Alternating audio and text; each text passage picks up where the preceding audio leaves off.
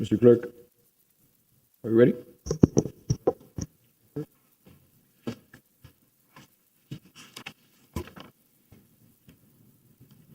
Yes, sir. Good morning. Good morning. I'd like to welcome everybody to the October 24th, 2023 commission meeting. As you can see, we're judging pumpkins today as we're getting into the spirit of the season. This is a beautiful time in the city, and I welcome everyone to be here with us as we celebrate, obviously, Thanksgiving, which is forthcoming, and obviously Christmas and Hanukkah and a litany of other incredible holidays, which, again, just make these next few months so special. So I want to welcome everybody here to the City Commission, everyone who's listening in, everybody who is joining us on Zoom, and those who came here to spend time with us today. So I appreciate that. I'd like to start off this morning by welcoming Rabbi Jason Cook. He's the campus rabbi at Hillel at the University of Miami. Near and dear again to my heart as I live across from the University of Miami. So I want to welcome you here and thank you for being here with us today. Thank you. Thank you to Mayor, to the City Commission. I've only been in this community for a few short months, and the welcome has been really incredible. I'm really happy to be able to call Coral Gables my new home. In August of 1790, President George Washington visited the city of Newport, Rhode Island. The Jewish community there, led by Moses Seixas, gave a statement welcoming the president. In that statement, Seixas expressed gratitude for living in a country where rights were guaranteed for all people, including a Jewish community unused to that freedom. After his visit, President Washington responded in a letter to the Hebrew congregation of Newport, a letter held as one of the most prized pieces of writing to the Jewish community in this country. Washington wrote, "May the children of the stock of Abraham who dwell in this land continue to merit and enjoy the goodwill of the other inhabitants, while everyone shall sit in safety under his own vine and fig tree, and there shall be none to make him afraid." To sit in safety under his own vine and fig tree are the words of the biblical prophet Micah. Micah has been on my mind a lot lately. It's hard for him not to be, because my son is named Micah. Named first for family who have died, but second for this very prophet. While my toddler son, Micah, is a voice for chocolate milk, the prophet Micah is a voice for justice and peace. Micah envisions a world in which everyone can sit under their own fig tree, a phrase both Moses Seixas and President Washington took to mean that all people deserve safety and equality under law. As we watch the events of Israel's war against Hamas unfold, the Jewish community of the United States knows not to take that safety and equality for granted. I see my community breaking. Students are experiencing fear in their identities for the first time.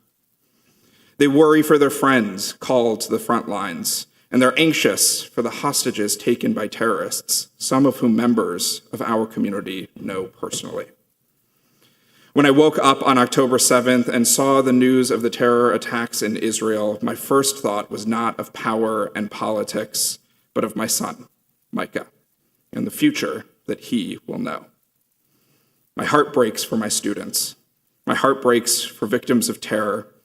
My heart breaks worrying about the future my son will inherit. And I believe it's the power of prayer to both provide hope for the future and to comfort those who are in need today. And so I share these words of prayer, echoing a voice of the past and seeding a voice for the future. Mishaberach avotenu ve'imotenu, may the one who blesses our ancestors bless this body in their holy work and all of us with peace.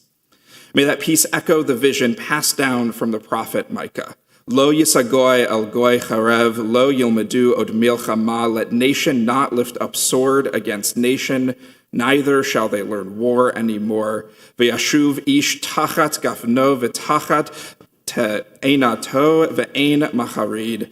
But every family shall sit under its own vine and fig tree, with no one to disturb them. May the work done here today be for the sake of heaven. May the work done here today be for the sake of a safe present. And may the work done here today be for the sake of a future of peace. Can you hear us, son? May it be God's will. Thank you. Rabbi, thank you again for being here with us and for your very poignant words during these very difficult moments. I'd like to thank your congregation, send them our best wishes, and we look forward to having you here again. Wait for us a few minutes. We're going to have a presentation after the invocation. Madam Vice Mayor, will you do us the honor and please lead us in the Pledge of Allegiance? Thank you. Your hand on your heart and pledge allegiance to the flag of the United States of America and to the republic for which it stands, one nation, under God, indivisible, with liberty and justice for all.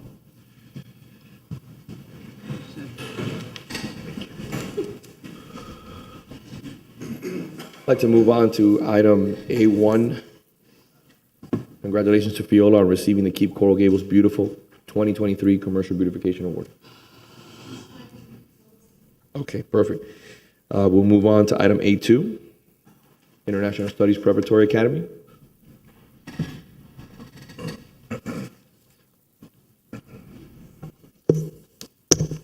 And now we'll move on. We'll try a third time's a charm.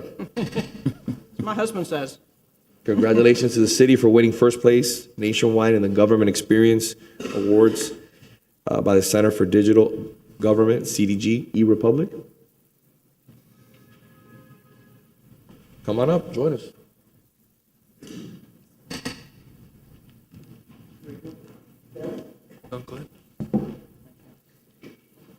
Well, this was indeed an honor to receive this award.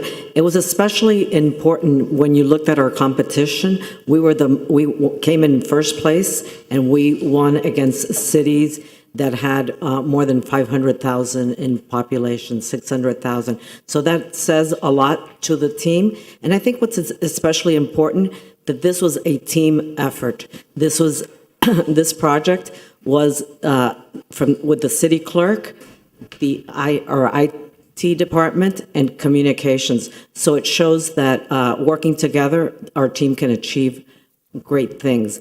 But I would like to especially thank Nicholas Sands from our team, because he has led the project. He continues to lead the project because, as we have said, this is a project of continuous improvement, and one that we always are seeking ways to improve our website.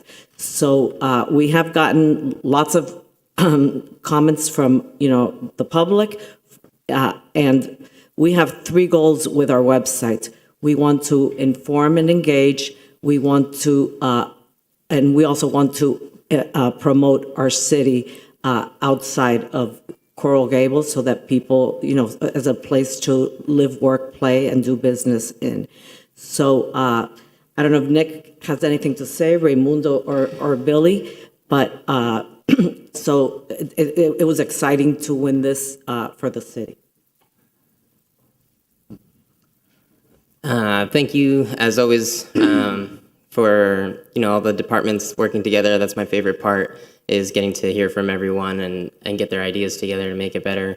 And also thank you to Raisa Goyaso, who was big and instrumental in the development of it, and to Raimundo for leading this award and application.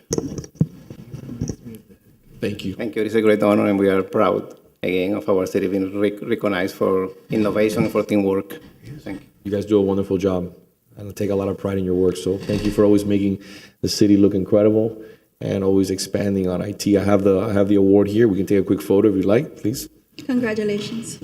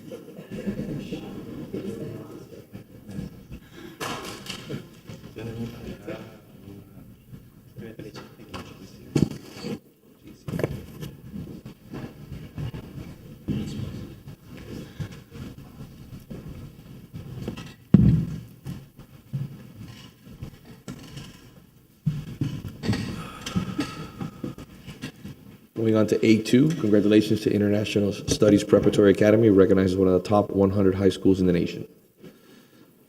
Good morning, Mayor, Vice Mayor, Commissioners. We have the principal of ISPA here, Dr. Alina Diaz-Blanco, if you'd like to come up. And I know that Sam Joseph, who made us aware of this recognition, is here, if you'd like to also come up.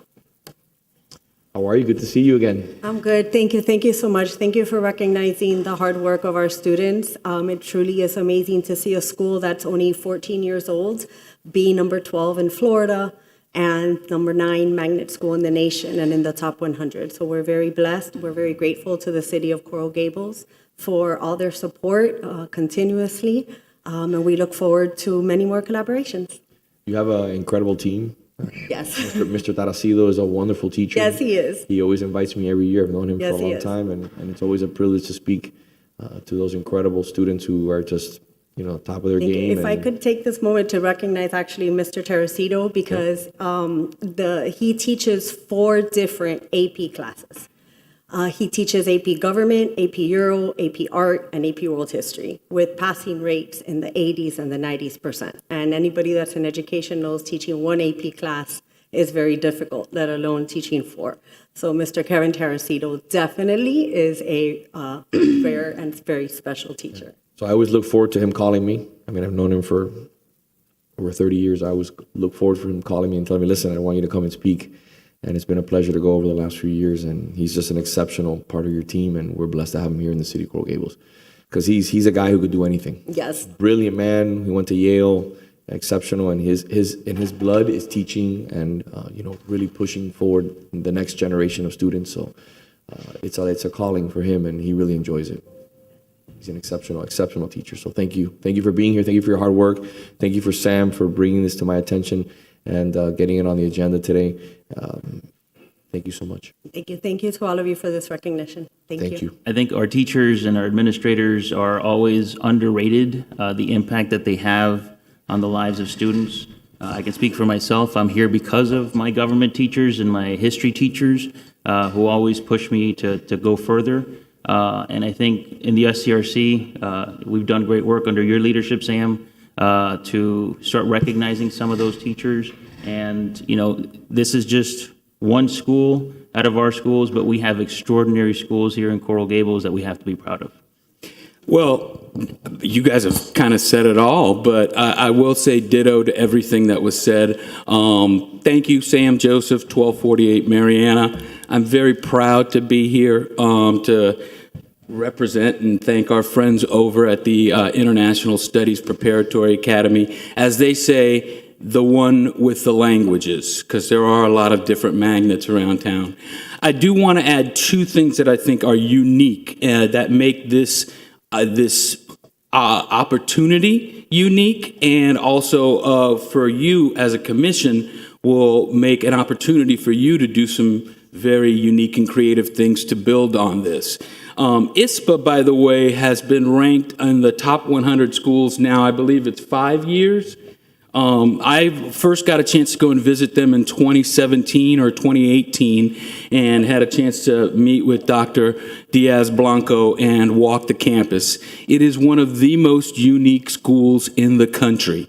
When I walked in, they told me it was a boutique school, but I really didn't understand what that meant until you get into the classroom and see the curriculum. This is a bilingual intensive program all day long. International Baccalaureate. You heard the caliber of classes that they're taking and the performance that they have, not just in the 3rd largest school district in the country, but they outpace people nationally and internationally. All of this in a tiny former medical building on Red Road, nondescript. You'd probably drive by it 10 times a day and don't know that brilliance is being produced every single day. I ask you, commissioners, mayor, staff, please go and visit. Go see this gem that we're lucky to have here. By the way, not just the only top-ranked school we have here. We have at least 3 national blue ribbon schools. We have some of the top schools, not just in the country, but in the world, all here in our little hamlet. That wasn't done by accident. That comes from the investment of the Miami-Dade County Public School District, our tax dollars that go in to make sure that we get these quality professionals that stay and make sure that our kids are assured success. I know we've been talking about funding for schools lately. Here's your ROI right here. Your future leaders, they're going to be in your seat soon. Invest more, you get more. Thank you so much for what you do. Thank you, Sam. I appreciate it. Thank you. Moving on to A5. Want to take a picture? Let's take a picture.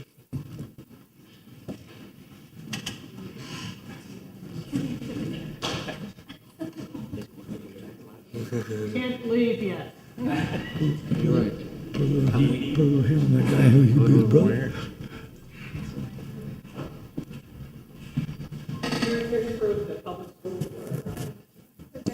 Thank you so much.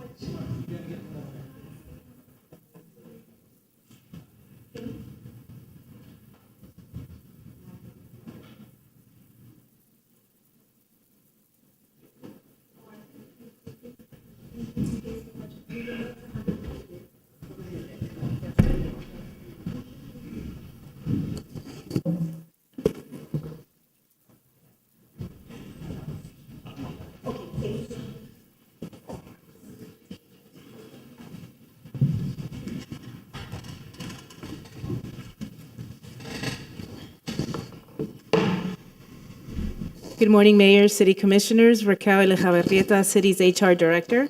So as you all know, the City's Employee of the Month and Part-Time Employee of the Quarter recognizes outstanding performance and contributions from an employee. In addition to the recognition before the City Commission, the title of Employee of the Month and Part-Time Employee of the Quarter comes with a plaque and a monetary bonus. Today, we are recognizing the Employee of the Month for August and October, as well as a Part-Time Employee of the Quarter. So let us begin with our Part-Time Employee of the Quarter. Our Part-Time Employee of the Quarter is Sandra Rodriguez. She works in the Office of Communication and Public Affairs.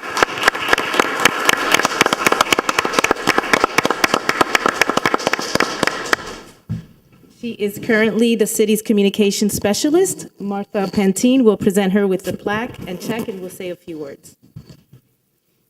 So it's great to be here and congratulate Sandy. I think that if anyone has worked with Sandy when she worked in the manager's office, I think the manager can say when she interned, I know that she interned with Commissioner Fernandez many years ago at Congressman Russ Leighton's office.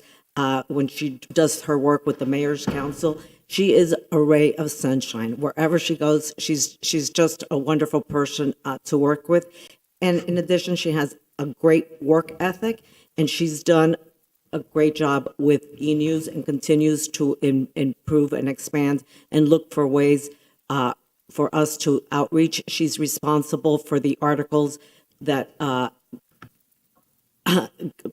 Gables Living publishes every month. So she just does a great job, and I'm very proud to have her on my team. And to show she is the person in our office that everyone comes to ask questions. And she was nominated actually by Nicholas Sands. So it just shows how her peers also think so highly of her. So congratulations, Sandy. Thank you. Good morning. I consider myself lucky every day to be able to come to work as part of such a dedicated team that is so talented, and also to work under such a knowledgeable and experienced director. So thank you very much. Truly, thank you. Sandra, well-deserved. You do an incredible job throughout the city. I know you help out a lot with the Mayor's Council, so I just want to say thank you for your hard work and the commitment to the city. We're blessed to have you here in the city. Thank you. Let's take a picture.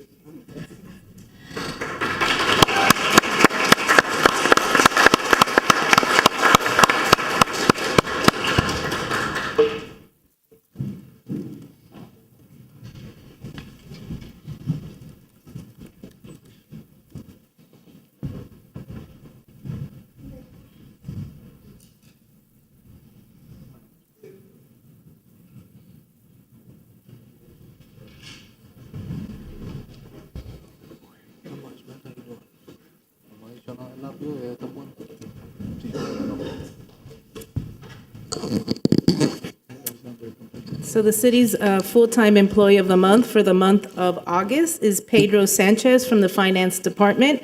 Pedro is currently the Senior Management and Budget Analyst. He was nominated by Paula Rodriguez, the Assistant Finance Director. Paula will present him with the plaque and check and will say a few words. Pedro and Paula, if you can please come.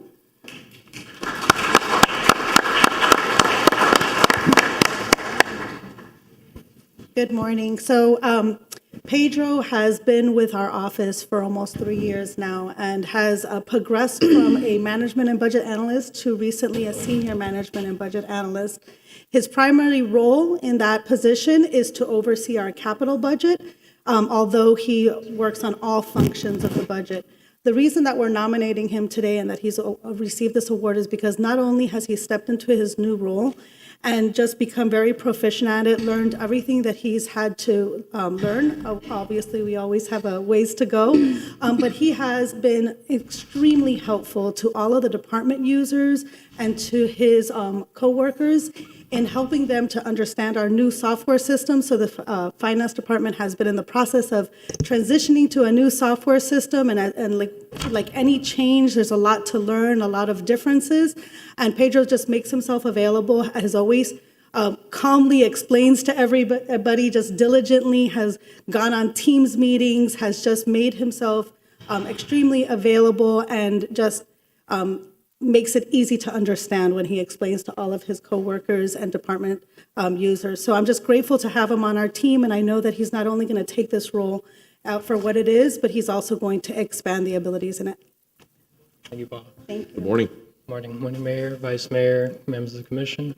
This award really is an honor. Thank you, Paula, for the nomination. As she said, it really is a team effort. I can't thank my budget staff enough. They're always there with me, helping me, and always with helping the departments whenever they need assistance. Congratulations. Congratulations.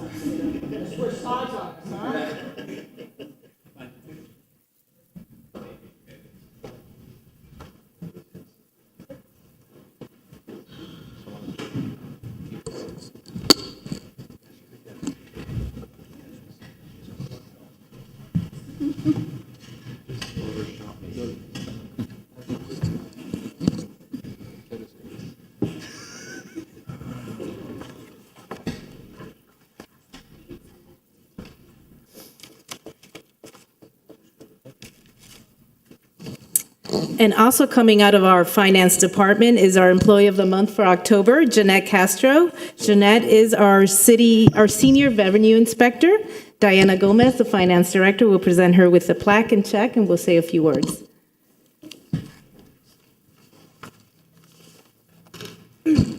Good morning. So Jeanette has been with us since 2016, and she started as a part-time receptionist and then moved up to a part-time cashier. So for many years, she has been the face that you see in City Hall, welcoming residents and business and the community here at City Hall. This year, she was promoted to senior revenue inspector. And so now she is the face of the business licenses, and so is also representing the city in front of the business community as well. So since her promotion, she has done a fantastic job, and she never shies away from a challenge. She's consistently helping out and willing to help out anyone in the department with anything. And so she has done a great job, and she continues to do a great job every day. So with this, I'm going to congratulate you as Employee of the Month for the month of October. I don't know if you want to say something. Sure. Thank you so much. Mayor, Vice Mayor, Commissioners, and everyone else, it's been a pleasure working for the city. I would have to say that in doing so, I'm able to be who I am in a professional setting, of course, which is a great privilege and pleasure to be able to actually achieve like my highest potential here and hopefully more so in the future. So thank you so much. Congratulations.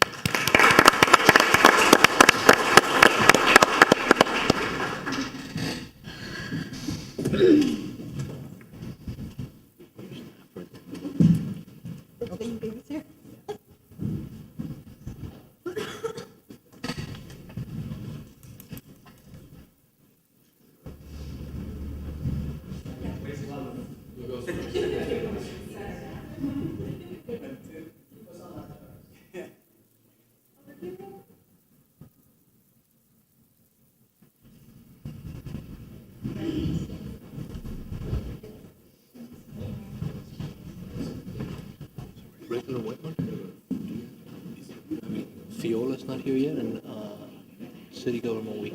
That one you can do. It's with the staff. All right, and the last item, before we move on to our first item of the agenda is A3. Madam Vice Mayor. It's a proclamation for declaring October 16th through 22nd as Florida City Government Week in Coral Gables. Whereas the city government is the government closest to most of its citizens and the one with the most direct daily impact upon its residents. And whereas municipal government provides services and programs that enhance the quality of life for its citizenry, making their city their home. And whereas city government is administered for and by its citizens and is dependent upon public commitment to the understanding of its many responsibilities. And whereas Florida City Government Week offers an opportunity for elected officials and city staff to spread the word to all citizens of Florida that they can shape and influence this branch of government. And whereas the Florida League of Cities and its member cities have joined together to teach our citizens about municipal government through a variety of activities. Now, therefore, I, Vince Lago, as mayor of the city of Coral Gables, along with the members of our city commission, do hereby proclaim October 16th through 22nd, 2023, as Florida City Government Week in Coral Gables. Mr. Manager, do we have anybody to receive the proclamation? Perfect, then we'll, Solange, you're going to receive it. Come on up. Come on, Solange. Come on, Solange, receive it. I love the look on her face. Congratulations. I believe Raquel was going to, but I think she went downstairs. Okay, don't worry. Well, I know that we've been celebrating Florida City Government Week for the past several years. We always do this proclamation. The week of that we're celebrating, we always have a photo contest, which I believe just ended on social media, so those winners will be announced soon. And we also have the pumpkins are part of that, and we had an ice cream social for the employees both at City Hall and at our Public Works Department last week on Thursday. So I know the employees always look forward to that, and it's a nice thank you to them for all that they do throughout the year. Thank you, Solange. Appreciate it. Thank you so much. Thank you very much. As always, on the fly, Solange. Mr. Clerk, can we get the approvals for B1? May I have a motion from the commission? I'll move it. Second. All in favor? Aye. Aye. Thank you. B2? I'll move it. I'll second it. All in favor? Aye. Thank you. Consent agenda? Before the vote adopted, the consent agenda is taken. Is there anyone who wishes additional discussion or review of any item on the consent agenda? If not, may I have a motion on the consent agenda as presented? I'll move. Motion, second? All in favor? Aye. Aye. Thank you. Thank you. Before we take public comment, I'd like to take the opportunity, since we have some of our most important members of our community here, to speak on the item of F7. I'd like to invite members of our community to come up. Join me here if you can, please. So I'd like for them to have an opportunity to not only have their voice heard, but also an opportunity to educate a lot of members of this community in regards to what we're facing in regards to Israel right now, which I think is important. So I'm going to read a few comments, and please join us. Ladies and gentlemen, esteemed residents of our city, on the fateful day of October 7th, 2023, Israel found itself under an unwarranted and grievous assault by Hamas. This assault was not only a grave escalation in recent decades, but also led to the tragic loss of over 1,200 innocent lives. Among those tragically killed were at least 25 of our fellow American citizens, with several still tragically unaccounted for.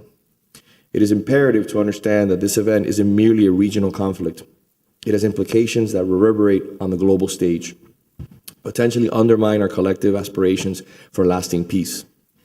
As the mayor of this distinguished city, I wish to underscore our enduring bond with Israel, a bond that mirrors the strong connections shared between the state of Florida, Miami-Dade County, and Coral Gables with the state of Israel. In these trying times, our city remains resolute in its support for Israel and its inalienable right to safeguard its citizens. We unequivocally condemn the actions of Hamas and call upon not only our community, but the international community at large to rally in its solidarity.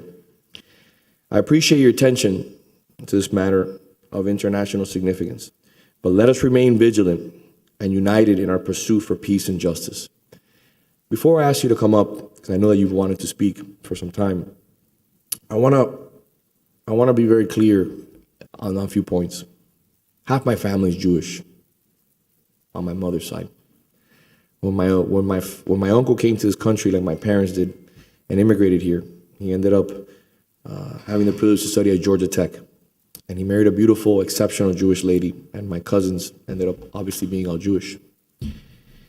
And we have, for many, many years, not only as Catholics, celebrated our cousins' Jewish faith, but we've all come together as Christians and understood that we're one people at the end of the day. My office, with the members of the Jewish community that are here, the rabbis and the consulate, this is nothing new.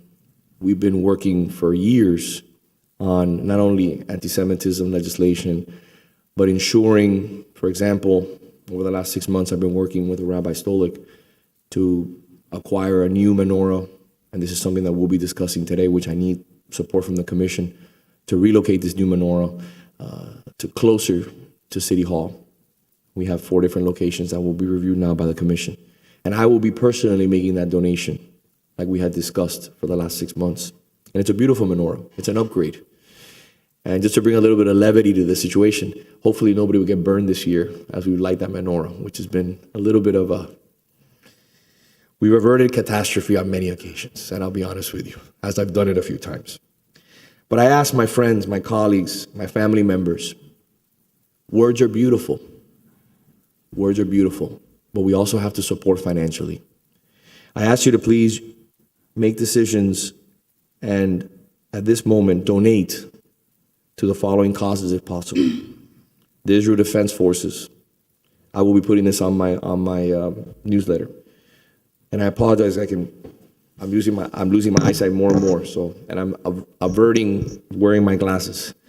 United Hatzfalah, Megan David Adom, Shabbat's Terror Victims Project, and I'm making a decision through my family to support the Jewish Federation of Miami. We will be making a $1,000 donation on behalf of my family, personal donation to the Federation. I'll be giving it to the consulate now, along with supporting my 2 exceptional Shabbats here in Coral Gables by getting a new menorah. A menorah that is so sorely needed here, and it will be placed on city property with the support of the commission, like other cities have already done. For example, Hialeah recently did it, and it's a beautiful gesture of solidarity, and I hope to bring a manger also to the city. That's also I'm working on with a priest here in Coral Gables. So I ask my colleagues, to please stand up, join us, and talk a little bit about what our community, because it's not your community, what our community is facing and how we in these moments need to be not only vigilant, but we need to be vocal in support of our brothers and sisters. Please join us. Mayor, if you don't mind, I would like to co-sponsor this item. What I would love to see is have the entire commission co-sponsor. But beyond that, I think what would be great is to, like I said, let's listen to our colleagues here in the commission, which I think are the reason why we're here today, more important than anything. Not only just co-sponsoring legislation. I think it's important to listen from the rabbi. Thank you, Rabbi. Thank you. I'm Rabbi Judith Siegel from Temple, Judea, and thank you so much for this. It is personal for us, and thank you, Mayor, for your words. and for your personal connection. It's personal because so many of us do have family and friends. I would say that everyone in our congregation has some personal tie to someone who was either killed by the Hamas terrorist attacks or is currently being held hostage or is missing. So it is very personal for us. So we feel that very personally, and the support from Coral Gables specifically means a lot to us. Having the city manager come join us at Friday night services in our synagogue at Temple Judea, we're the only synagogue in Coral Gables, really meant a lot to us and to our people, to a packed synagogue, who were there because they are not only standing in solidarity, but they are also worried. They're worried about their own family and friends because there has been a rise in anti-Semitism here in Florida, in the United States. I've talked to, just yesterday, probably 8 members of our congregation who encountered anti-Semitic words in their schools, in their workplace, unfortunately, in nonprofits and for-profits all over the place. Because this, while it was a terrorist attack that would have been condemned and I think should be condemned by everyone, not everyone is calling it out as such. And so we appreciate you calling it out as such so clearly and your language being so clear, and those words really do matter to us. That feeling of solidarity matters to us. So thank you. I also just want to give a shout out and really gratitude for our Coral Gables Police Department, who have been incredible, absolutely incredible. And maybe Rabbi Fish can say a few words about that as a chaplain for the Coral Gables Police Department. Thank you, Rabbi. Rabbi Fish, as always, it's a pleasure to see you, have you here.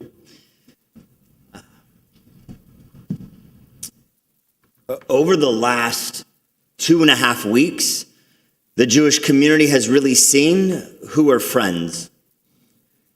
And I'm looking at friends just 5 feet away from me. And behind me, receiving phone calls and texts from both Chief De La Rosa of our Coral Gables Fire Department and Chief Hudak, a dear friend of our community and personal friend. We have seen who have stepped up and have said and reached out and called. The pain of walking in as rabbis for our community and seeing at drop-off or at synagogue the tears of parents' faces, or having to pick up the phone and call a member of our community who was about to take her 92-year-old mother for her dream trip to Israel, shattered. There is a lot of pain, but we feel blessed to be in a city such as Coral Gables, where we have the tremendous support and friendship as we see in front of us. There's a lot that needs to be done. Our hearts are broken, our souls are torn. And not only do we want justice, but we really want everlasting peace for our college students, for our young families, for our children, for our teenagers who go to school and are being called anti-Semitic terms. Navigating those real difficulties are challenging, but your support and your dedication to achieving a peaceful city, state, and world is felt, and I want to say thank you. Rabbi, thank you so much. By the way, I want to thank you, because you were, this past week when I called you and I spoke to you over a few issues that I wanted to kind of bounce off of you. As always, you were the consummate gentleman and you were a voice of reason. So I want to say thank you for always being a listening ear, being a person who I can confide in. And again, speaking at your synagogue is one thing. That's beautiful, and I appreciate that. But spending the time that you spent on the phone with me, like I've had moments with the chief and the manager, and those are moments that are critically important as we shape our city, and we have to make very, very tough decisions. And the same thing with Rabbi Stolik and other members of this community. I just want to say thank you for taking time of your day. And I know that you were in the middle of, may I say? Can. It was a dental appointment? Yes, it was a dental appointment. And I just want to say thank you for just spending the time with me. And that really helped me. Well, your friendship is real. We feel it. And thank you very much, Mayor. Thank you. From AJC, Brian Siegel. Thank you, Mayor. Sorry I outed you there. Sorry. Mayor, members of the commission, Brian Siegel with the American Jewish Committee, also married to Rabbi Judith Siegel and a beneficiary of that incredible law enforcement community and the leadership of all of you. And I have to say it means a lot, more than ever, when I think about the safety and security of my own family and knowing that the leadership of Coral Gables has our back. It means the world. It was mentioned that this is a time where we know who our friends are. It's also a time where we see who has moral clarity and who doesn't. Hamas is an Iran-backed terror group controlling Gaza. They're not a government. They're not soldiers. They're not militants. They are terrorists bent on genocide. They don't try and hide it. It's in their charter. Not only is it in their charter, we saw what they did on October 7th. Not just attacking Israeli soldiers, slaughtering civilians, women, children, elderly, babies, completely barbaric. So when I talk about moral clarity, I'm talking about the fact that Israel has every right to defend itself, just like any country in the world would if its citizens were brutalized, murdered, and attacked. Hamas and its supporters must be held accountable, and they are responsible for any loss of life in Israel or Gaza. The world must condemn this unprovoked, indiscriminate violence. When we think about the conflict itself and what Israel's going to have to do, we also know, we've seen it on college campuses, we've seen it in many parts of the United States, where people are actually cheering for Hamas. Because we have to remember, there's a difference between the Palestinian people and Hamas. And so when people cheer for Hamas and say that Israel is at fault for the slaughter of their own people, we have to realize that is evil talking. We cannot stand for that. In our own community, we have Holocaust survivors, and you know many of them, and some of them are members of our congregation. For them to have to see the most deadly attack and murder of Jews in one day since the Holocaust, I can't even imagine how painful that must be for them to have lived to see this. But it's going to require an all-of-society approach to combat anti-Semitism that we're going to see here, and we're already seeing it, and we have been seeing it. We're going to have to confront it at all sectors, and we're going to need your leadership to do that. Once again, we appreciate your moral clarity, we appreciate your friendship, and we look forward to working with you for a long time to come. Thank you. Thank you, my friend.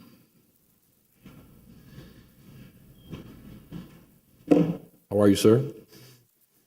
Thank you for being here with us. I've had better days. Thank you, Mayor. Thank you, Commission. Just a few weeks ago, in my previous life, we met and we discussed how we make this city beautiful, even more beautiful, with parks and Underline and Sister City and the Menorah and bringing Israeli businesses over here.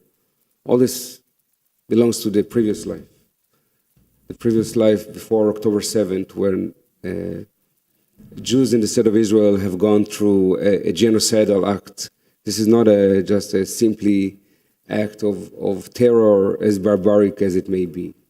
This is a genocidal act. This is a day that is taken from the Nazi death squads of 80 years ago, 85 years ago, in the Holocaust, and projected to us in color in 2023.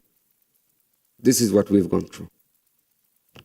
I just got the updated number, 1,460 murdered in one day, mind you. More than 5,000 injured, 8,000 rockets, 223 hostages, including an 89-year-old Holocaust survivors and a 9-month-old baby, and everything in between. More than 30 under the age of 18, more than 30 over the age of 60. This is no longer exactly as my friends say that. If it ever was, but this is no longer, or now it proves that it never was about politics or about territory. This is about good versus evil. This is about light against darkness. And if somebody doesn't know how to distinguish between light and darkness, between good and evil, he's part of this problem.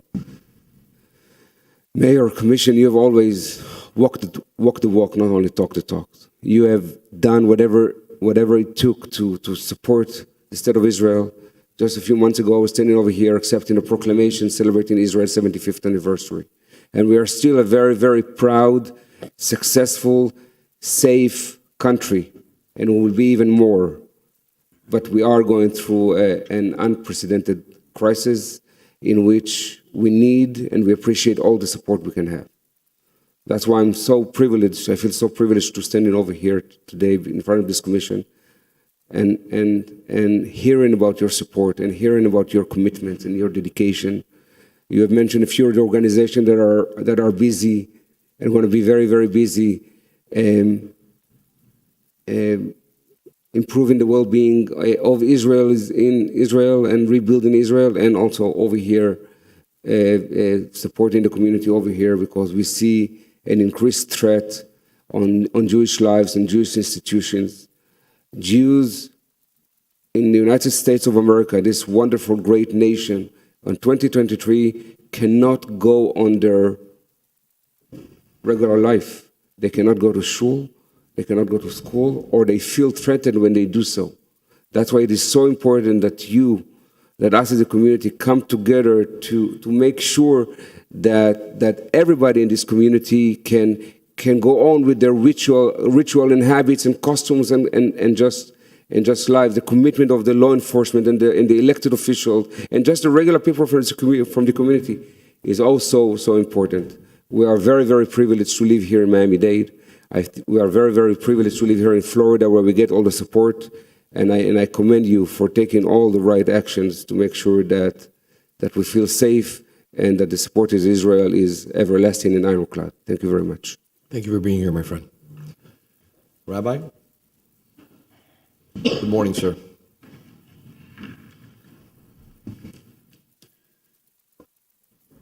I would like to commend the City of Coral Gables, led by our City Commission, for your strong support for Israel and for your condemnation of the terrorist entity of Hamas. Your words today send a strong message to the world that our city stands on the right side of history. I want to quote the chief rabbi of Britain, who spoke at a rally in London this past Sunday. He said like this: "At a time such as this, words do matter."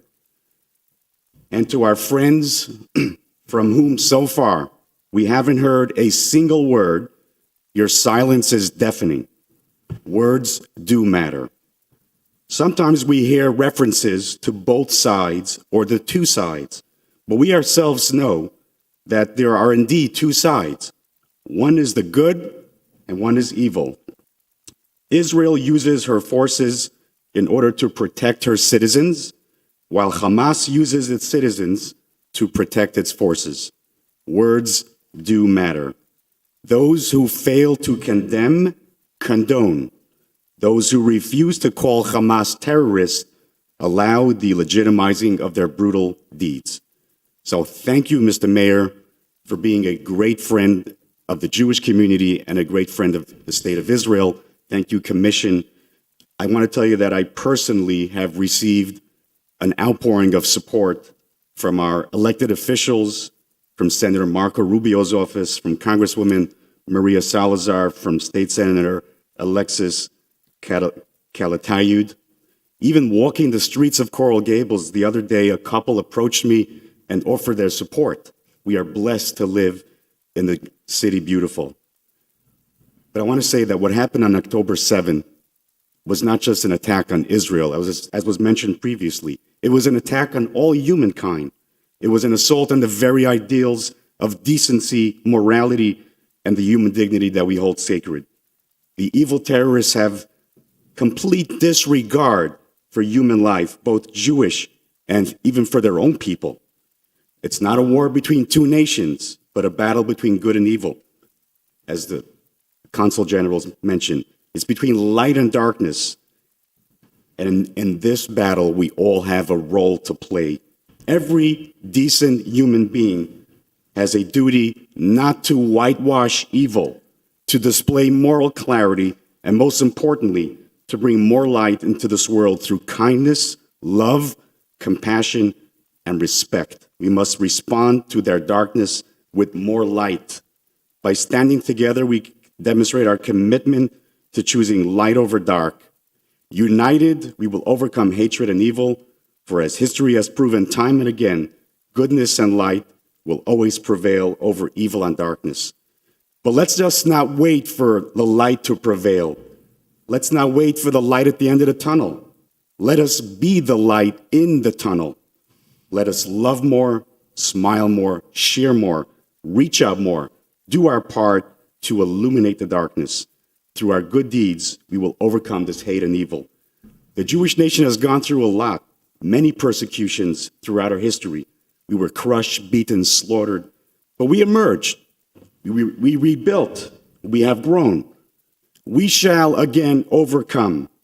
Am Yisrael Chai, the Jewish people and the nation of Israel lives on. Thank you so much for your support. I really appreciate it.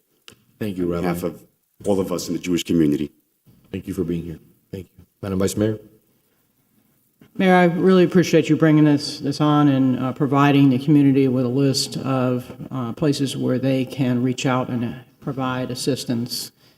Having represented victims of fraud and those who commit fraud, this is an opportunity that unfortunately people do take advantage of and take the hearts and souls of people that are trying to reach out, that are breaking, they're trying to help the Jewish community or other victims of various things and take advantage of good people and take their money. So thank you, Mayor, for doing that. History does and will repeat itself. And for those of us who are aficionados of history and studied history, it's so appalling when words are said that are harmful, that deny that the Holocaust ever existed. It's an unimaginable thing. And for now, for those folks who had lived through the Holocaust, to have to re-experience it again and reopen those wounds again breaks one's heart. I had a friend who was traveling in the Middle East when this war broke out. So you feel the pain and worry about them. Are they going to make it home? And thankfully, the person made it home. But thank you, Mayor, and appreciate you allowing all of us to co-sponsor and provide support on this very important topic. I think you hit a, Madam Vice Mayor, if I may, and I want to, before we move on to the resolution, I want to just kind of put something on the record, which to me is a feeling that I've never in my life ever felt, having been an elected official here in the city. I've had people who have called me and told me my house got broken into, or I was involved in some sort of issue with my car and an assailant or one issue. Our police are exceptional. I mean, the work that Chief Hudak does and his team are, I mean, there's no comparison. Does crime go up a tidbit and go down the following week? Yeah, but we complain without really understanding that our police force is just at another level how exceptional they are. Incredible. I received a phone call from the Rabbi Stolik's wife and text message about their service. They were having a service, a remembrance service in regards to the fallen victims or heroes, I prefer to call them. And just the conversation was a conversation I've never in my life ever experienced with somebody here in the city of Coral Gables. I hate to use the word terror, but the idea that something could happen here to hurt residents of our city. The window was tight. We need to get the police here just to make sure people are not coming. We want them to be here to honor these individuals. The manager, the chief, they mobilized in 30 seconds. We were able to get it done. They were able to get it done, more importantly. But I go back to just the idea that somebody in our community feels unsafe. To me, that was something on, I think it was a Saturday or Sunday, I'm not sure what day it was exactly. The idea that somebody in our city an entity in our city can feel unwelcome, can feel that something may happen, is something that I've never in my life ever experienced here in the city. Never. And I had that conversation with the manager attended. And to me, it was very tough. Very, very tough. And something that nobody should ever have to feel in our city. Never, never. So, if any of my colleagues would like to say anything else before we move on to the resolution? Yes. Just want to give you my thanks. I know because not me. We reached out to you, and within minutes, you said, I'm in touch with the chief of police. And with minutes later, there was a patrol car on the location. I would love to thank you take so credit much, for Mr. that. I would love to take credit for that, but that's not me. That's the chief and that's the manager. We have the wonderful, incredible police here in Coral Gables. Thank you. But just the idea that that has to be that an event to commemorate, to respect, to pay homage to people who have fallen as a result of such a horrific terrorist attack, to me it just took the words out of me. That your community, our community, would feel unsafe at any moment. It's just something we've never felt here in the city. Mr. Mayor, thank you for having a change of heart and allowing us to co-sponsor this legislation. Mr. Clerk, I would like to co-sponsor this as well. I think there's no more important legislation that has come before this body since I was elected. This attack on October the 7th wasn't an attack, as Rabbi said, on the state of Israel, the people of Israel. It was an attack on the people of the world. Anybody who wants peace, anybody who wants freedom was attacked on that day. I remember watching on TV and just having flashbacks to what I was feeling on 9/11. And I know this was your 9/11, and it was our 9/11. And I remember, I worked with Congresswoman Ross Layton at the time, and there was a lot going on. But I remember the rabbis calling our offices and telling us, what do you need from us? And Surfside, when we had the catastrophe in Surfside, some of the people that were there digging through the rubble in Surfside were on TV this past week telling us about what they were doing in Israel right now. And I think many people in the world don't appreciate what has happened and don't really understand it. And it's incumbent upon all of us to really tell the story of what happened on October the 7th. It was not an attack by a military. It was not something that was expected. It was a dastardly attack by individuals who just wanted to create harm, destroy, and just bring hatred to the world. And as you said, Rabbi, it's about us showing the light and us showing what love has to do with the rest of the world. And we've seen it in the response that so many around the world have had by showing support, showing love, putting up pictures of those who are missing here in the United States. They're not here, but we do it in support. And I think you have 100% support from us, from our community. And if there's anything that we can do to help spread the word, just call. We're here for you. We have your backs. I just want to add something that was said a little while ago. Those who failed to condone. And as long as we allow evil to prevail, unfortunately, history repeats itself. This is an attack on Israel. This is an attack on the Jewish people. But this is also an attack against all of us, because it's an attack on the essence of life. It's what life is all about. It's humanity. And evil will never stop, will never walk away, will never turn away. But we have to confront it at every turn. We have to stand up unified. We cannot allow anyone in this world to experience the torture, the terror that they have been experiencing, not only today, but for many, many years and many decades and many years in the past. We can't turn away. We can't look away. We have to unify, confront, and stand firm against evil. And that's what I ask not only of my community, but I ask that of everyone who's listening and everyone who believes in the sanctity of life. Thank you for being here. Thank you. Madam City Attorney, will you read the resolution into the record? Yes, Mayor. E7 is a resolution of the City Commission supporting Israel and condemning the unprovoked and unjustified war launched by Hamas terrorists against Israel. Can I get a motion? Motion. Second. Mr. Mayor, we have a member of the public requesting to speak on the item. Maria Cruz.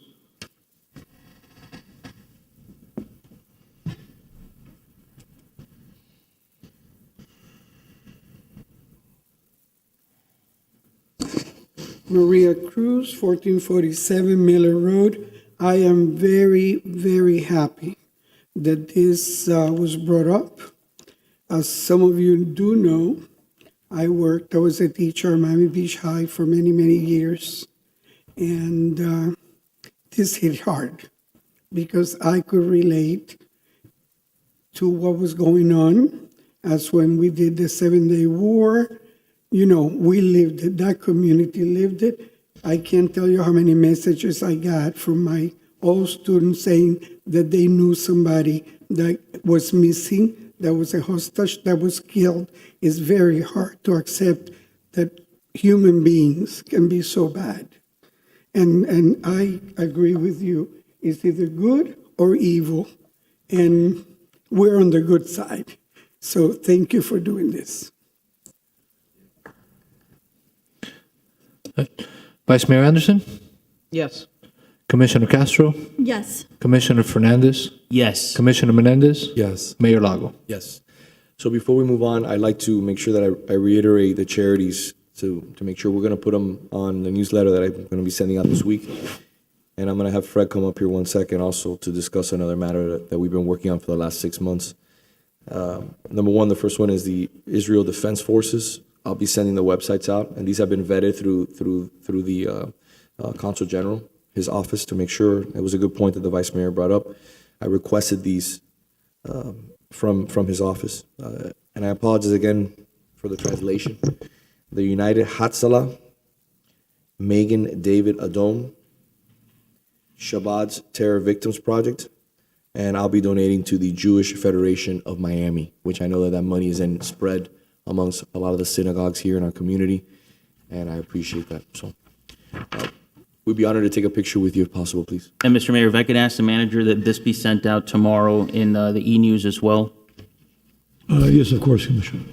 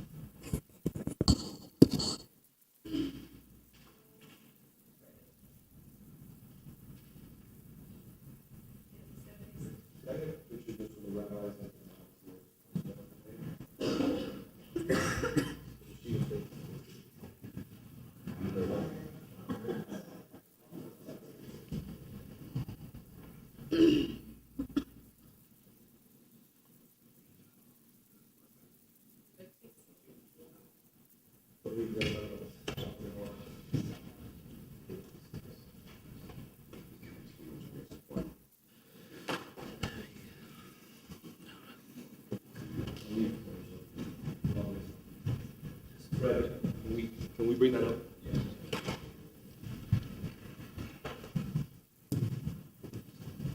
So I had a really interesting conversation, I don't know, probably like 6 months ago with Rabbi Solik.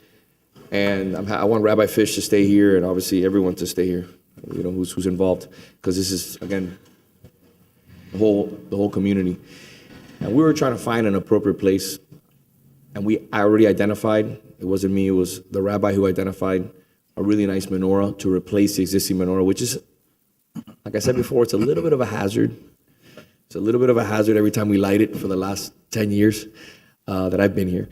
And we've come out unscathed, but I have a feeling that we may have a problem one day. The community loves it. It's been getting bigger and bigger and bigger every single year, but I want to do something special. So You want Fred, talk a little bit about All this. right. So as Rabbi Stolik, as you said, Rabbi Stolik did send me some options, and this is the one that we looked at, which was the best option. And what we were looking at is trying to have some location that's in proximity to City Hall. I had shared some emails with Rabbi Stolik. We looked at certain sites, but we wanted something that was a little more visible to people on Lejeune as they drove by or coming from the mile. So we did have, if we can have the first one back, and we'll go that way. There you go. So the first one here is a little bit further west off Lejeune. We could look at that. There's some electric that we can tie in, and we'd have to work on a little bit. It's a sloped area, but we'd have to work on how to connect it. But we can do that. You can put it on either side of the loggia. That's one option. The menorah size is 12 feet high and 8 feet wide. So we tried to get, this is quick Photoshop. I have to give a shout out to Carolina. She was working really hard on the scaling. We were trying to get it. It's unofficial. So don't hold us official on the scaling. So we can go to the next one. Just the fact that we're here actually finally getting this done is enough. Don't worry about it. It's all good. We did this overnight. It was good though. So there's an island that's right across the street from City Hall that we currently have a sculpture on. And there's two options that we can, if we wanted to use this space, it would be juxtaposed right across the street from the holiday tree. So you look at that. So you can either put it a little bit further to the west from Lejeune, or the next option, if you can go to the next picture. We can so there's already a plate there for that sculpture. Yeah. You can remove that sculpture, and then you could put this on for the month, the holiday season, and then you can remove it and put the sculpture back if you like. There is a little bit of cost. I'm working with Catherine to see what the cost would be to remove that sculpture and put this in. And if I may, Fred, something that you and I mentioned before, the sculpture's nice. I think we can find it a permanent home that's not in front of City Hall. Sure. Because I think it's exposed to potentially an accident in the future, and I'm of the belief that we should find it a permanent home for it, and that this area could be used to have like a nice manger, and to have obviously the menorah. Yeah. And it's something that I think it's beautiful. And you have the park across the street. We could potentially do our celebration on the street there, closing off that street for the day, for that evening, like we do when we have the menorah lighting. Yep. I think there's a lot of interplay here because it's across the mile. I know that the manager had thought about having it on the mile, next to the fountains. Yeah, there's one more. Okay, one more picture. We'll get to I didn't that. know, But, so the only good thing about this one is you already have that plate because that sculpture's there, and you can't see it, but there's a little junction box right next to the palm on the other side that's electric that looks like we have, so we can connect it there. So if we can go to the next screen, I'll show you what. So this one is on the north side. It would have to go into the planter bed. I don't really like this one, and I'll tell you why. You can't really see the scale. Oh wait. No, this is the one I like. Sorry. This is on. We just did this. Be patient with us. So this is on the south. And so it would be in the planter bed. It's 12 feet. The scale maybe a little bit higher than those things. So you can maybe do that. That's across the street from the park, and you'd have to put it in that planter bed. There's electric there. We'd have to clean some stuff out. So there's a little bit of work that would have to be done there. And the last one, the one that I don't like, is on the other side, because although the scale doesn't show the street light, I think will get in the way of that. And it's a little busy. You have the two street lights right there, and so that was my least favorite of the bunch. So what I would like to do really quickly, and I think a decision has to be made this week because I'm placing the order this week. Yep. So it's two things. Number one, what is the location? Right. Preferred location. I'd like to know what the rabbi, I want it to be a community effort. Yep. Siegel, Fish, Stolik, everybody can tell me what they want to do and what looks the best. And then obviously have the commission input. I don't think we need to vote on this. I think the manager can handle it. I think it's something, but I think I would like to have an answer by Friday. And the second is, I think the cost was like $3,500 was the cost. Yeah, it was 25. Plus the It was 25 plus the freight and plus some of the accessories you need. I've already committed to pay for it all. If anybody would like to join me, like I offered today, if anybody would like to make a donation, I made a donation today to the Jewish Federation. I'd be more than welcome to welcome anybody on board. I'm paying this again from my own personal money. So if anybody would like to make a nice gesture on behalf of the city, we're more than welcome. We're going to plan for next year to bring a manger in. I apologize. Excuse me. I haven't even started working on that yet, except for the fact that we want to do something, and I have one congregation who is very interested in helping me guide. Happens to be my congregation, and it's going to be again taken care of also with private dollars. So I welcome the commission to make a decision. Please speak with the manager. I would like to turn the page this Friday so we can finalize the location, and I can place that order this week. Yep, sounds great. Thank you. Yeah, I mean, I'll provide my 2 cents. We can, I guess, speak to let the manager know. But I'd like to also hear from the rabbis. It's also important to note that we are going to keep the one that you talked about. We are going to keep that one at Pond Circle this year because we're still going to have of course. the weekend event. And what we were working on is perhaps having the first night, the lighting of the downtown one, and then having the weekend one like we've always had, and continue that. So, something dear to my heart, as the rabbi knows. You know, I'm like the mayor's family member. I married a Jewish woman, and I have 3 children that I raised Jewish, and you know, so this is very dear to my heart, and it's something that I felt like they did, and my children are feeling it. I had a story like the rabbi. My son was thinking of doing birthright. He's going to do his birthright in spring, but now it's like. And by the way, Fred, and I would love for the rabbi to come up. And, Yeah, you know, come on. Rabbi, come up. This all came about because of the rabbi's wife coming to see me in open office hours like 6 months ago. Can you tell us a little bit of the background of how this happened? Well, first of all, thank you, Fred, for working on all the logistics. The idea actually came when I proposed to the mayor that in many other city halls, they have a little ceremony inside the city hall where they light a little menorah just to commemorate the Hanukkah festival. And the mayor says, well, why should we have a small menorah in City Hall? Let's have a large menorah outside City Hall. I was hoping you're not going to say that. The intent of asking you to come up was for your wife to take the credit for it. She's the one that's been the most vocal. We have to give credit where credit is due. Nah, man, that's not the intent of it. The intent was your wife has been a real advocate for this. So, whatever brings light to the community is a plus. True. So, I'm so glad to see that things are moving along. We're making progress on it. I guess I would have to look at these photos again to give you my input of what I think would be an appropriate location. But we can all sit down with Fred. So why don't we do this, Rabbi? Yeah.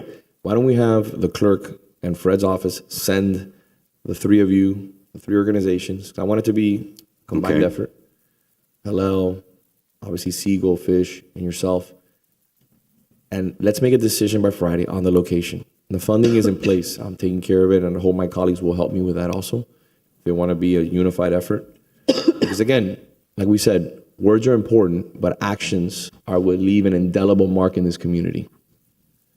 So what I'm asking you is, let's get this done by Friday. We finally have this taken care of.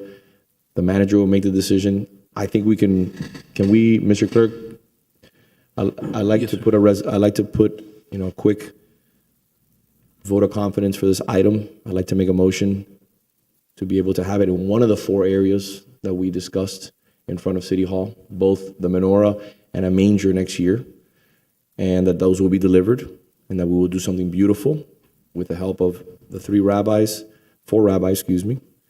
along with the commission's input and the manager's input. I'll move it. Second. All in favor? Aye. Thank you. All right. This is a beautiful statement We're on moving behalf forward. of the city. We're moving forward. Thank you, Rabbi. No, I appreciate you guys. So we're going to take a 10-minute break before our 10:30 time start. Thank you so much.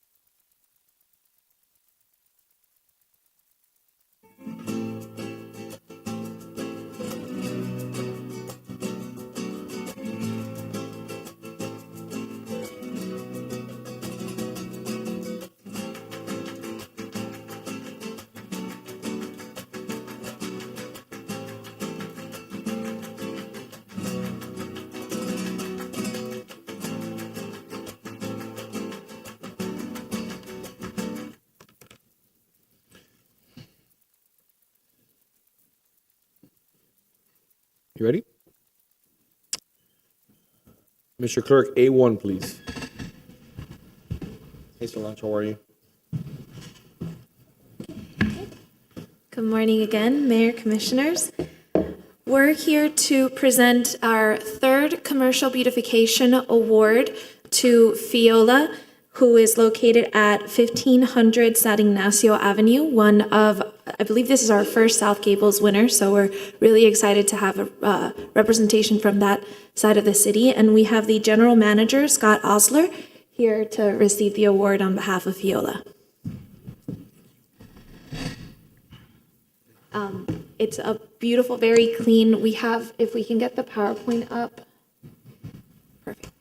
We have, just so that you all can see how pristine and clean they keep the area, not only the building, but the area around. There's another picture. Yeah, beautiful outdoor seating with the planters. So you are our third recipient and our first restaurant for this year. And we also have a window decal so that people know that you're one of our winners as they walk in. Thank you. Amazing.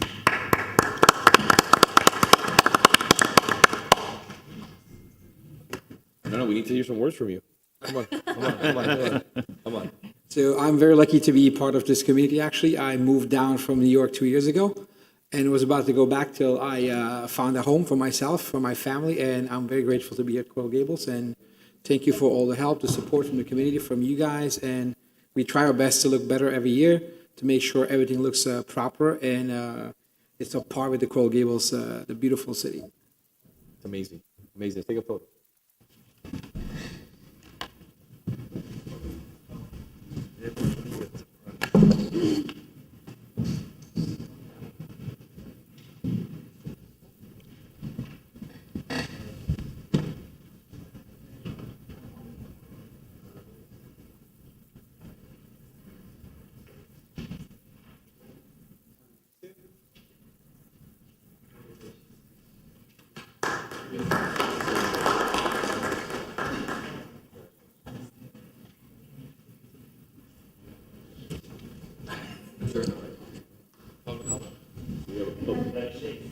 Public comment, Mr. Clerk?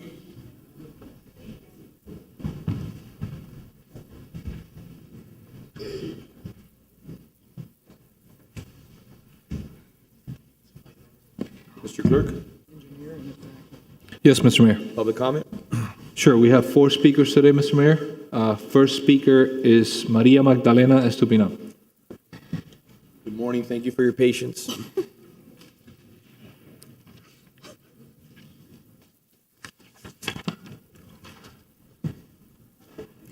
Good morning to you all. Morning. Good morning. So last May, I sent an email to Miami-Dade County, the city of Miami, and all of you, requesting a public climate change debate. I'm here today to request it once more. The city, and the world for that matter, keep spending money on the implementation of the so-called sustainable development, which is based on the United Nations Agenda 21, repackaged in 2015 as Agenda 2030. Climate change has nothing to do with saving the planet. As a matter of fact, they are destroying it with their so-called sustainable solutions. Their mantra is net zero. Our mantra is, where is the science behind 40+ years of failed predictions? Again, where is the science? And again, 40+ years of failed predictions. Why a man like Dr. John Clauser, who won the Nobel Prize in Physics in 2022, is being canceled for his statement that there isn't a climate crisis? How many like him have had their choices drowned and their careers ruined? Both sides need to be heard on this issue. This is not about politics, but the future of our planet and civilization as we know it. So I would like to know what is your position on this, and would you be able to endorse it? We need to have both sides heard on the issue. And? Have you had a chance to meet with my colleagues on the commission? Pardon me? Have you had a chance to meet with everyone on the commission? The other commission, Miami-Dade? Oh, No, yes. here, no, I'm sorry, on the Coral Gables Commission.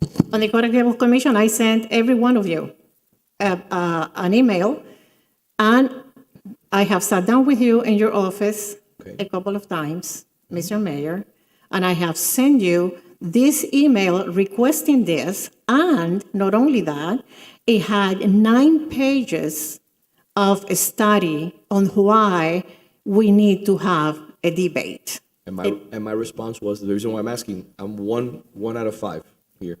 So I'm asking you, I'm more than willing to have a debate. I met with you several times. But it's not saying I want the debate, it's saying doing something about it. I've been waiting since May. I don't have an issue with it. Okay, so. But my point is that if we're going to do something, it has to be done appropriate. I think the best thing to do it is, like I said, speak to my colleagues on the commission. I have. Get their input, and then we can have a conversation with Matt Anderson, the city manager, So, and the university. but let me, I have sat down with Vice Mayor also. So, I mean, what else do you want me to do? I mean. What I thought was appropriate is to have a conversation with every single member, one of the commissioners. You want to have a debate between scientists and individuals who oppose a certain view on one form or another. Okay. And I said, I don't have a problem with that. You would have to find a venue. You would have to find, a lot of the speakers that will be speaking at it, that will be debating on both sides of the issue. I don't think the city's going to get behind a conference without having support from the commission as a whole and giving direction to the manager on how to move forward. That's why I said you speak to the entire commission. I don't have it. I welcome it. I welcome any debate, any conversation you'd like to have. Okay, so here they are. I mean, are you okay? Would you endorse a debate? I'm not saying you say, climate change is a hoax or it's not true. I'm saying let's have the debate. I have the scientists that I can provide. You provide your scientists, I provide mine. The city, the county will pay for the whole thing, and we are going to have a public debate. And we need it. So here I am. I want an answer from you. Don't send me to talk to all of them because I sent the email already. I have spoken to Vice Mayor. I have spoken to you. I have spoken to Fernandez. So I sat down with her and I asked her if she had gotten my email. So what else do you want me to do? And how long do you want me to wait? This is very simple. I have you right here in front of me. Say yes. I think having opportunity to exchange ideas, regardless of the issue, I think is important and valuable to our community, I think to the nation at large. So I think any opportunity that we have to present information, exchange ideas, even if we agree or disagree, I think it's something worth. That's right. Let it be, two scientists, not us. We don't know. We're not scientists. I think what the mayor said, I agree. We would have to identify the venue and perhaps a partner that would help create. It could be the University of Miami. It could be one venue. But I mean, I would like to have a time frame to really know that this is going ahead. Like I told you, I don't think this is the right venue to have this conversation. I know I gave you my word that I told you I would help you. I've already helped you in the past in other issues before when you've wanted to have conferences, and I've helped you with conferences in the past. I don't have an issue with it. I don't have any problem with it, but we have a long agenda today. If you'd like, you have my support. But I can't force the University of Miami or another entity to engage in a debate whether something is correct or not. I'm more than willing to help you. Okay, so don't wait for Miami-Dade County, because by the way, when I requested that and I reminded them that I had sent them that, they took the microphone away from me. Sometimes I wonder if I live in the United States of America, okay? The problem that we have right now is that the Constitution is, for most people, tissue paper, and besides that, it's that we have no voice, not anymore. So the words God, family, and country have become offensive. They're not offensive. This is. But I'm telling you that we are heading that way. It's a very bad situation that we're in right now. People do not realize the danger that we're living in. Okay, so I would like to say, and rather ask you, Are you okay with this, and are you going to push it forward? Yes or no? I don't want to waste my time. I mean, like, I've been at it since, Go ahead, Vice Mayor. wait. I have been at it since, the time of Valdez Fauli, that I sat down with Mr. Anderson. He sent me to Mr. Anderson, and unfortunately, COVID-19 hit. You know who I was going to bring? Dr. Tim Ball. He was huge. Okay, so go ahead, Vice Mayor. How are you? In most debates, you have to have two willing participants, at least, two willing participants. I mean, we can reach out, we can see if there's, someone on the opposing view to be able to have the debate, okay? I'm sure that you can reach out and get somebody. It's easy. I mean, It's also an investment of time for them, okay? So one is, someone qualified, and the other one is someone with the time to do so, because they all have busy lives. So we can reach out, we can try to facilitate, but I can't force somebody to engage in the debate. So no, I know that you can't cannot push, force. I It's can't just a matter force. of setting up. You know how many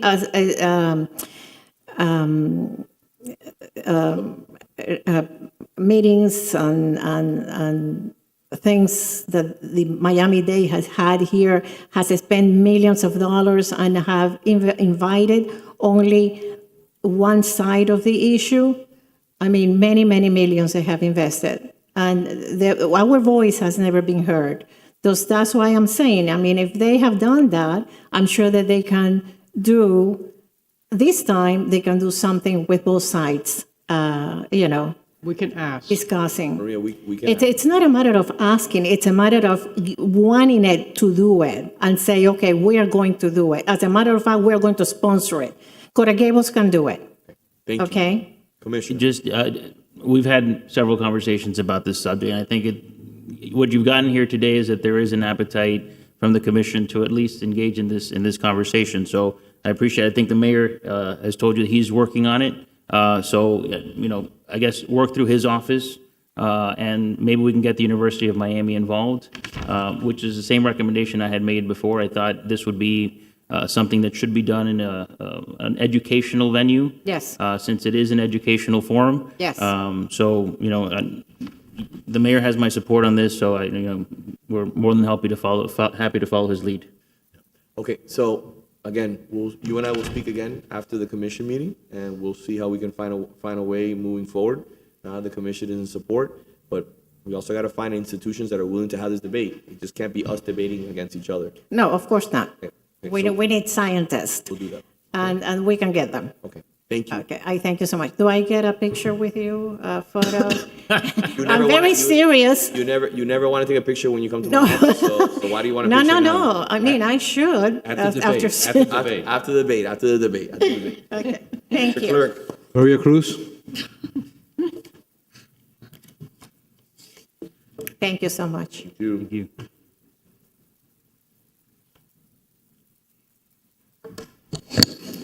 Maria Cruz, 1447 Miller Road.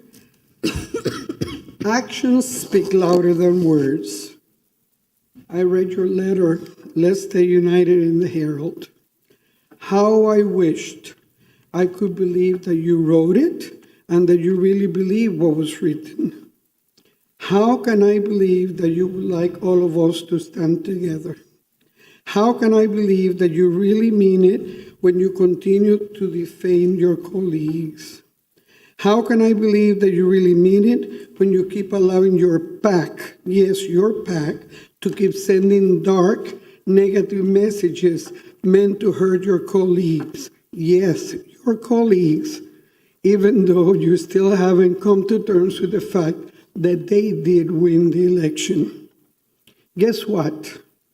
How can I believe? I think I'm going to stop because if we're not paying attention, I'm wasting my time.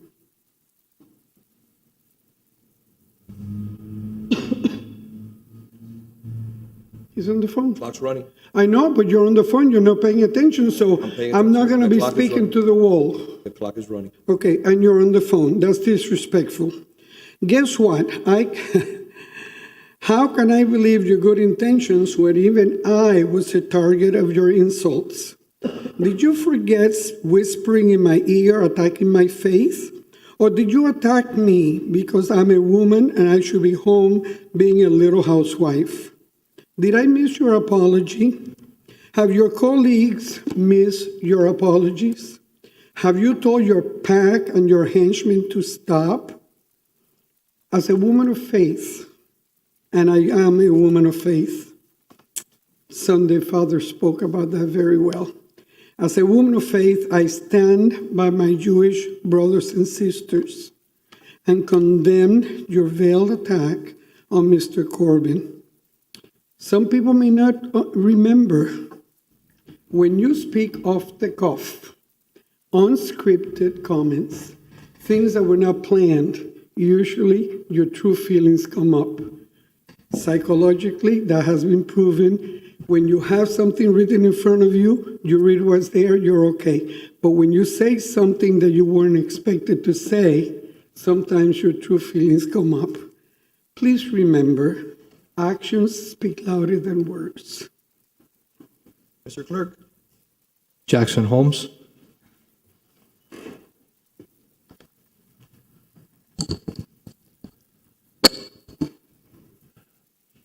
Okay, so I always feel lucky if I get to bring great news. And I have great news. I've already reached out to you, so this is really to spread also to the people, throughout the city, relating to the fact that we can end Citizens United, which has been a plague on our local democracy ever since it was enacted. So, isn't that amazing? Like, what would we be able to say in Coral Gables that really means something? We can end Citizens United. What happened is that the people who did it, the Federalist Society, have now inculpated themselves. They came out, and I'm not trying to get into presidential politics here, but what I am trying to do is show how Citizens United has now got its head in a noose. It's going to be removed. Citizens United will be overturned because the people who did it, the Federalist Society, have come out in full support of ending democracy. And I'm not trying to drag this into politics, but with President Trump. It's not about President Trump. It's about Citizens United now has opened the door. The FBI has probable cause with them supporting the end of democracy to do a criminal investigation of the Federalist Society. And once that door is opened, goodbye Federalist Society, hello Leavenworth Prison, end of Citizens United. Thank you. Thank you, Mr. Clerk. Fernando Yanes. Sir. Good morning, everyone. Fernando Yanes, 77 Sport Bar in Giralda. It's a pleasure for me to be here. Couple things. First of all, I would like to speak on behalf of Giralda businesses. We've been suffering very bad last season, as you know, I mentioned many times to you. And last week we have a meeting with city development, economic development, Belkis and everything. It's some stuff on the place, but it's some stuff that is overdue. One of the things is about our exposure, like the Umbrella Sky, that bring a lot of people, a lot of customers in the area. I believe the most successful arts exhibition in the area was that. And we speak to, hey, let's try to get together and work it out, the way to bring more customers, bring more residents, bring more people in the area. And she has been suffering a little bit of troubles on that. And I asking you to the full support to those kind of opportunities for the city, because it's at the end it's opportunities to bring more people to the city of Beautiful. I believe that's a good step forward through helps all the business here. I don't want to put a lot of ideas because it's not going to go anywhere. So right now, I'm just asking you to help to bring back at least the umbrellas which has been successful. After 3 or 4 years, the people are still asking where the umbrellas are. So that is a point, and I want to put to you guys and at least help on that one. Thank you. Thank you. Mr. Mayor, I have one more speaker on Zoom, is Sarah Lane Conde. Good morning, Ms. Conde. Floor is yours. Okay. This is Sarah Condi at 228 Alessio Avenue, and I wanted to comment on the proposed E2 and E3. And this is an increased height for the exchange of some park space. I have a couple comments. I understand that currently it's 97 feet with 120 feet with approval by the commission. And I don't understand why we couldn't say you'll get the 120 with the park space. I'm not at all sure why we need to increase to 137.5. Go ahead. The other item is that the park space now, I'm not clear on this, but I don't see that there is a specification of the amount of park space that would be required in exchange. So I don't know if you can clarify those two items. Hey, what is your next question? And what I would say about, and I know that what's being proposed affects the area south of Bird, but the ultimate effects of the increase in height affects our area, which is north of Bird. So our skyline is changed. So that changes the residential the residential nature of our area. And of course, with all the concomitant increase in traffic and so on. And finally, I wanted to say that I know that the notices are given, the code requires that notices are given to residents within 1,000 feet.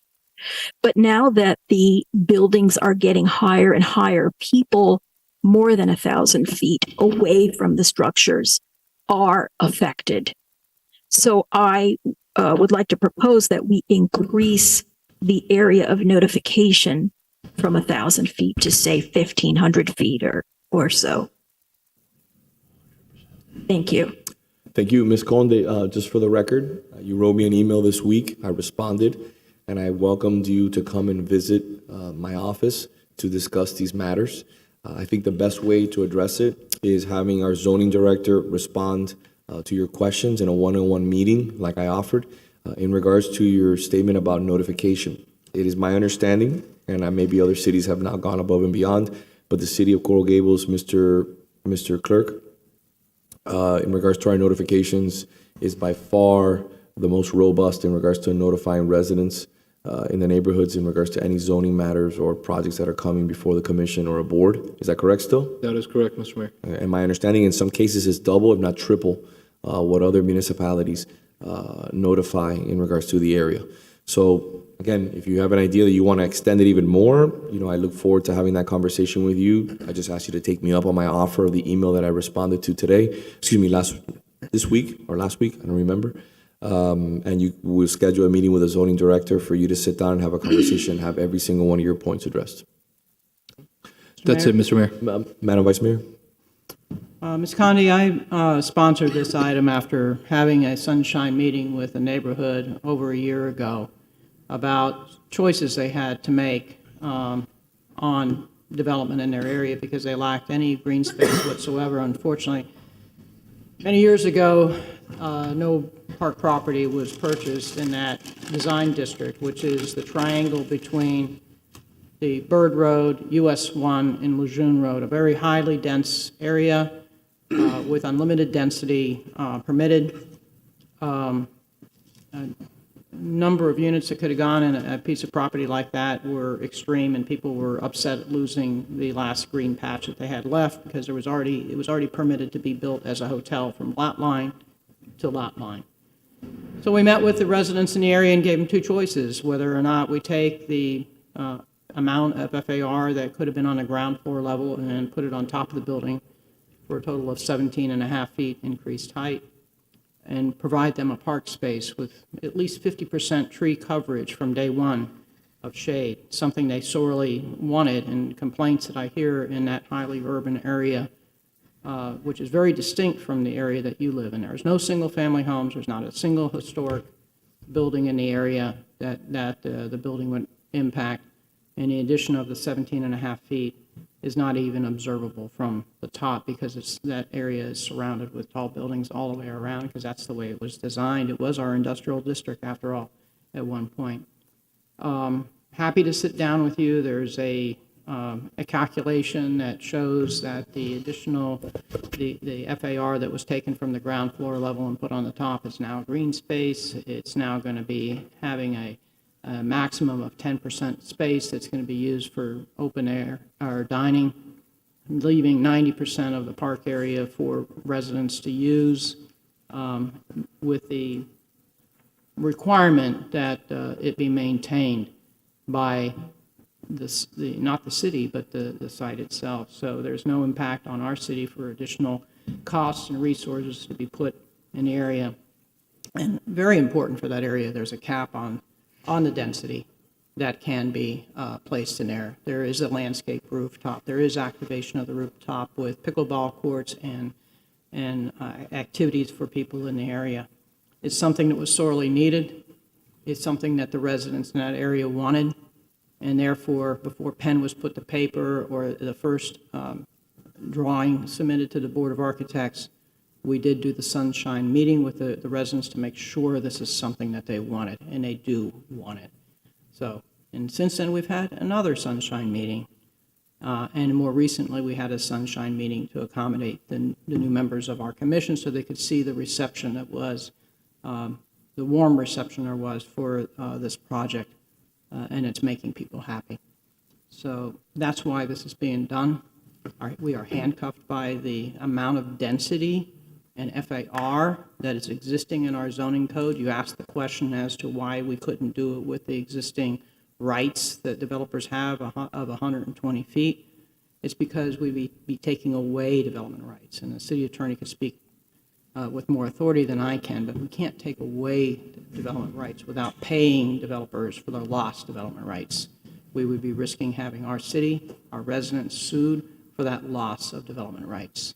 So this is a balance. This is all about balance, giving the residents what they want in exchange for taking what we're essentially taking away at the ground floor level and allowing it with step backs to be placed on the top of the building.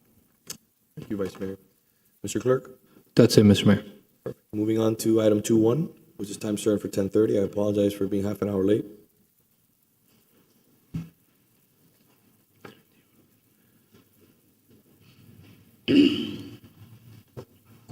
Good morning, Mayor, Vice Mayor, City Commissioners. Catherine Cathers, Arts and Culture Specialist with the city.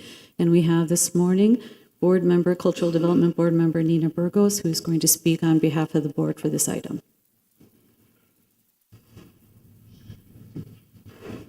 Mayor, Vice Mayor, City Commissioners, City Attorney, thank you so much for having me here this morning. The board asked me to come speak before you because we proposed a resolution through the Cultural Development Board to recommend the City Commission to commit to completing Pond Circle Park renovations in time for the city centennial. We think it would be an amazing thing to have that Pond Circle Park renovated and ready for the centennial. We also further recommended the renovation to include infrastructure to support installation of future artworks by the park. Now, we understand that it may not necessarily have infrastructure for permanent artwork, but the board has discussed and has opened the possibility of temporary work.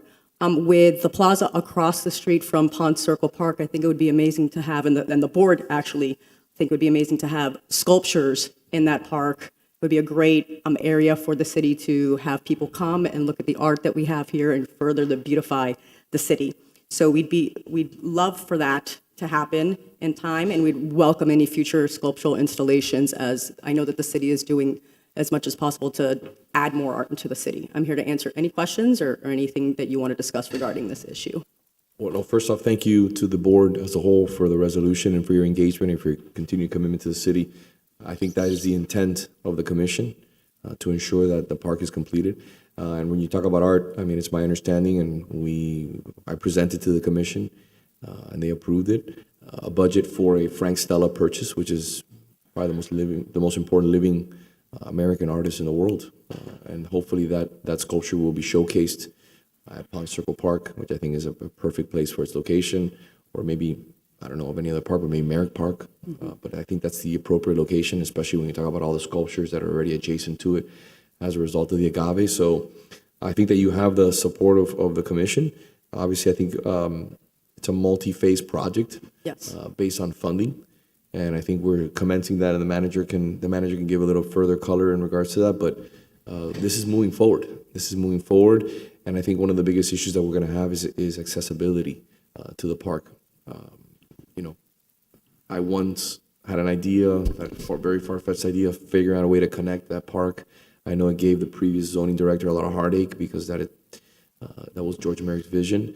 But if that park was connected to either east or the west, I know that it would get a lot more use, a lot more traffic. That would require redirecting traffic, different options.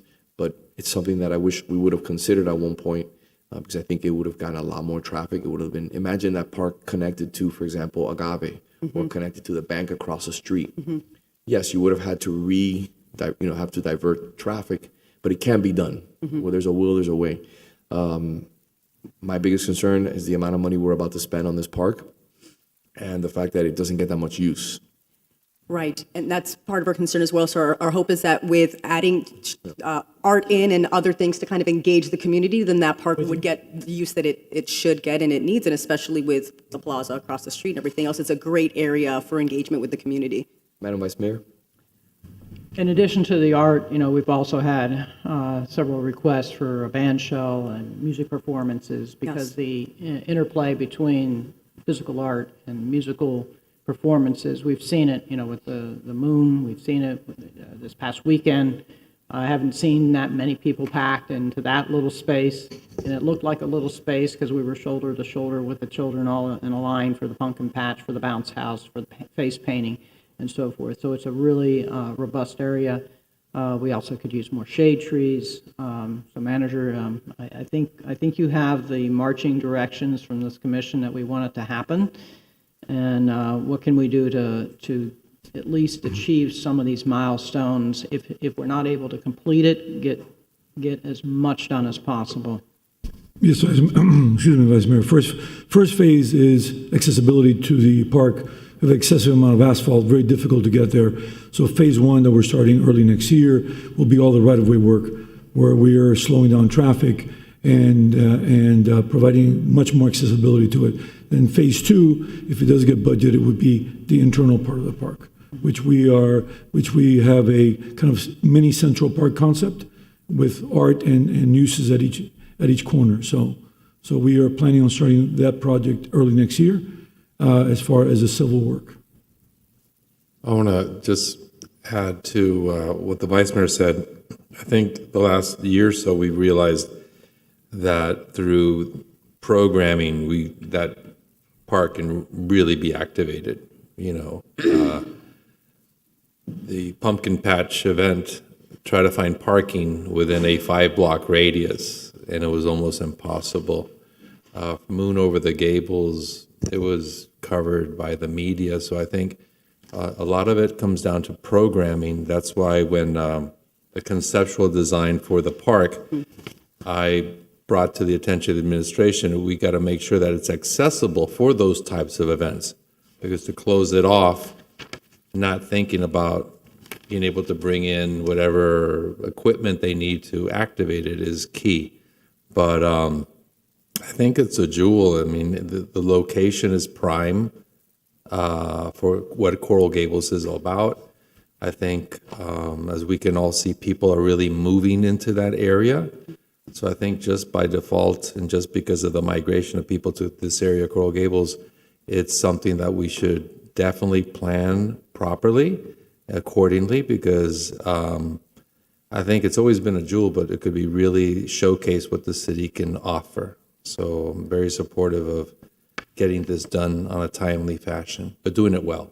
Yes, thank you. The board also, I failed to mention before, or the board's vision, or at least their hope, is that Pond Circle Park could be even a focal point for the Centennial for all the reasons that Commissioner Menendez mentioned. You know, it's the location, the history, the activation. So our hope is that, especially if we can put art in there, both public art and performing arts, it would be an incredible thing for the city. I was at both the Moon event and the Pumpkin Patch recently, and it is a really lovely park, and we would be very excited to get more activation, more art in there. And I've been talking to Fred and to the city manager about Pond Circle Park for years, even before being up here, because I always thought it was one of those places that could really be an accent of Coral Gables. And I think at this point, we're really also on a clock. Yes. And with 18 months, the conversations that I'd have with staff, we're not even sure if physically it will be possible to complete all the work of Phase 1 and Phase 2 by the Centennial, but I know that the manager is working on getting Phase 1 completed as quickly as possible, and then next year's budget, we'll look into funding for Phase 2. I was happy to see this weekend the new benches that were put in, which were much needed. The old benches were cracking and were just not in good shape, but it was definitely an updated look. And, you know, if you look at that area and the growth that that area has had, it definitely will increase the use. The Pumpkin Patch was phenomenal. National Night Out was held there this year with our police, and we had great turnout by our police department there as well. I think the city has been doing a very good job of moving some of our events to that location because there is, you know, even though you are 5 blocks away where you're parking, it's easy to get to. It's more of a central location for the rest of the city. It's not 100% in our downtown. It's a little offset closer to US 1. It has easy access points from all around. So I think, like the mayor says, you have the support of this commission to get this done, and that is one of our priorities. By the way, I'm sorry to interrupt. For the manager of the administration, now that I was thinking about it, since that park is the Fred B. Hartnett Pond Circle Park, if we are able to pull this off for the Centennial, I think it's important to invite the Hartnett family. There are plenty of them still in our community. Yes. To be part of the ceremony and, you know, the marking that special event. That's a good point. Well, thank you. Thank you. What is the will of the commission? There's a resolution on the table. I'll move it. Second. Commissioner Castro, Yes. Commissioner Fernandez, Yes. Commissioner Menendez, Yes. Vice Mayor Anderson, Yes. Mayor Lago. Yes. Moving on to item G1. Mayor, just to clarify, the motion was to accept the resolution of the Cultural Development Board? Yes. Item G1. G is in Yes. green. G1, item, time certain, 11 a.m. Say my ears were getting older. Did I mention that? Mayor, item G1 is a resolution of the City Commission approving the concept and commissioning of a work of public art by GT2P Studios in conjunction with the Alta Development Project at 4101 Salcedo Street in fulfillment of the Art in Public Places requirement for public art and private development. Good morning. We do have a presentation of PowerPoint for this item.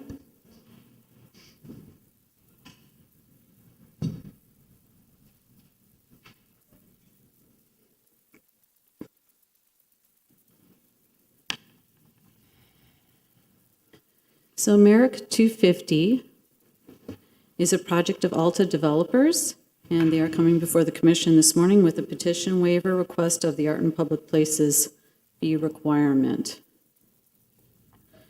Section 9-103, the developer has chosen the option of petitioning for a waiver of the fee by commissioning and installing artwork with an appraised value equal to or greater than the amount of the Art in Public Places fee that is otherwise required as specified in the zoning code.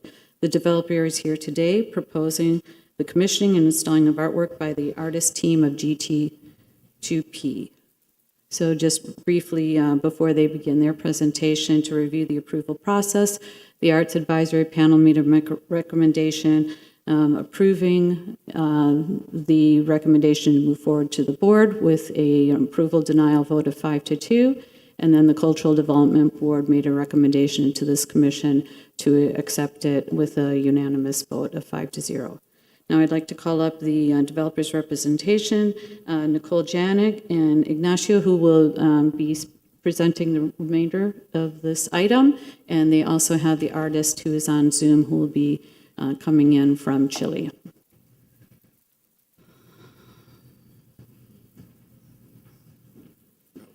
Thank you.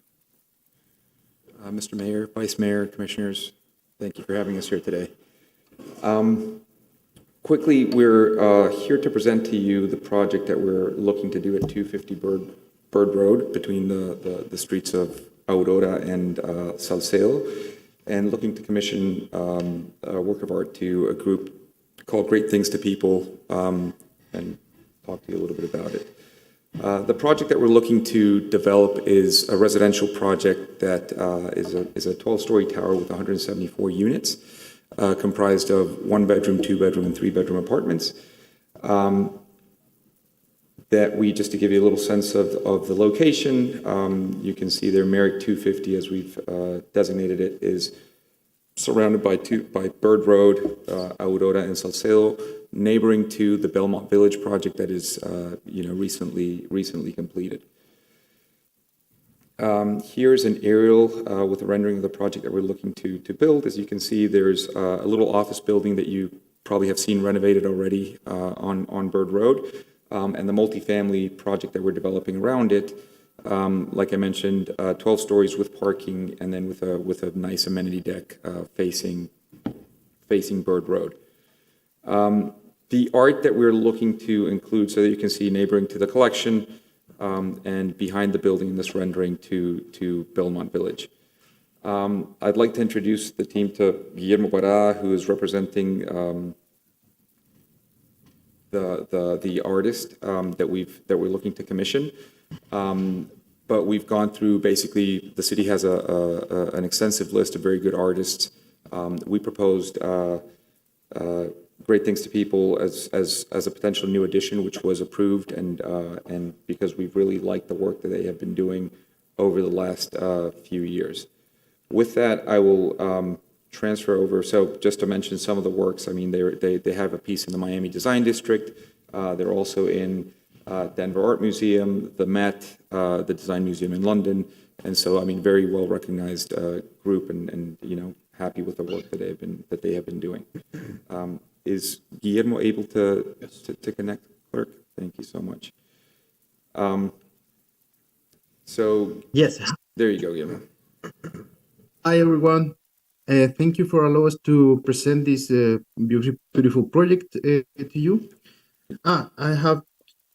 Okay. Now you can see my face. Well, thank you for the introduction, Ignacio. Let's show the presentation, please. Okay. So the way we work is basically we take inspirations, in this case, for example, from nature, and some ideas that mean something for the city, for example. And then we systematize that information in algorithms in order to create object families in order to create unique pieces under a family. We mix that with handcrafting techniques and new technologies techniques. So we can say that we love to mix art and science in our process. Next one, please.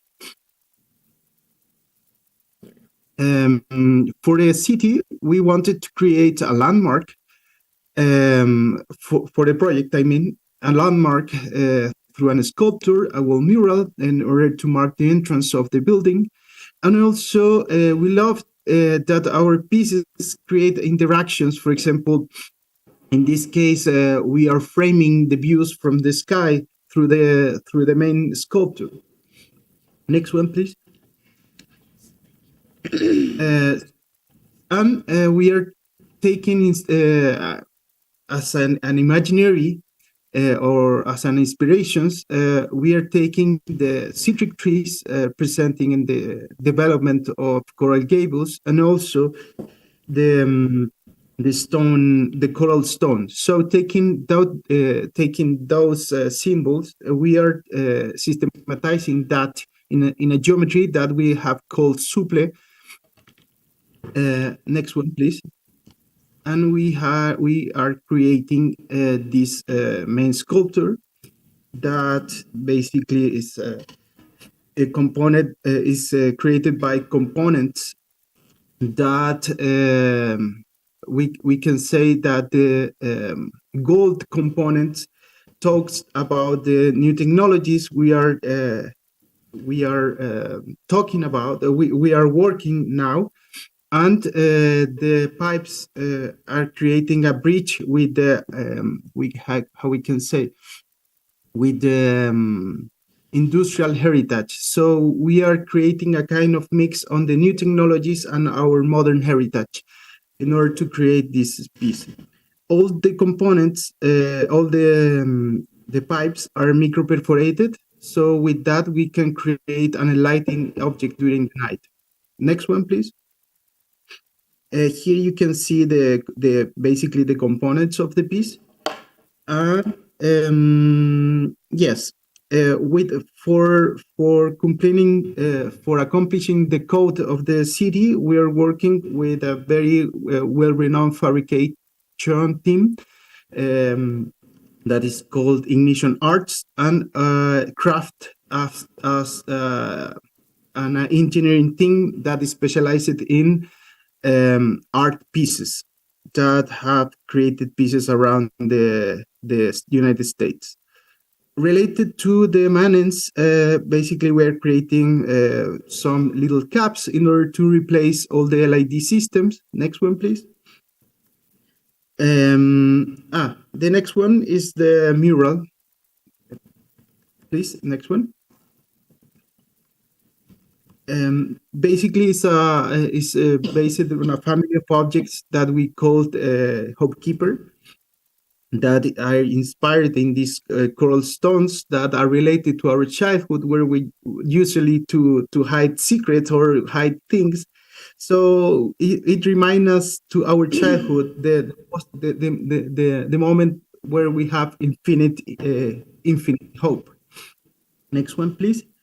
The components are basically metal components cutted by CNC laser and also folded with CNC machines.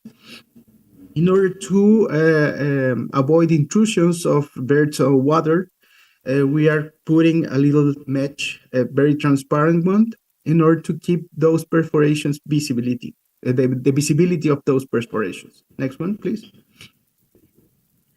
And here you can see some images of the collection we are creating for this beautiful project, and this is how it looks during the day, and the next one is how it looks during the night.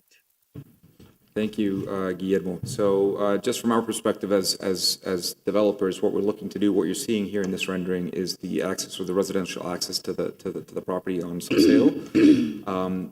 Through the middle between our project and Belmont Village, there's a really nice paseo that has already, I mean, you can see it as of today. It's almost, or actually 2/3 of it is done. We'll get the rest of it done, of course, when we finish construction.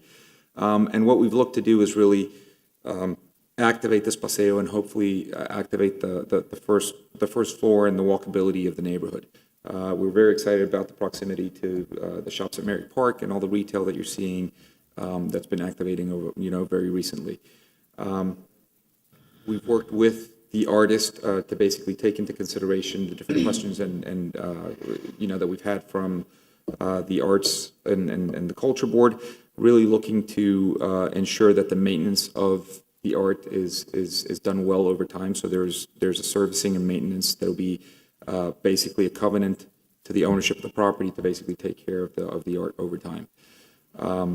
And then also, we've also taken into account and worked with Guillermo and his team to ensure that the design is also well fit for the reality of our, of Florida and Coral Gables specifically. So it'll be well anchored in terms of the design, working with a good engineering firm in the design and basically the execution, which is key. Maybe we can go to the next slide. I think there's one more rendering with the art. In the evening.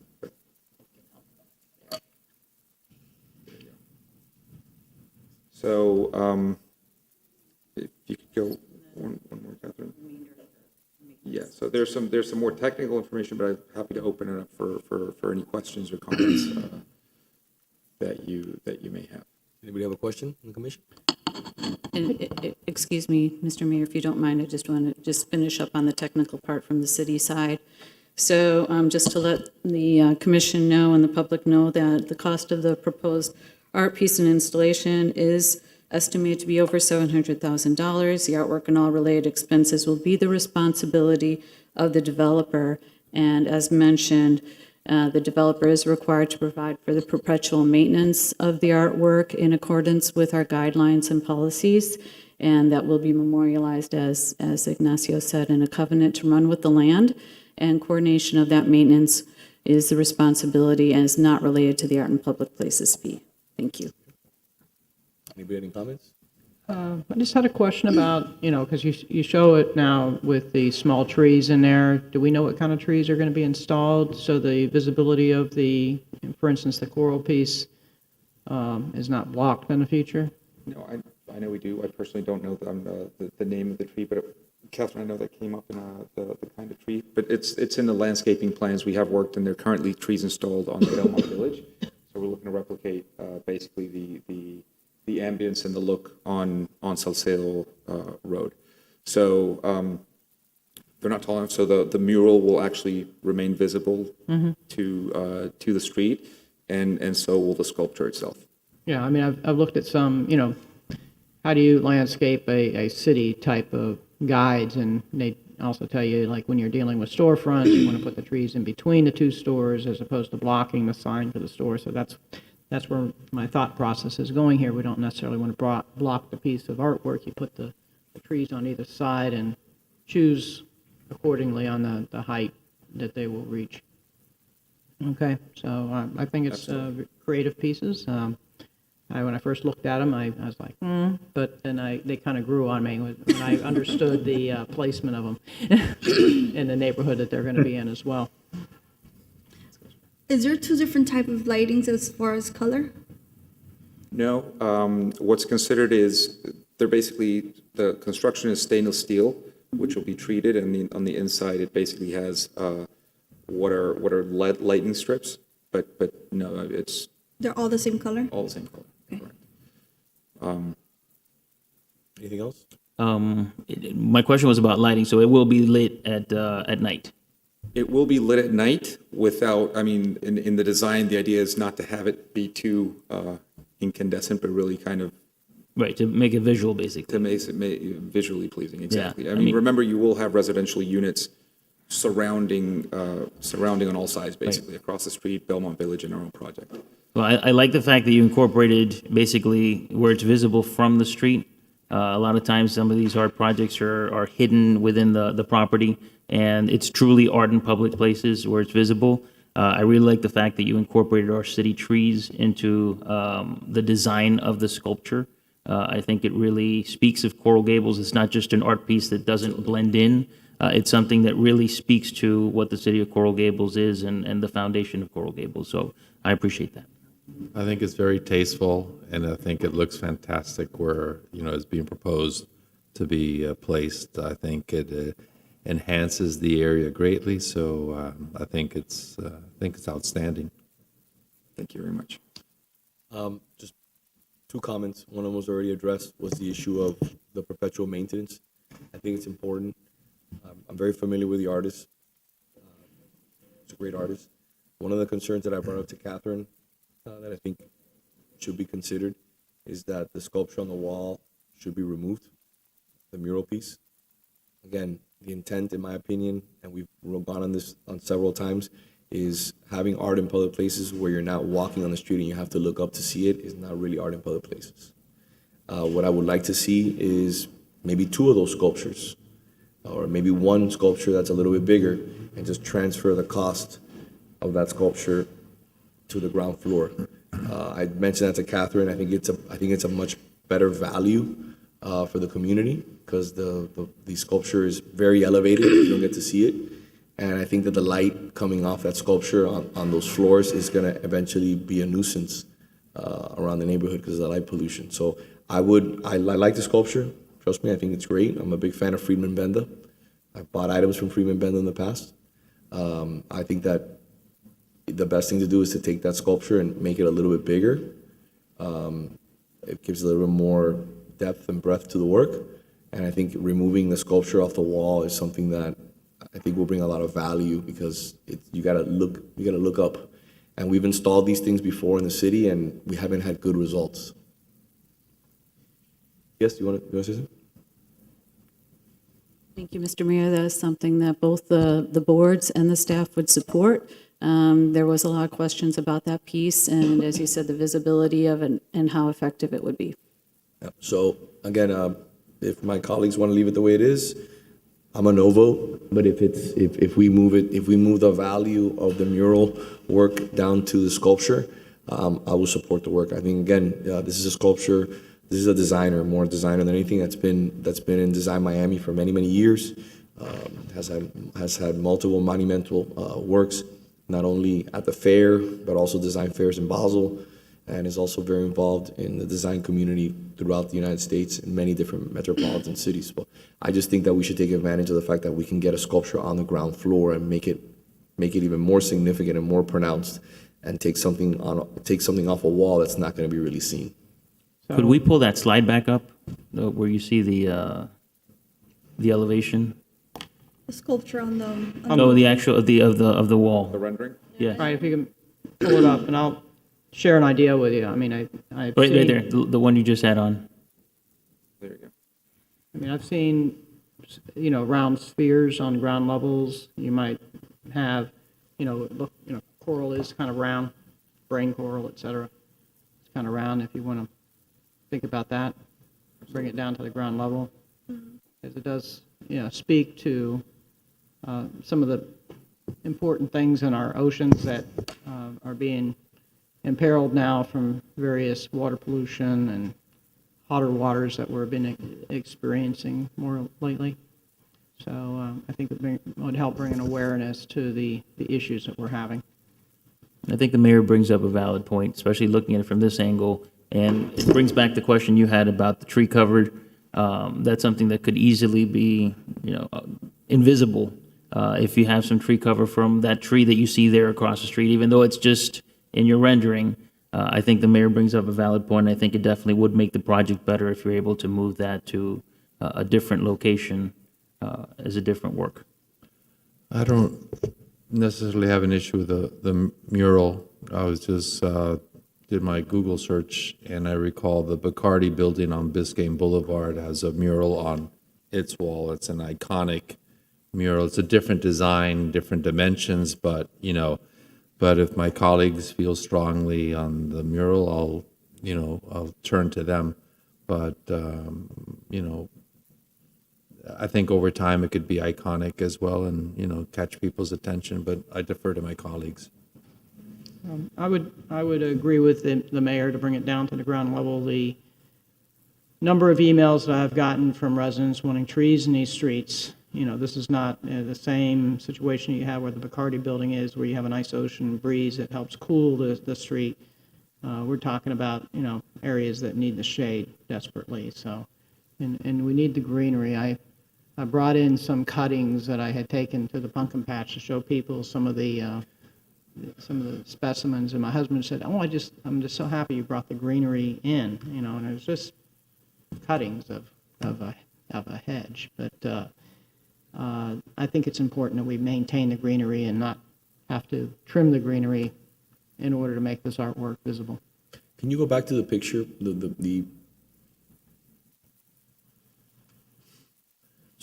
back. So I see some of the specs that you had before. You were talking about warranty. I want to make sure that the warranty that they're providing, even though that is for items that pertain to the construction or the materials that are being used, that does not pertain to the city. The 10-year warranty is not, as you can see right there, it says a 10-year warranty. My eyes extension and can be reapplied to. I just want to make sure that that is, you're showing this in the public record, and I want to make sure that it's very clear. We've had issues, not this commission, but the commission before. We had to address taking money from Art and Public Places to address sculptures that were not being upkept. So we actually took money from Art and Public Places to start addressing sculptures. that again had fallen into disrepair, which again were an eyesore. So there's a few issues. I'm of the belief I would scrap. It's a beautiful piece. Don't get me wrong. I would scrap the mural, bring those monies down to the ground sculpture, raise the quality, elevate the quality, a few more branches, make it bigger, and then, like we always say, just I know it has nothing to do with you, but just tell the developer when they come, that they're going to have to install real trees on that promenade. It's going to have to be something substantial, so that it doesn't take 25 years for the trees to be mature. Kind of like you see the branches hanging across the street. You can see it. Your photo, your rendering is showing a beautiful tree that is providing a canopy. We want something similar to that. This is nothing new. We're not by the way, I'm not saying this to your project. I say this to every single project. I ask for it so that when the project does come online, that there's already beautiful tree canopy there. I mean, again, you're not talking about 30, 40, 50-year-old trees. We're talking about trees that, have a significance to them that I think are going to only pay dividends to your project and to the community. So I would remove the mural, ensure that the developer in perpetuity, whoever the developer may be, if this project is sold to somebody else, that is a covenant running with the land. Correct. Which ensures that the sculpture is maintained. And I think that there has to be language in the agreement with the city where it has to be addressed. That these sculptures need to be addressed within a certain time period if they fall into disrepair. If not, a lien has to be put on the property. Because the last thing you wanted to see is a beautiful sculpture, which could be very valuable in the near future, depending on the artist's trajectory. For example, Roy Lichtenstein in Miami Beach, that's a monumental sculpture the city bought for their performing arts center. And when they bought that sculpture, they paid nothing for it. And now who knows what that is invaluable. So I want to make sure that if we go down that same path, that there is a path moving forward on how to ensure the quality of that sculpture in perpetuity. So I'm ready to vote on it today. If you can tell me that you're willing to remove the piece off the wall and bring the value down into the sculpture and really make it something prominent. I have faith in staff and the boards where they can lead us in that direction. So you don't have to come back to this board. I don't want you to come back to this board. Perfect. So just to address the two things. One, in terms of the design, we have been working with the artist because ensuring the value of this, I mean, we're investing in it as developers. I mean, so we really want to see it add value not only to the project, but the neighborhood as a whole. So that's something, and the 10-year warranty that you see in there is basically the materials and the treatment, what's currently available in the market we're getting. I mean, that was one of the specs that we took up, because they were initially thinking about treating with a 3 to 5. We said, no, we want it to have, the best standard currently available in the marketplace, I mean, in terms of the treatment. With the covenant, we've discussed with Catherine and the team, and that's what we'd like to do. So it's going to be a covenant that, goes with the property in terms of ensuring the maintenance. In terms of the wall piece, I'm sure it's been a pleasure to work with Great Things People and the team. We're happy to commit to taking the value of the mural if that's something, to bring it down to the ground floor. I mean, we need to work with them to see exactly, and that can be kind of enhancing the tree, or even maybe considering something around it. I would like to see the enhancement of the tree. Let me tell you why. Again, it's the will of the commission. They can make any decision they like, but I'm just giving you my advice. We've tried for years to try now to get the best. So it's not about quantity, it's about quality. So this is an exceptional designer. I've seen the work many, many times. I would like to see something, monumental from them. Instead of having two works, you're going to just have one work. It's less maintenance for you in that sense. I imagine that wall piece is very intricate and requires a lot of maintenance. You got to get up there on a scissor lift to get to it. It's going to require a lot of attention. And I think this is a lot easier probably to clean and probably maintain because you could probably do it with a ladder of some sort or anything like that. But that's just my opinion. One piece, that's bigger scale. It's been an iterative process with the artist, and we've taken this in. I think it's we really like it, and if you see even in the budget, I mean, the wall piece is an appendix to what the real piece is, which is really the tree. So we're happy to commit to that if that's So I would like, I would like to make a friendly amendment to the resolution, adding the language and the request that I've made today. Mayor, if you're making a motion, then you should pass I together. know, I will. I'm just talking it through. Does anybody else have anything they want to add? No, I appreciate the amendment you're making. You know, the maintenance is always a big piece of it. I do think there are enhancements they can do on the tree. I'm willing to share ideas with you. Happy to meet all. So, I wouldn't be opposed to having the two sculptures actually be different. Bringing the one down as a separate item, as a separate object, a piece, and having the tree there. I think that's a bad idea. I think you have more projects coming down the line now, and you're going to be very proud of this one. So we're combining the funds and we're building a larger tree. That's what we're moving forward with. We're fine with that. That's my friendly amendment. I will second that.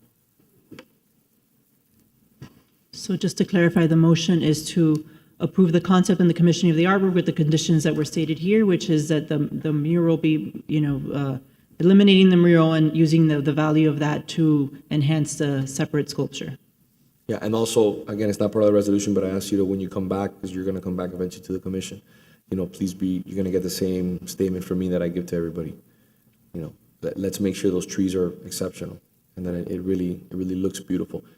I get my hair cut across the street, so I'm in front of that building constantly. I see how pretty the street looks now and how difficult it was for all the businesses in that area over the last 2 years. And you're going to see there's large oak trees on the other side. You don't have to mimic those oak trees. It would be financially impossible. I'm not asking you to do that. But see if you could do something that, would make us proud, Okay. Mayor, just one point of clarification. This, if you all approve it today, unless you wanted to come back, it would not be coming back. I'm not talking, I'm not talking about this. I'm talking about the trees. Isn't the development has to come back? I think it's already approved. The It's already done? development's approved. Okay, Yeah. perfect. Well, if you could take that into consideration. You don't have anything, I would never hold a hostage of anybody here. I'm just asking you, help us out with that. I thought for some reason that it had to come back. If you could help us with that, it'd be nice. Thank you for the comment. Mr. Clerk? Commissioner Fernandez? Yes. Commissioner Menendez? Yes. Vice Mayor Anderson? Yes. Commissioner Castro? Yes. Mayor Lago? Yes. Thank you very much. Thank you very much. Have a wonderful day. Thank you. Thank you. Moving on to E1. E1 is an ordinance to the City Commission providing for text amendments to the City of Coral Gables official zoning code by amending Article 3, Uses, Section 3-315, Restaurant, open-air dining at ground level and other location to provide a minimum clear distance for pedestrian traffic within any arcade or loggia that has outdoor seating, providing for repeated provisions, severability clause codification, and providing for an effective date. This is a public hearing item, and the City Planner, Jennifer Garcia, is here. Ms. Garcia, how are you? Good, thank you. Good. No changes since first reading. No changes? Perfect. Thank you very much. There's no other comments. I entertain a motion. I'll move it. Second? Commissioner Menendez? Yes. Vice Mayor Anderson? Yes. Commissioner Castro? Yes. Commissioner Fernandez? Yes. Mayor Lago? Yes. Thank you. Moving on to E2. Mayor, E2 and E3 are related. If it's all right with you, I'll read them both into the record for purposes of consolidating the public hearing. E2 is an ordinance of the City Commission granting approval of proposed amendments to the text of the City of Coral Gables Comprehensive Plan, future land use element pursuant to expedited state review procedures and zoning code Article 14, process section 14-213, comprehensive plan text and map amendments to provide for additional building height up to 137 feet and 6 inches with parks incentives if developed pursuant to the Design and Innovation District regulations, and clarifying the Design and Innovation District as a transfer of development rights receiving area, providing for repeated provisions, severability clause codification, and providing for an effective date. E3 is an ordinance to the City Commission providing for text amendments to the City of Coral Gables official zoning code pursuant to zoning code Article 14, process section 14-212, zoning code text and map amendments to create an incentive program within the Design and Innovation District to allow a maximum building height of 137 feet and 6 inches by providing a park open to the public, providing for repeated provisions, severability clause, codification, and providing for an effective date. These are public hearing items. City Planner Jennifer Garcia Welcome can back. present. Good morning. Jennifer Garcia, City Planner. There's been no changes to the comp plan amendment. There's a minor change to the zoning code text amendment to reduce it from 30% to 10% for outdoor open space. be allowed on the park space. This was transmitted to the state. They reviewed it. They had no comments, no objections, and they requested us to proceed with adoption. And between first reading and second reading, we did have a community meeting with residents there, and it seemed to have been well received. And that's all I had. And the only other change we had was a reduction in the seating area down to 10%. Okay, and I just wanted to clarify for the record, because it is confusing, the Planning and Zoning Board's vote was, more votes were for than against, but we were short one member sitting on the dais at the time from the Planning and Zoning Board, which, was of concern to me as well. So at least now we have a full board on these things in the future. I have no additional comments other than what I already said in public comment as far as the explanation as to why this was desired by the residents in the design district in order to get the green space that they've been sorely lacking since the place was designed from the get-go. Any other comments from any one of you? I do have, first off, thank you for all the work you've put into working on getting this done. Last night we had the Sunshine meeting on the CBD, which is a similar, I guess, program. There are differences, but I thought some of the questions that were raised last night had me thinking as well. And I think there are things that we might be able to do to tweak this and make it a little bit better long term. I was not informed about the community meeting that took place. So that's why I wasn't present. I did hear that there were most residents who were in favor of it, which is good to know what the feeling is in the area. Would have liked to have known so that I could have been there and heard it myself, but unfortunately I never got the invitation. Yeah, I don't know why you didn't. No, we've had a lot of scheduling issues lately, so it's another issue for another day. But some of the concerns that were raised yesterday were regarding height. And I think that over the last few months, the concern that a lot of residents have had is regarding to height. And I understand there has to be it's a game of give and take. We can't just ask for the green space and just, give us the green space and that's it. We can't ask for that. There are legal requirements that we have to live up to. But I think there are some safeguards that are being put into the CBD that would maybe enhance this. And maybe you can talk to the differences between the two programs so that we can visualize what the differences are between the two. Sure. So the CBD open space incentives is kind of a work in progress right now. We're getting a lot of feedback from the community as the weeks go on. I think we change it every week or so. So it's a work in progress very much. So the CBD is a little bit of a different environment than our Design Innovation District. Our Design Innovation District's very built out, very dense.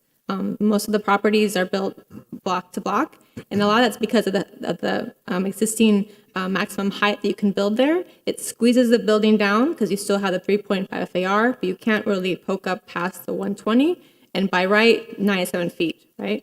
And the CBD, you have more MX3 properties that can take advantage of higher heights and be able to allow more open space. They can be a little more playful, I guess, with the ground floor and how they dress, how the building meets the street. In that aspect, we talked about maybe only allowing a 5%, 10% additional open space in the CBD to only allow to 124 feet instead of the 137.5, which is what proposed for the Design Innovation District. Even though Design Innovation District is still MX2 for both the CBD and for the Design Innovation District, but the Design Innovation District does allow for 120 feet with commission approval. So in theory, it's a little less of a jump, but I mean, the facts are still straight. That's still 97 feet to 110.5 to 124, and then 137.5. So that's kind of the difference, that we're not allowing as much height and not requiring as much open space for the CBD.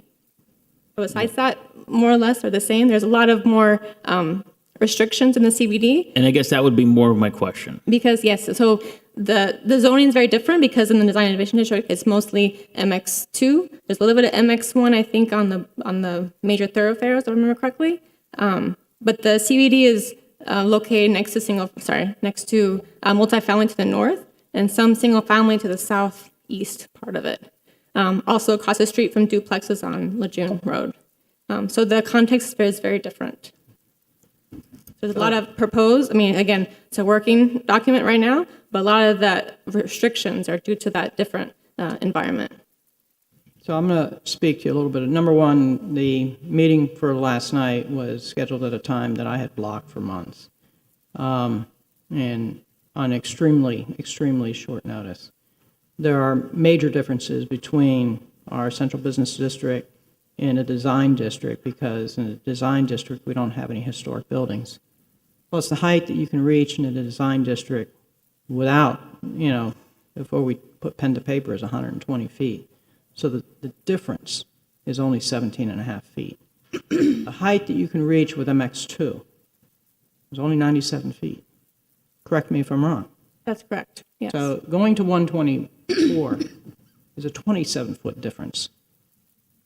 It's a much bigger difference than what was proposed in the design district. For 17 and a half feet, we're getting a lot for that place, that area where people are just starving for some green space, some open space, some shaded space. And we know what the heat problem has caused, and I hope that, with the leadership of this commission, we can move forward and bring more trees in our central business district, but it's going to take a lot of planning. It's going to take getting the cars off the street to make space for plant the trees. It's going to take us to have the mobility hub built. We'll get back to the design soon. I'm working on it. But and then we'll discuss that. But in order to we have to put the cars somewhere. So the CBD one is a work in progress. I have some additional ideas coming forward on that. There was no concern. It was a 7-0 vote from the Planning and Zoning Board to get this kind of space down there on this building. I heard one of the comments of Mr. Pardo was, 17 and a half feet, and you get this is great. And I think it is great, and I think it's a great way to resolve a problem not of our making, okay, where there's unlimited density and we're capping the density to solve some of the concerns over traffic and so forth. I'm hoping that we can have a more robust discussion with the folks in the Central Business District, because the issues are more complex.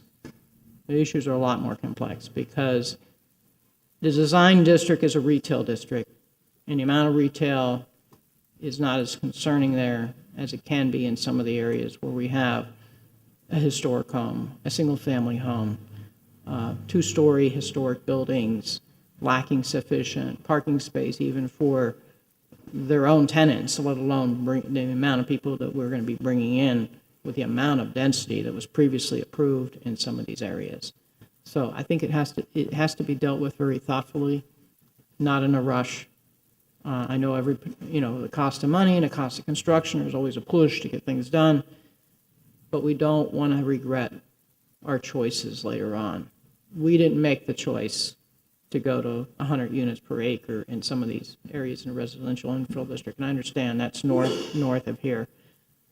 We didn't make the choice to go unlimited density in the central business district, which can be up to 300 units per acre, but we can try to incentivize what people want with the park space and bring quality of life.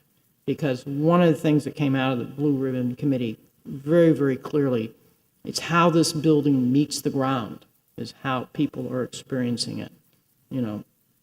I was on planning and zoning when some of these buildings came through, and I tried to encourage and nudge, as much as you can. You can't dictate, but your one vote to set these buildings back a little more, to create that open space where this artwork that we just saw is sitting now. That was one of the shoves that I did, pushes I did, was to bring that corner in the building in so that it wasn't so claustrophobic feeling. So now we have an opportunity to make even more space. So this fruit was, fortunately, with a developer willing to spend more money, because it costs more to build a taller building, only 17 and a half feet, and we're getting a lot more for it. A lot of space. So and I think the question on there were two votes in planning and zoning. One was a 3-2 vote, one was a 7-0 vote. What was the difference? I guess what were the questions of those against the change, but then in favor of the project? I guess that's my question. So Where was the difference there? I just want to say we should steer clear of discussing the project. That will be, as you know, later on the agenda. Right. I guess the detraction was more on the change. So Was this directed for the CPD building, or are we talking about? no, for this project, for the legislation we're currently considering. I think the question is, what were the concerns with the legislation that apparently Correct. weren't there, later? So Correct. maybe this can be addressed by perhaps, if the city planner can maybe address some of the concerns that PNC had with the Right. legislation. Right. So the concern that a couple of the board members had was the increased height, because we always talk about height in Coral Gables, that's not in character with the existing conditions. They felt that the trade-off between the open space, additional height, maybe was not justified. That's kind of what I gathered from their discussions. It could have been also that they couldn't really visualize what this meant. And so once the project came in afterward, a couple months later, they could actually visualize with renderings and a park space and a park design and see the actual impact of it. Because massing diagrams can only do so much. Sometimes they may take away from what the impact could be. So massing diagrams don't always help, but I think the project coming in, they could actually visualize it and see the lush landscape of it and the actual impact of it. Right. I think that the point is very simple. I think that we've discussed this at community meetings and we've discussed it here. I think it's a very, very clear situation where you either go as of right and you have a building that is setback to setback and you have very limited green space and a lot of asphalt and pavers, or you apply this legislation and you're able to have something which at least gives you some sort of green space where you could have an area where people can congregate, people can, enjoy a moment under a tree and relax, in an area where I think that there's a significant need for green space. That's the vision, and that's where we have to make a decision as a commission, whether are we moving forward setback to setback as a right, or are we adding an additional floor, 15 feet, 20 feet, to a building to ensure that we could have significant open space. I'm bringing forward, like I've said before in the past, multiple different projects that I've been working to try to get green space. Some of them have a little bit more flexibility than others. Case in point, Publix, something we've been working on for 4 years. You're gonna see that we were able to put together something really nice, but that was due to the fact that the developer of that project did not want to build anything higher than 3 stories, 4 stories, correct? When they could have built there 16 stories, but what they wanted to do was build a Publix with So Mayor, that's going to be coming before you all, so we should not discuss it here because it will be coming before you all. It's not a problem, but I'm not discussing anything that's inappropriate. I'm discussing, No, they're not not asking for suggesting it's they're not asking inappropriate. for anything special, they're not asking for anything. We're discussing the fact that there's different scenarios when you have a project and you have to make decisions, and certain developers want different things or have different design visions. So in this case, we either have to understand that we want some sort of green space, or we want a project that does not have any green space.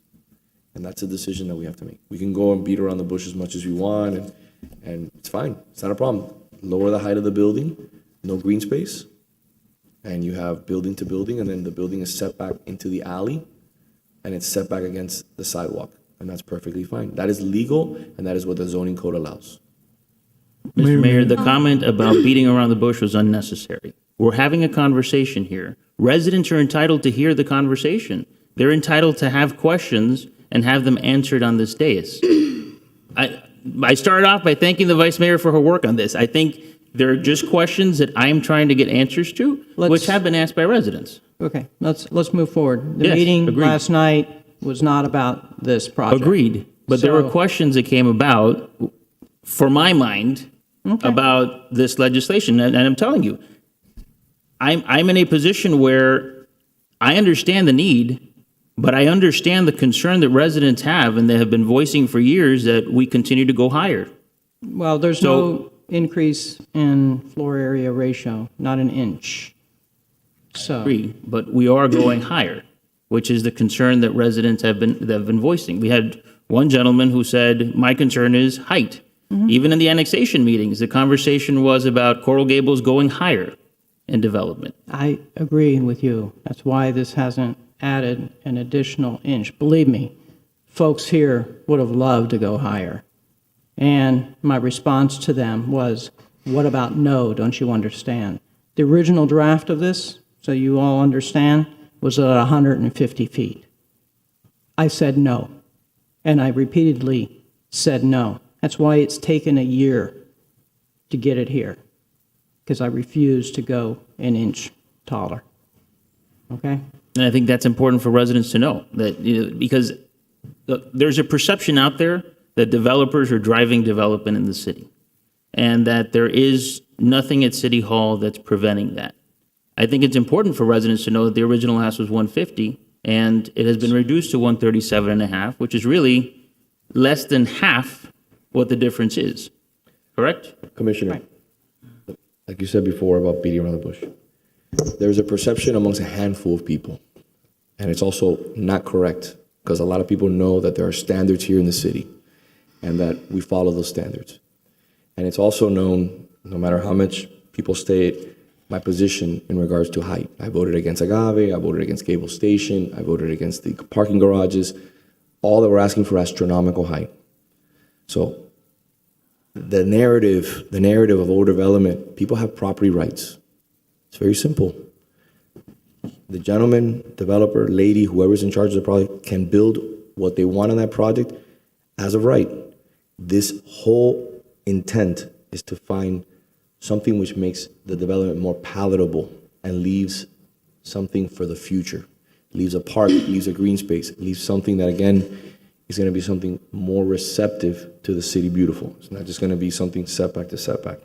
So I don't believe that there is a belief throughout the city that it's runaway development here in the city. People have property rights. They can bring anything they'd like forward. And you're going to see projects that are coming forward and projects that have come in the past that make trade-offs, either on density or on intensity. Let me give you an example. The Armando Colina project got an additional 17 feet in height. But we also got a 12,000 square foot park on the corner, which, Mr. Manager, is probably a property worth $5 million, correct? Yeah, Maybe yes, even more. it's 20,000 square feet. It's going to be a 10,000 square feet. It's going to be a beautiful, beautiful piece of property on the corner, on an area that doesn't have an open space. And I think that is the trade-off. For example, the same thing that happened in the craft section, where we were able to get a corner project. Same thing with Villa Valencia. These are projects in this area that are changing the way that we view development. We can always go setback to setback, but I am of the belief, and so are many people, when I was there at the first public meeting, that happened probably about, a year ago, a year and change? it was last summer, not this summer. Yeah. All the residents were in favor of having green space.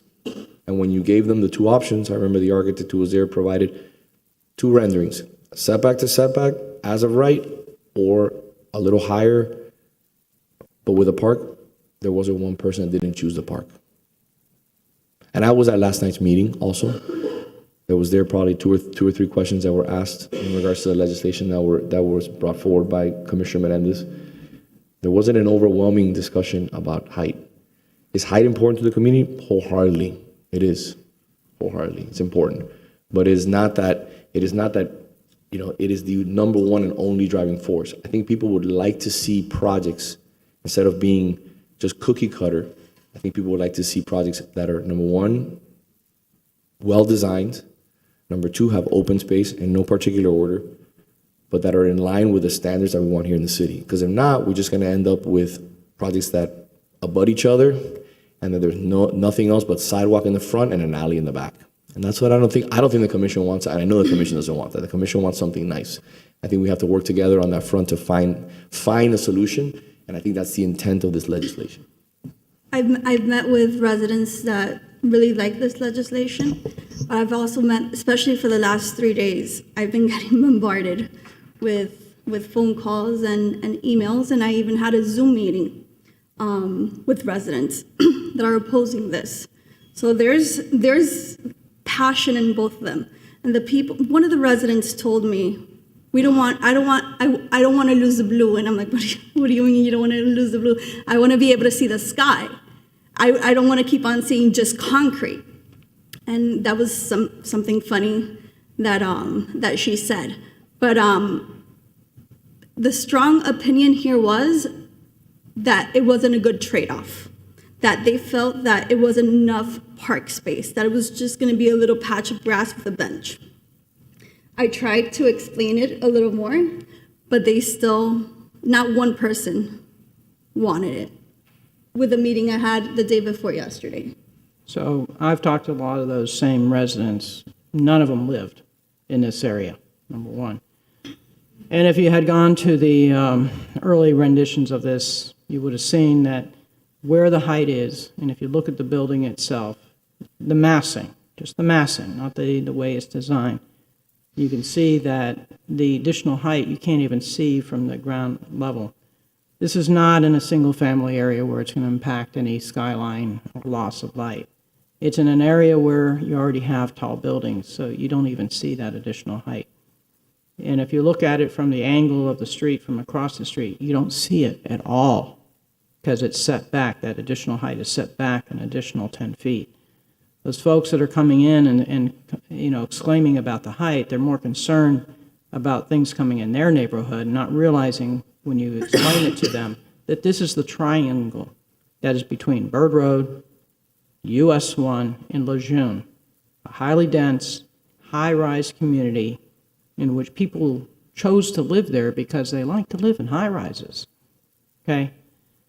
I've seen the evolution of people's opinions change based upon design when they get to see the three-dimensional building over time. And we've seen it with more recent items that are coming in that we haven't voted on, but when the building is beautiful, people don't mind the height so much. I've seen it happen with the Villa Valencia project. People still coming up to me and say, hey, that really turned out nice. It didn't have benefit of legislation like this. That was an organic process where the residents drove the conversation. The residents said, we want this green space.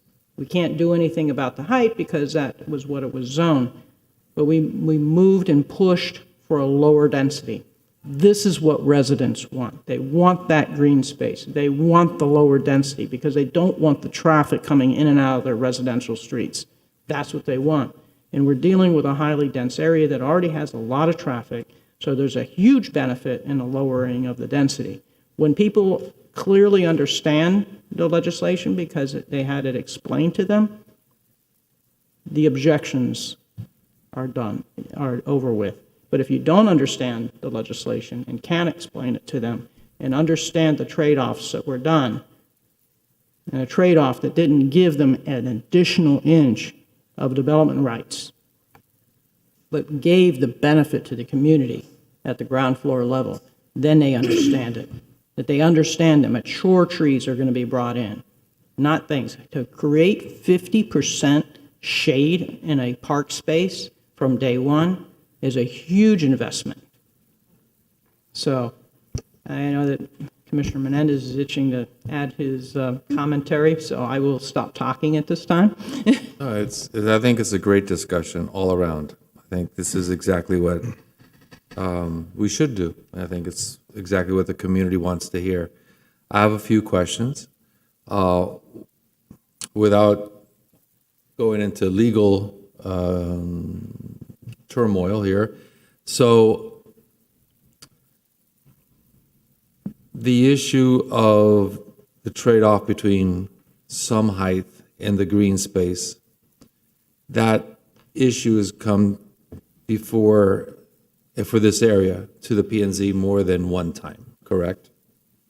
Where they've had to discuss the trade-off between open space and additional height. So in July is legislation, the one that you're voting on right now for the comp plan and the zoning code text amendment, and then the project that's going to take advantage of that, if adopted, they came in later in September. Yeah. So I'm not even mentioning the word project. So whenever the issue, the debate, the discussion of trade-off between a little bit more height, a little bit more open space. How did that discussion evolve from one meeting to the other to the other? Because obviously, it seemed like there was a change of some people changed their view on that debate. Could you explain how that evolved? I mean, I can only guess. I think it's because of massing diagrams of July came off maybe a little harsh as far as the development goes. And then when a project came in September, with the renderings being a little more soft and lush and landscape, that they reacted differently. Commissioner, I think it's obvious what happened here. You have massing diagrams, they're abstract. You talk about different concepts. Sometimes it's not understood even to our board members, certainly to a number of residents. Then a project comes in applying those concepts correctly, and people and the same board that saw that voted 7-0. So I do think sometimes it's difficult conveying concepts from an abstract perspective, but I think it's very clear. This went from a positive 3-2 vote to a 7-0 vote when a good project came in applying these concepts where there is no additional rights here. The FAR stays the same. Do you want a box that affects what you can see at the street level, or do you want to move that FAR slightly higher and create a very, very nice street level, which is what you feel and what really helps from a resident point of view? In my opinion, it's very difficult to perceive that from mass diagrams and abstract drawings. It's much easier to see it when you have a modifiable, very nice project where you can look at the benefits of that project at the streetscape level. And we talk about FAR, but for the folks watching or listening on Zoom or cable, in terms of density, what happens with density of these properties if we apply this? So the FAR is a floor area ratio, which is the amount of square footage a property can have depending on how large their property is. So that's not changing. That's just moving the form of the building and where that square footage is going. So it doesn't gain, it's not a more dense project. Well, that's the FAR. So density is calculated by units per acre.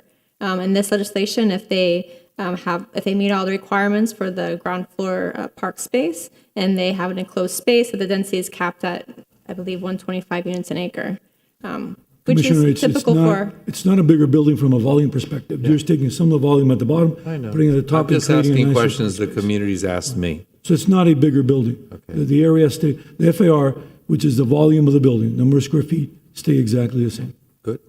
And do you have a aerial photograph of the area that you could maybe show? I have a question regarding. I guess I could pull up the next project's PowerPoint. It's not in this one, Jennifer? It's not. Oh, I didn't have PowerPoint for this one. Of the whole area. Oh, okay. So just to clarify, we're not considering the project, she's just going to the area. No, I'm not, I never said that to word. answer the question. Could you zoom into the location, Ariel? The top slide.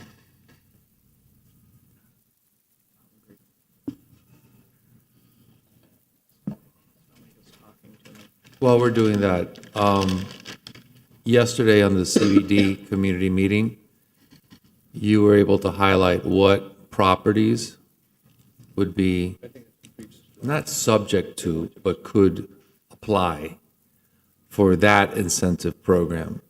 In this particular area, if you could just express what the boundaries are so that everybody knows that's limited to a particular geographic area, what properties could use this? Because I think a lot of it's already developed. Yeah, I think I had highlighted 3 in the first reading. This one is obviously one of them. There's a long parking lot that's just south of the parking garage, part of the Shops at Merrick Park. There's a long underutilized service parking lot there. And I think I also highlighted one of the parcels that are on Lejeune off to the west. This is just assuming that surface parking lots are underutilized property. Obviously, some of the buildings can get together and assemble and be able to redevelop. So as of today, probably 2 to 3 properties Yeah. could. And then the boundary, does it cross over Ponce, or it's between Ponce and Lejeune, and then Bird, obviously, to the north? It's between Lejeune and the city limits, which is southwest 39th Avenue. Are there any properties that face Bird, which face single-family homes, that would be subject to this? I think most of that's already built out. So Already no. built out? Yeah. That was Or always one approved issue. How projects. does it impact single-family homes? Right. And just, I've obviously received a lot of emails and, communications, but I also met where I had families approach me with children from the area, and they were, very excited to pick up extra green space because they had young kids. So I've heard it, from both sides. I do think that a lot of times, and it's not you, I think you do a phenomenal job. I told you yesterday, and I'll say it again. It's those details that go, that sometimes the community doesn't know the details, like what Vice Mayor Anderson said, that originally was one height, they brought it down. I don't know how we can do it, but somehow, some way, we need to be able to provide clear details so that people better understand what it is that we're voting on, because I understand this, how sensitive folks are, because the impression is for the last, number of years, they feel that they don't have a say. And I know we're trying very hard to give community a say, and I think the more detailed information we can provide early on, it's a lot better for, I think, everybody involved, everyone, community, electeds, and private property owners. But those are my only questions. Anything else? I think so. Any public comment? Yep. Mr. Clerk? Before we move forward? James Doherty.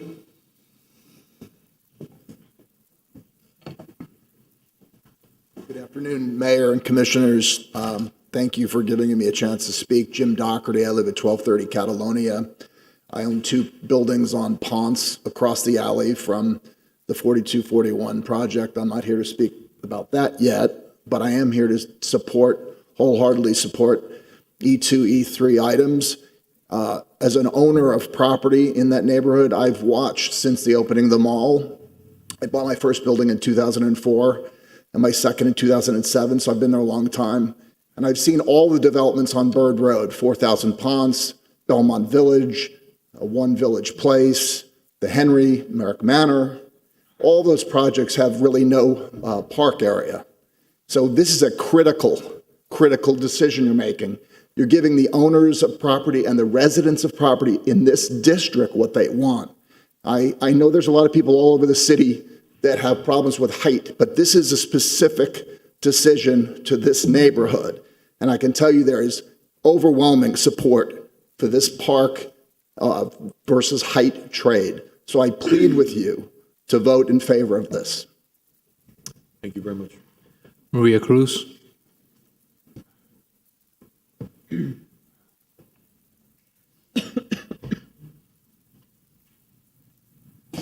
Maria Cruz, 1447 Miller Road. Once again, the idea of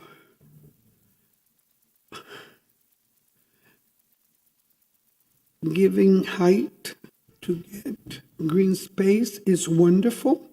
The problem is how much height are we giving in exchange for green space? What I've heard from people that have called me, and you all know that somehow, I guess because I give out my number, people call me. The issue is this park that is being proposed is so tiny, so small. It's not what people with kids would like to see. They would like to see something that the kids can take advantage of. This is the issue. The issue is not, making it higher if there is a clear benefit. The park is way too small. Mr. Clerk? That's it, Mr. Mayor. All right, what is the will of the commission? Madam Sponsor? I'd like to move it forward. So we'll start with E2? We'll start with E2. I mean, I'm like I said before, I see the benefit, but I think the concern of the community for height prevents me from voting in favor of this legislation today.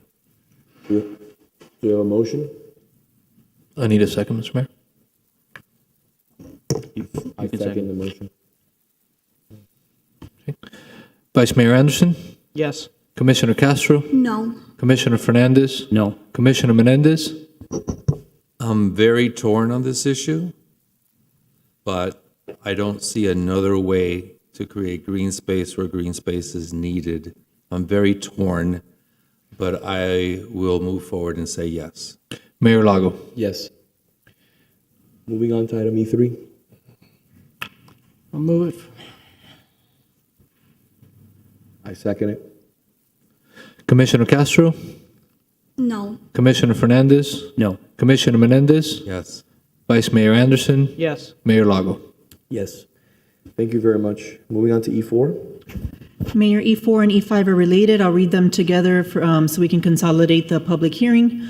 E4 is a resolution of the City Commission approving receipt of transfer of development rights pursuant to Zoning Code Article 14, Process Section 14-204.6, review and approval of use of TDRs on receiver sites for the receipt and use of TDRs for a mixed-use project referred to as 4241 Aurora on the property legally described as lots 12 through 22, Block 6, Coral Gables Industrial Section, Coral Gables, Florida, including required conditions providing for repeated provisions, severability clause, and an effective date.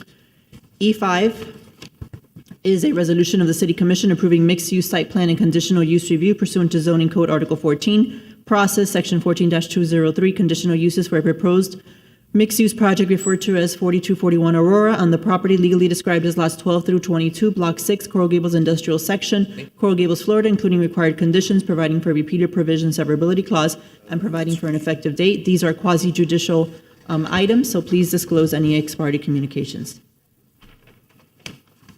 Good morning, Mr. Mayor, Commissioners. Excuse me one Yes, second. of course. Give me one I did second. have One conversations. second. Mr. Clerk. Mr. Mayor. Just 1 second. For anybody who's had ex parte communications on the commission, I've had conversations with the applicant, I've had conversations with residents, and imagine you can pull my public records and my emails, and I've probably received a litany of different emails in regards to this application, on both sides of the issue.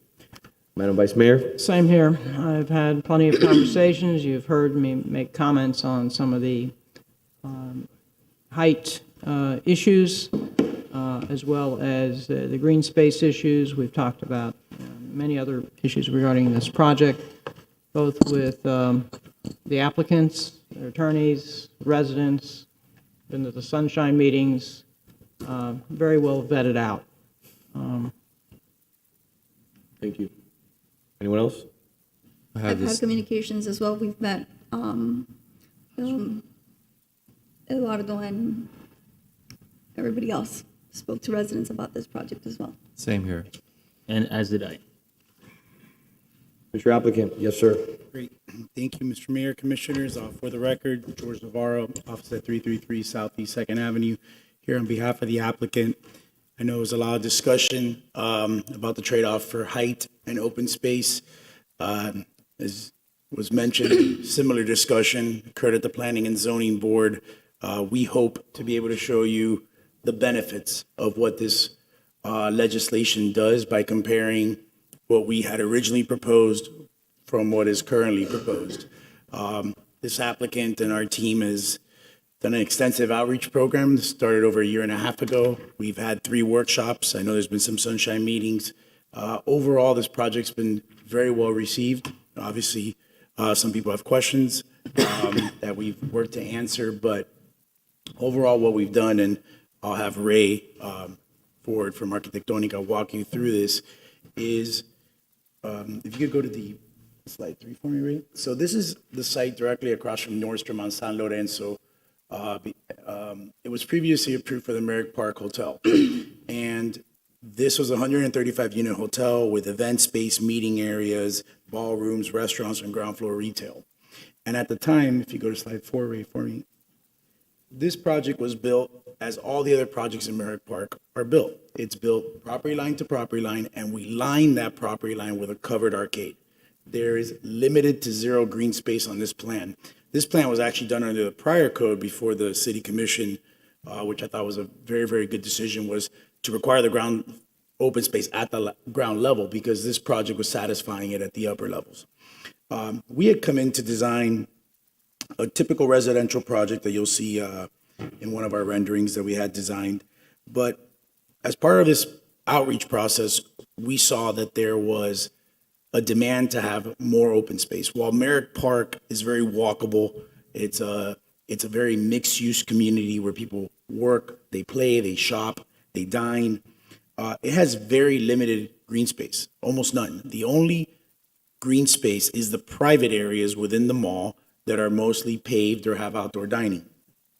So we went in and redesigned this project in order to find a way to maximize the ground level open space without increasing the FAR and without increasing the density. And as Ray will show you, we've been able to reduce our density from what we originally proposed by over 50%. We have gone from approximately 180 units down to only 80 units. And we're looking at ways to further reduce that density as well, still actively. And we've also been able to redesign our ground level open space.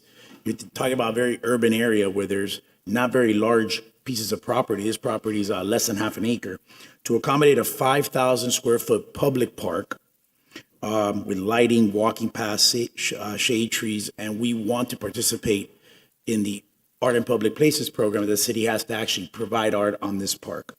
So with that, just to highlight, this project was reviewed by your Planning and Zoning Board last month. They recommended 7-0 in support of this project. We also have submitted 40 petitions into the record from business owners, property owners, residents of this area between Bird and US 1, between Ponce and Lejeune, in support of this project. And I think after Ray finishes his presentation, hopefully you'll be able to see visually why there's support behind the changes that we've made. So with that, I'll introduce Ray, and he'll walk you through the project.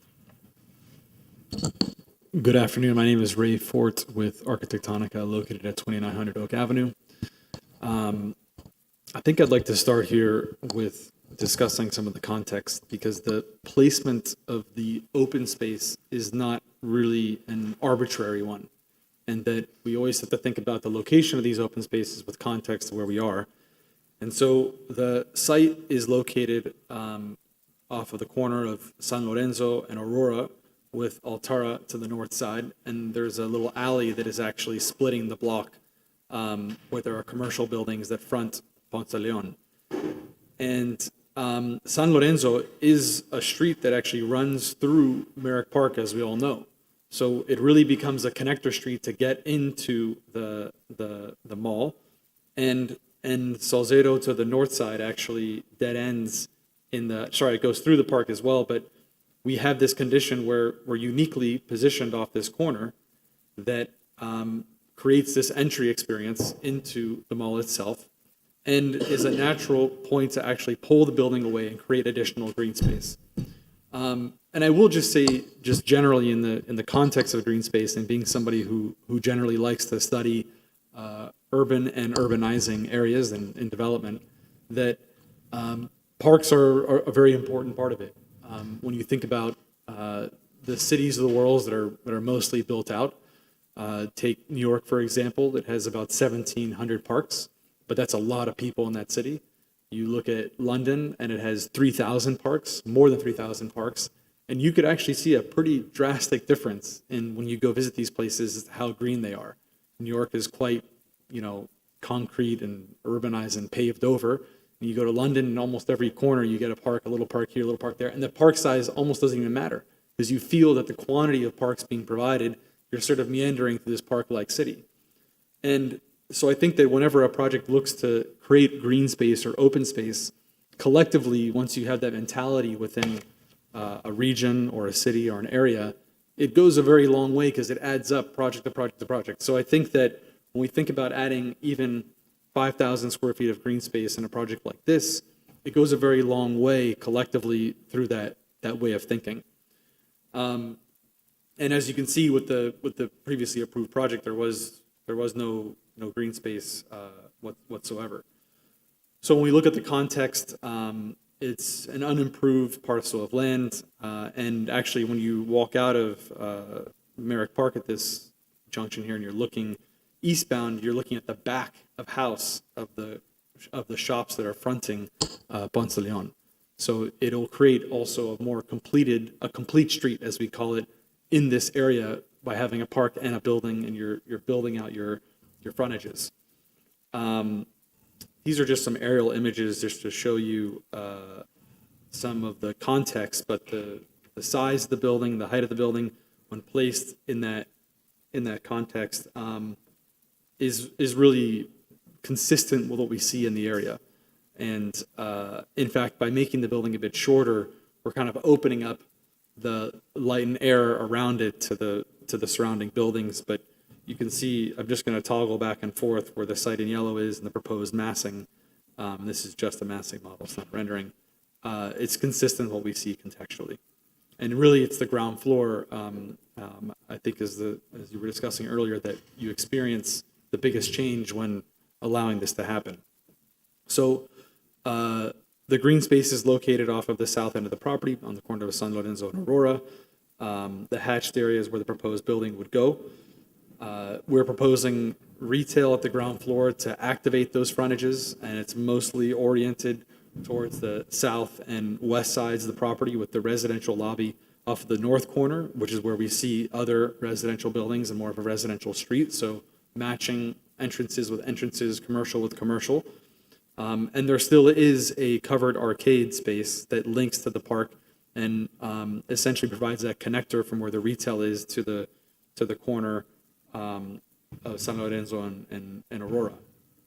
Additionally, as we move up in the building, we didn't want the garage to simply just be fronting that park space. We felt it was actually a better solution to have a liner, and specifically a liner of office on that side of the garage, so that there's activated space even on the first couple of floors above that green space.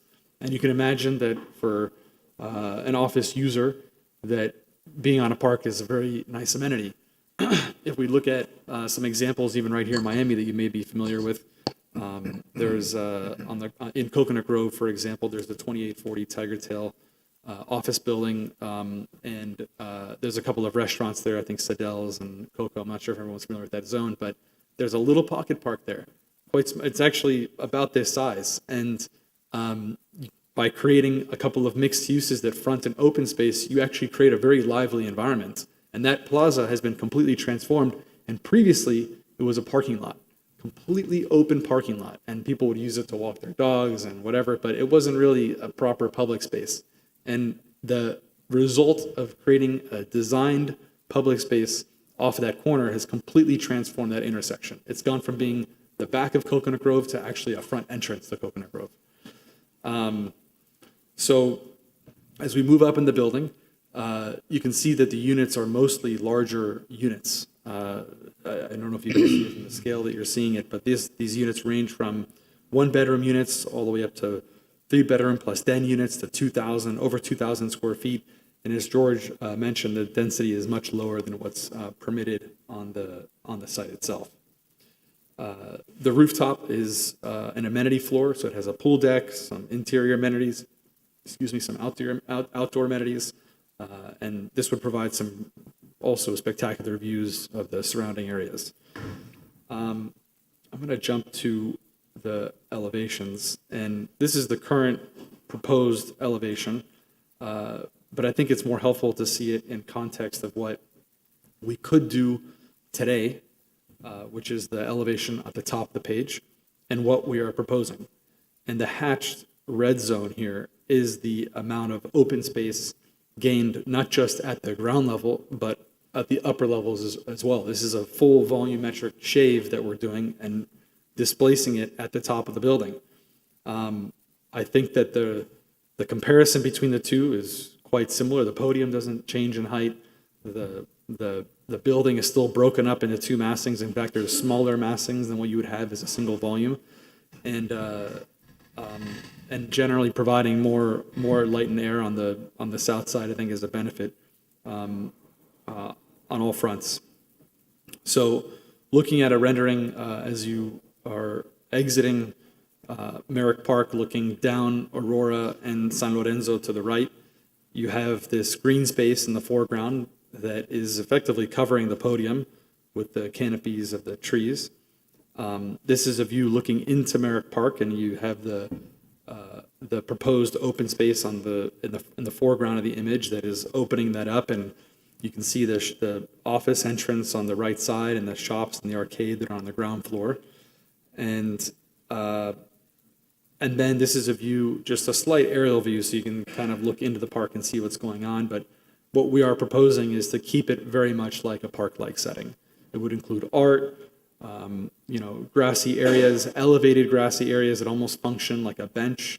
I think that providing these type of informal spaces where someone can, walk up into it, not necessarily be a patron of a store, but just be a resident in the area and use a space and use this knee-high wall to contain some more dirt and have some larger trees is quite a feature. And mixing it with some outdoor seating associated with some of the of the shops or restaurants that might be there, kind of gives it that liveliness that we like to see in these types of spaces. Forgive me for asking, so that green space, open space, will be facing what direction of the property? Just to get my bearings. In this view? Yeah. In this particular view, you're looking, this archway in the background is the entrance to The Merrick Nordstrom? Park. So you're looking, Nordstrom is on the left side of the page. Okay, got it. So you're looking westbound in this image. Westbound, okay. Thank you.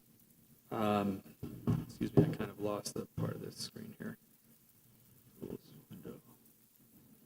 Take that out. Okay, great.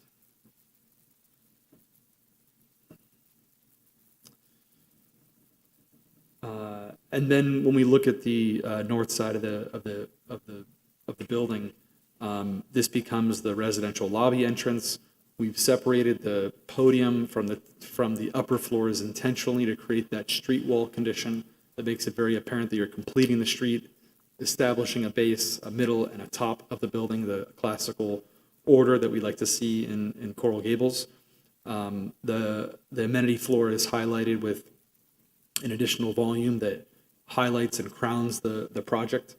And lastly, I'll just end on a landscape plan that shows that there will be street trees along all the frontages, the arcade, and then the green space that is designed as a way to mimic, the natural flows of people, how we envision them using this park. So creating this diagonal path off the corner, establishing a large zone of green with that stepped planter that I showed in the rendering, and then a separate island for a sculpture that is just off the corner, but still visible from the corner to essentially highlight and mark that intersection. So with that said, I'd be glad to answer any questions you may have.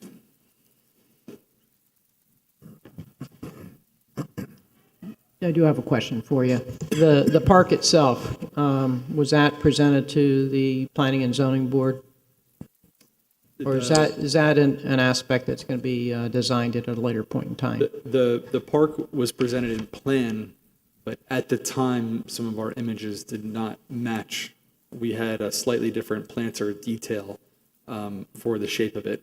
So since then, we took their comments in and we lowered the planter wall to create more accessible green space directly from the sidewalk. Okay. And Madam Vice Mayor, one of the things we did as well, there was some comments from some of the board members for us to work at trying to reduce the amount of pavers that we had over green space. So this updated plan that we have, we've worked on since planning board in order to change paver for green space, actual green space. So this is the updated plan that incorporates those comments. And I think is more consistent with the requirements in the legislation that was considered and adopted about the percentages of green area to paver material.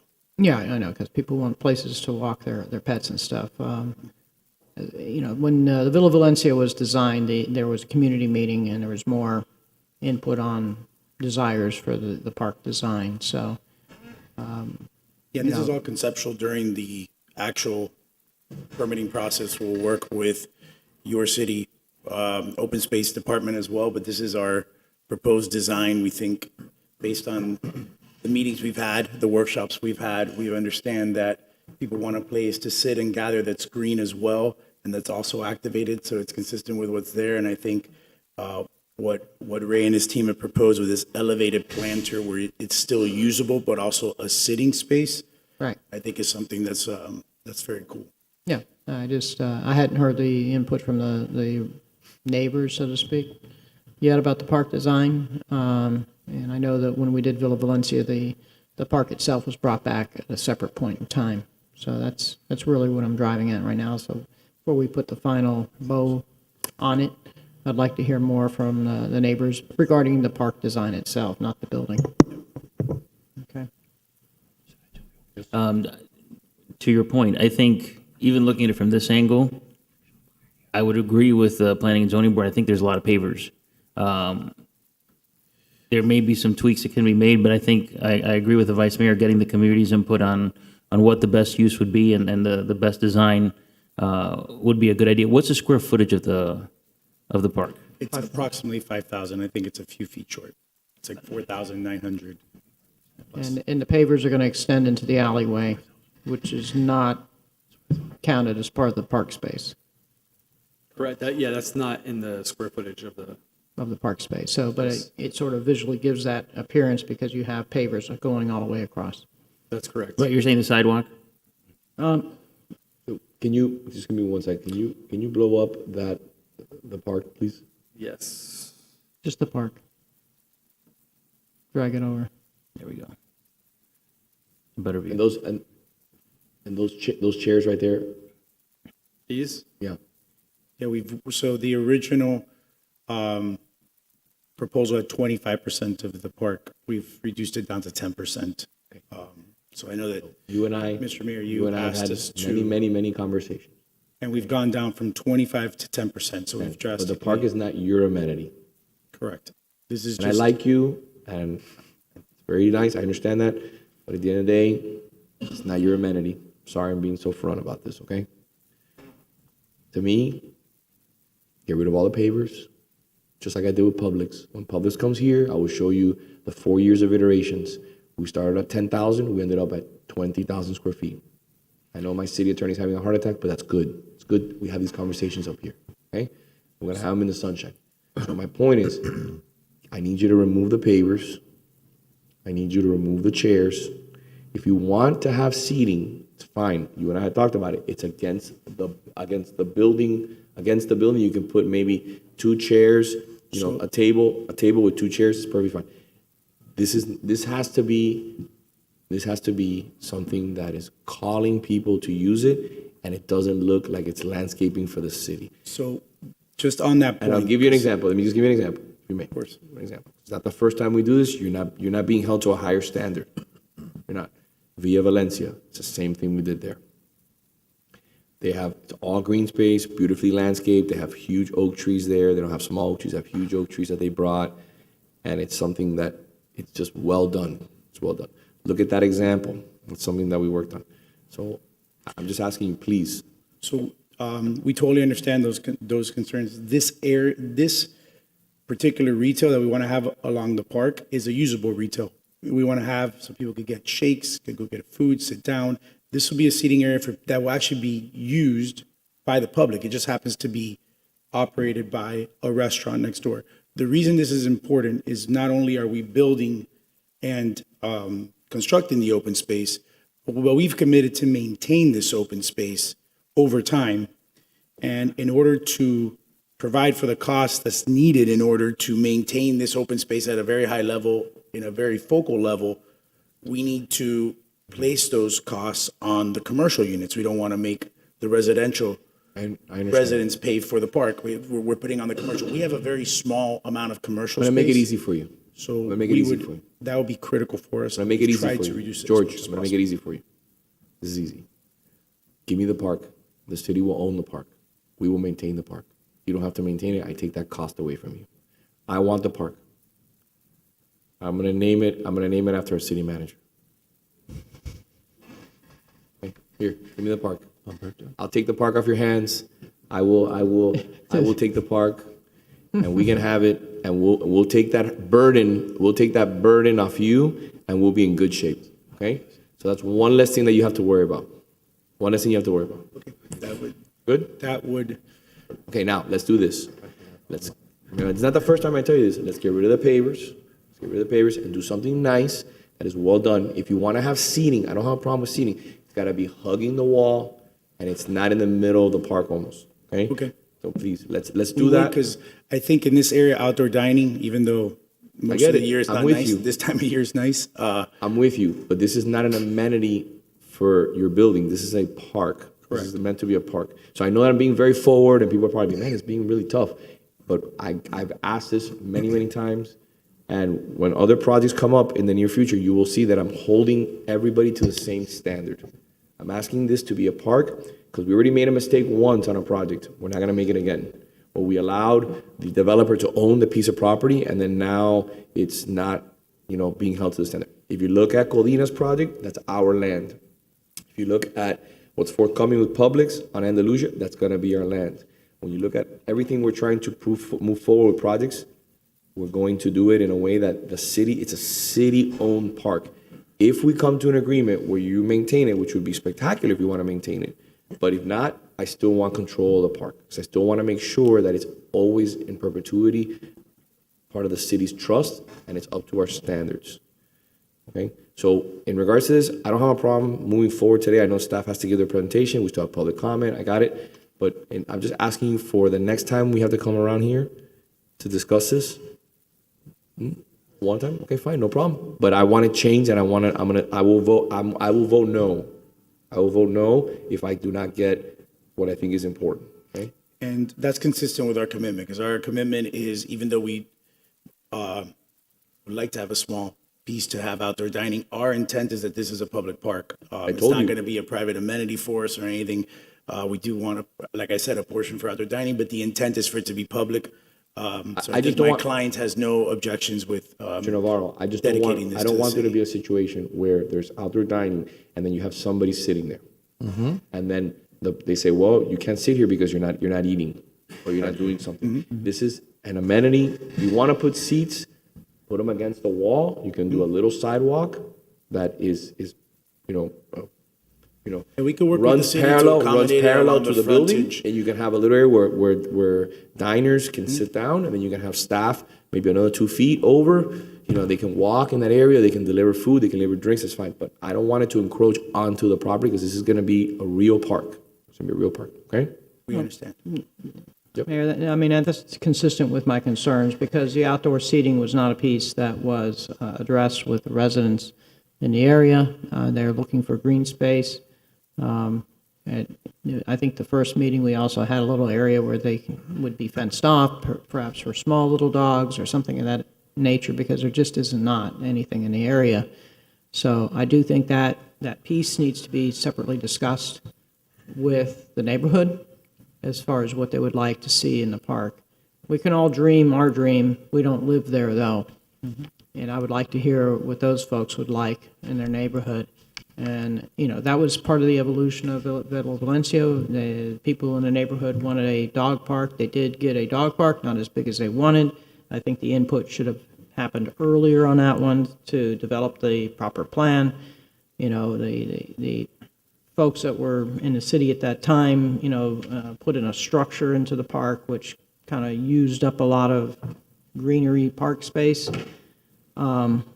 We need more community input on the park, period. No, we're totally open to that. We've had a great relationship with the residents. We've met with them many times. And if you look at the first iteration of the park, I think going to the mayor's comments, it looked more of like a private outdoor dining area, like you would see, like a plaza. But over time, you've seen our commitment to work with the residents. This plan is substantially different from there, and I'm sure it's going to get better as we continue to get resident input on it. Could we have staff come up and please provide their presentation? Thank you very much. Thank you. Good afternoon, Jennifer Garcia, City Planner. PowerPoint, please. Thank you. So the location, as we all know, is on Aurora between Altada and San Lorenzo on the west side of that Block 6. Looking at an aerial, the lot right now is all vacant. The land use is industrial use, and the zoning is MX2. Existing conditions, of course, is the vacant land right across the street from Merrick Park. So they have two requests. They're requesting the transfer development rights, or TDRs, to be able to receive development rights into that property, and also the mixed-use site plan review, which is required for any property 20,000 square feet or more. So the TDRs, they're requesting 25,812 square feet of TDRs to be received on that property. And the mixed-use site plan is, as we know, a park, 4,922 square feet of a park. They have ground floor retail facing the park, as well as to the west on Aurora. They have a residential lobby and residential spaces on the ground floor, the corner, and they have all their vehicular backup house stuff next to the alley. So the building site is 29,500 square feet, or a little more than a half an acre. They are proposing 26% of their property to be open space. I believe 60 to 70% of it is the actual park itself, and the remaining 10% is found in arcade areas and on the right-of-way.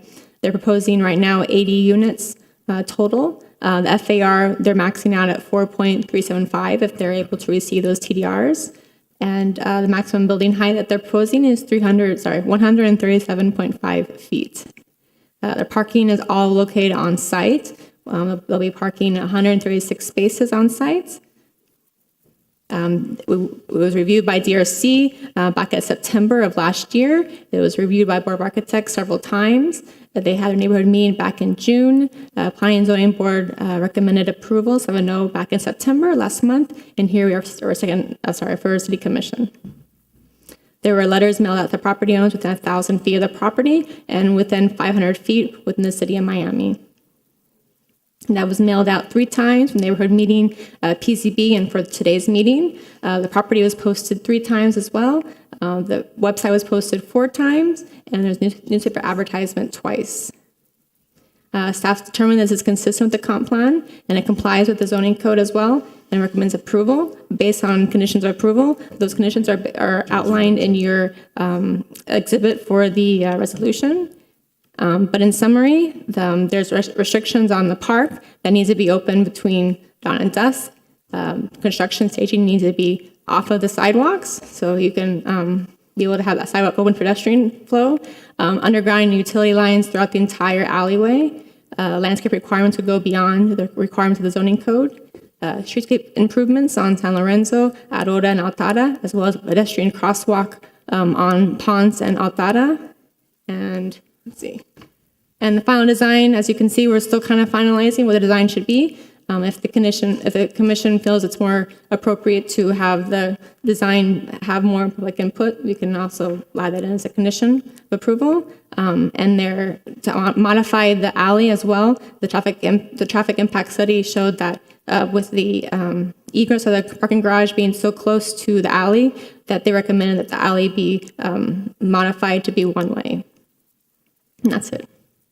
Okay, I was just speaking with our city attorney. In regards to the legislation that we approved, it says that the developer will own the project. I request, I know the sponsor was the vice mayor, but as we move forward, I would like to see, and the developer was amicable to this, that the city own the property and that it become a city asset. And that's an ask that I make.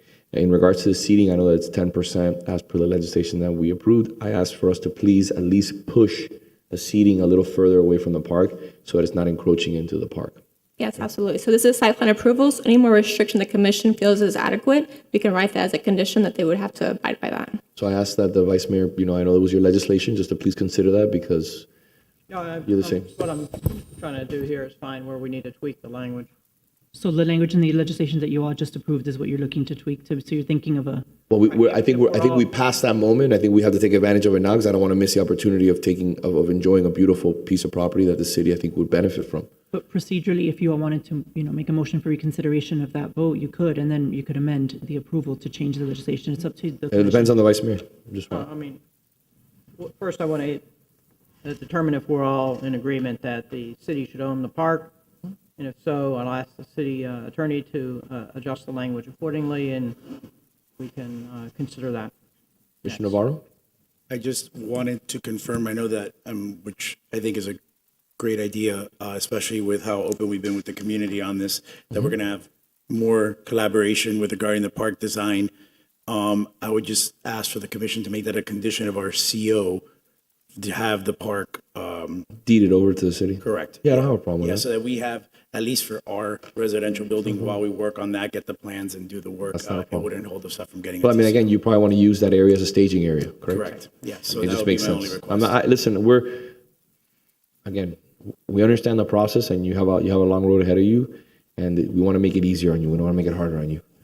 I just hate to say it, but I think it's a great piece of property, and the city should be part of one of our assets, and we continue to build on the parks.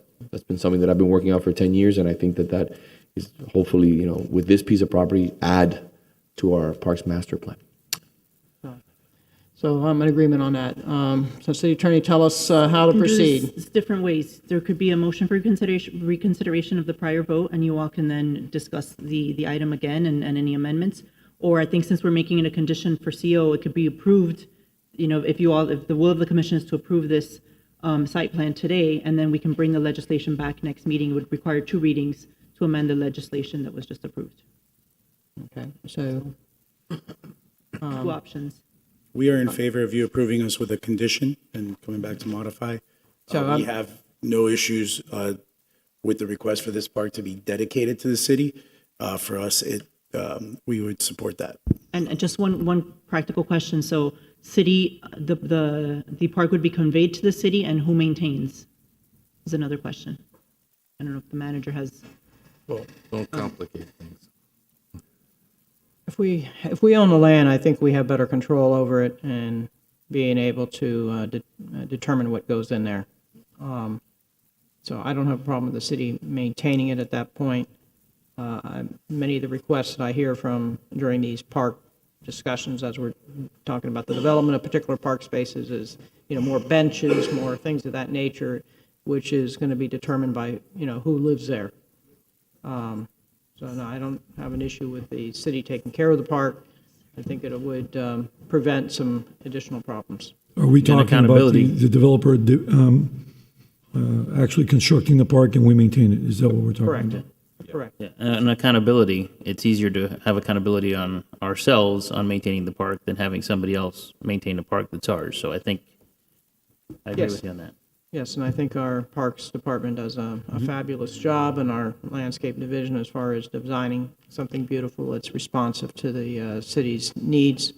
And tastes do change after time. Maybe people want more flowers there as opposed to grass in the future. We can be flexible there. One item, since it will be city property and we will be dedicating it to the city, we had envisioned providing our art and public places on that property. If the city doesn't have an objection, we'd still like, even though it will be city property, for us to comply with our art and public places by installing our artwork within the public park. It'd be great. Yeah. Okay. It would be. So, so attorney, we would revisit the prior in order to get this done? I'm sorry, I can't hear you. In order to have this as a condition of approval, do we need to reconsider? So we either need to reconsider it now or bring back legislation on 2 readings to amend the legislation, to amend the ordinance, the text amendment. Okay, so I'd like to reconsider it at this point. So you were on the prevailing side, you're making a motion for reconsideration of Yes. item, of item E3, which was the ordinance providing for text amendments to the City of Coral Gables official zoning code pursuant to zoning code Article 14 process, Section 14-212, zoning code text and map amendments to create an incentive program within the design and innovation district to allow a maximum building height of 137 feet and 6 inches by providing a park open to the public, providing for repealer, severability clause codification, and providing for an effective date. Okay, so that's a motion for reconsideration. Yes. We would need a second. Do we have a second? I'll second. All in favor? Aye. I'm sorry, if I could just clarify, I won't wing it when we are ready, sorry, apologies.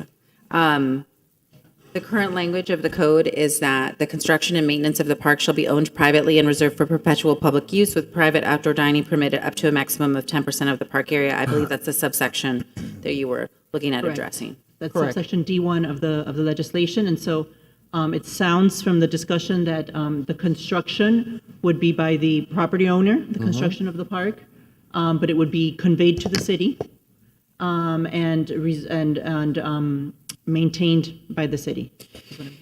And what about the outdoor dining? Then there's no allowance for the outdoor dining. Correct.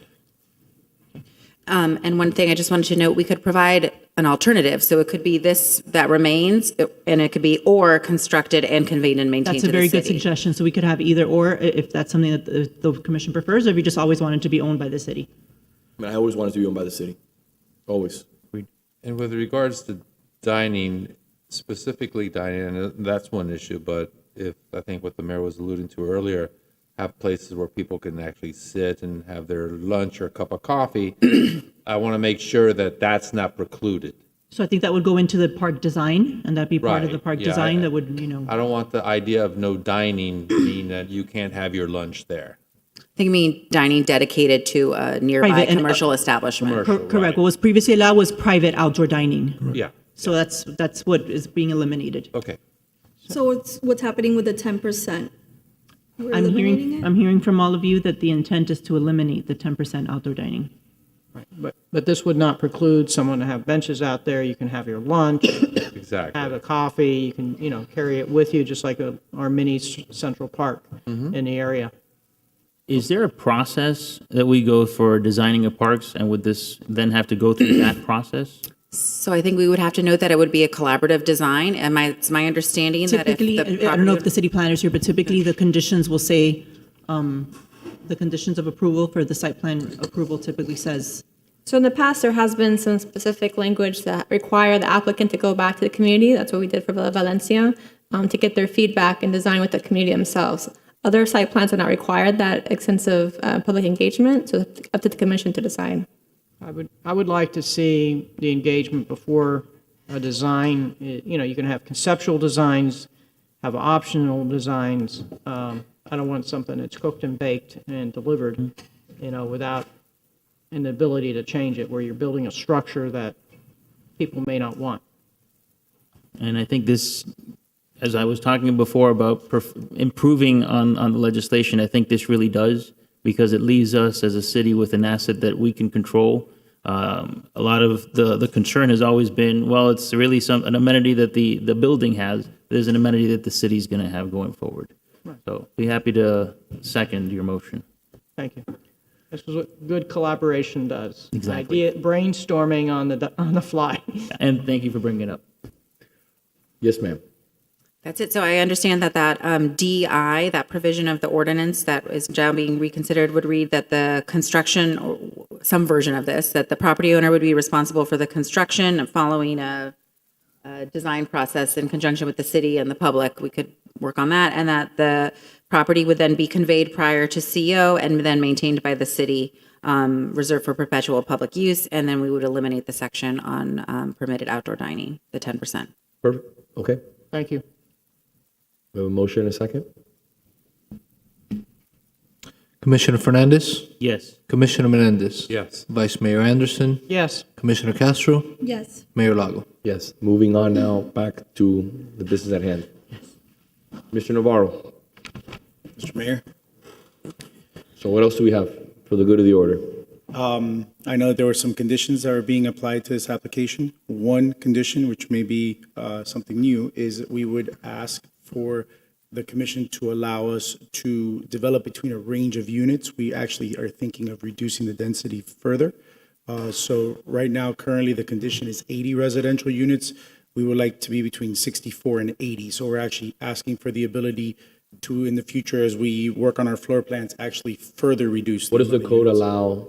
5%. No, I'm saying, what does the code, what does the code allow in regards to this piece of property? It's The unlimited the density amount? Unlimited density, yeah. I mean, I think we did an analysis. Most of the developments here are built between 250 units per acre. We're at 117 units an acre right now. So we're almost 50% less, or more than 50% less.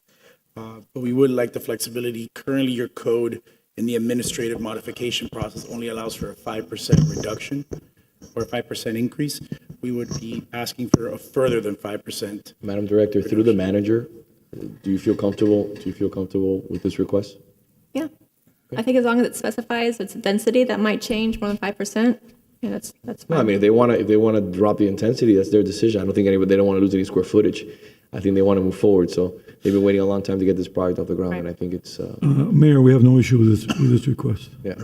So, okay. Yeah, I don't know any resident that would have any heartburn about you reducing density. So, It's the first time I've asked for I will gladly move that forward. So do we have anything else that we need to discuss on this front? Resolution, Public comment again. need a second? Second. So there's two items. E4 is the item approving the receipt of TDRs. Yep.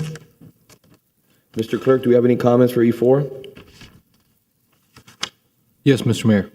Okay, go ahead. So, James Doherty. And remember, Mayor, we were consolidating the public hearings, so it could be E4 and E5. E4 and E5. Hello again, Jim Doherty, 1230 Catalonia. Thank you for supporting E2 and E3. It really, really is going to improve the design and innovation district, so I appreciate your support in that matter. And I wholeheartedly support the E4 and E5 items, and I hope you pass them. Thank you. Thank you. Okay. For agenda item E5, Maria Cruz. That's it, Mr. Mayor. Okay. Can I have a motion on E4? I already moved it. I'll second. Mr. Clerk? Commissioner Menendez. Yes. Vice Mayor Anderson. Yes. Commissioner Castro. Yes. Commissioner Fernandez. Yes. Mayor Lago. Yes. Moving on to E5. I'll move it. Second. Vice Mayor Anderson. Yes. Commissioner Castro. Yes. Commissioner Fernandez. Yes. Commissioner Menendez. Yes. Mayor Lago. Yes. Thank you very much. Moving on to item G2. Is G2 lunch? G2 is a resolution of the City Commission appointing the following individuals to serve as members of the Charter Review Committee, and we would need the names of your appointees from each of you. Does everybody have their appointees ready? Yes. I'm going to nominate for my position Mayor Don Slesnick to serve on the board. I'm going to nominate Anna Bentoncourt, former state representative. Nice.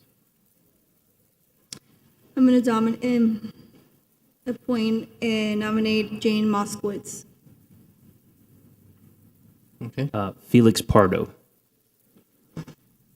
And I'm nominating Attorney Thomas Wells. Thank you very much. Moving on. Oh, wait. Can I have a motion? Motion? Second. Commissioner Castro. Yes. Commissioner Fernandez. Yes. Commissioner Menendez. Yes. Vice Mayor Anderson. Yes. Mayor Lago. Yes, thank you. Thank you. I'd like to take one item out of order, F4. F4 is something that I placed on the item. It's an update on the Village of Merrick Park management. I'd like to invite our friend up here. Thank you for being here, by the way. Oh, you're welcome. Good So afternoon. how long have my office, along with staff, been working with you in regards to the Merrick Park? Well, so I arrived spring of last year, came back to the area.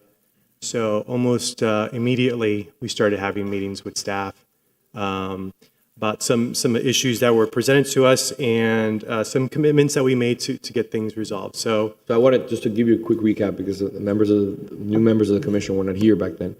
So what I decided to do with you was I met with you several times. I think we had like 2 or 3 meetings, at least 2, potentially 3 meetings, and we walked all of Merrick Park. we did. With staff, and staff did an incredible job. And we started observing a little bit about just, again, no fault of your own, just a neglect from the past, the lack of cleanliness, the signage, all the landscaping that had not been replaced in almost 20 years. And I called this, I wanted you to be here today, and I think I caught you a little off guard when I took you to coffee last week at Merrick Park, because I wanted to congratulate you and say thank you for your hard work. You made an incredible commitment. You know, I drive by this property multiple times a day, in the morning and at night on the way home, and it's never looked better, in my opinion. The level of work in regards to cleaning, landscaping, the signage, painting, it's a testament to your commitment. Obviously, the mall's full. I was there this weekend.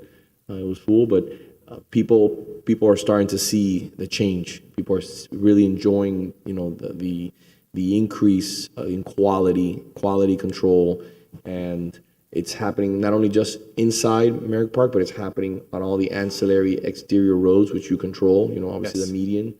And I just wanted to bring you up here so you can give a little recap in regards to the investment that you've made, and thank Merrick Park for being a great partner.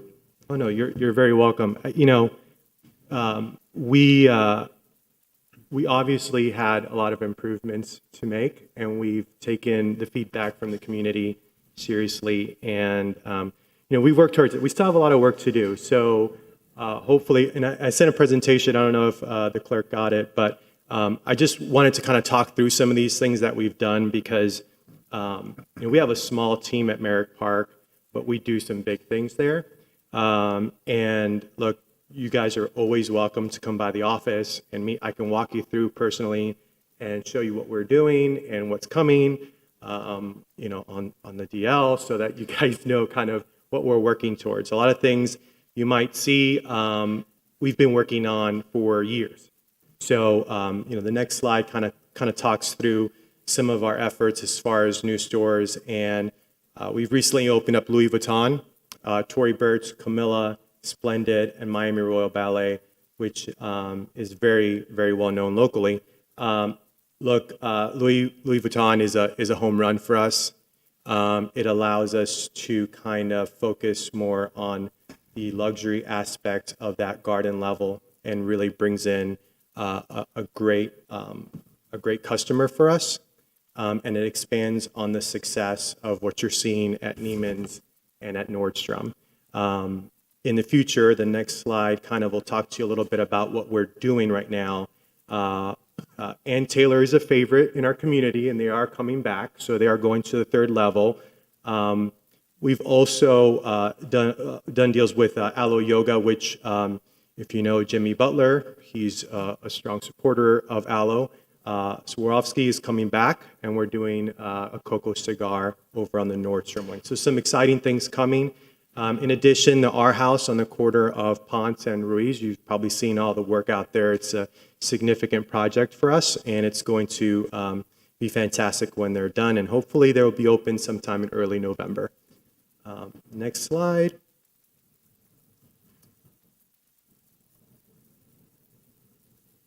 So, you know, to the mayor's point, some operational improvements, right? So I always tell folks I'm an ops guy. I'm not a deal maker. So what I do is I like to fix things. And what we saw some wonderful opportunity within janitorial, security, and landscaping. And we've turned over, got new contracts with these folks, and they've done a phenomenal job for us. We've also focused on infrastructure, things that people don't normally see, but we're looking at replacing the cooling tower. We've done some digital directories on site, which is kind of brings us into the current century.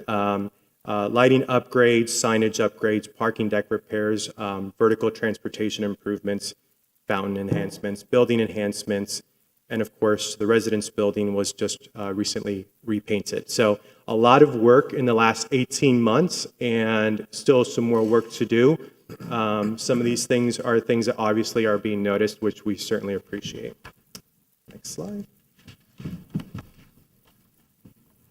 And just to talk through some of these operational improvements, just to kind of highlight what people do see, and that is the landscaping. On the next slide, we'll kind of see, it flips over. There we go. Just some before and after fountain upgrade. So we did a lot of improvements on the guts of that fountain that everybody sees every day when they come down Ponce. Make it more efficient, make sure that it runs for the long term. We also enhanced the landscaping around it, and you could see what we've done is it's a mix of material, a little lower, just so it highlights the aesthetic of the fountain versus kind of blocking what it does. Next slide. Again, coming down Ponce, right there, the old Artefacto building, which has become the R House on the left side there, and on the right side, kind of what we've done. Again, different material, color, flowers. We've also redone our signage there. Some of that signage, as you can see on the left, was faded, and we've recently redone. We're about 95% right now. I know this was an odd fit for Merrick Park at Eclectico, but what we did was we went back to a landscape architect, and we wanted to have a cohesive plan for the entire property and something that, long-term we could work towards and kind of come up with a theme for the entire property. And you can see kind of what we're going for. Again, color and continuity kind of matches what the area development you're seeing in the area and also what we have interior. Next slide. Again, over on the corner of Ponce and San Lorenzo at the Nordstrom building, very, very bland landscaping, which at its time, 10, 15 years ago was probably appropriate. And we've just enhanced it, again, color, just a little bit more dynamic kind of highlight. Sign. And of course, the signage as well. And also the awnings were clean. Yes. You clean the banding. If you look at the banding, yes, it's been cleaned a long time. In the next photo, you'll see it. The banding was cleaned. A lot of the pressure cleaning. Little things that just again, add a lot of value. But it just takes time. It takes time. It takes time to walk it. It takes time to point things out and to follow up and to get these things done. And your staff has done a wonderful job with our staff. So. For sure. Next slide.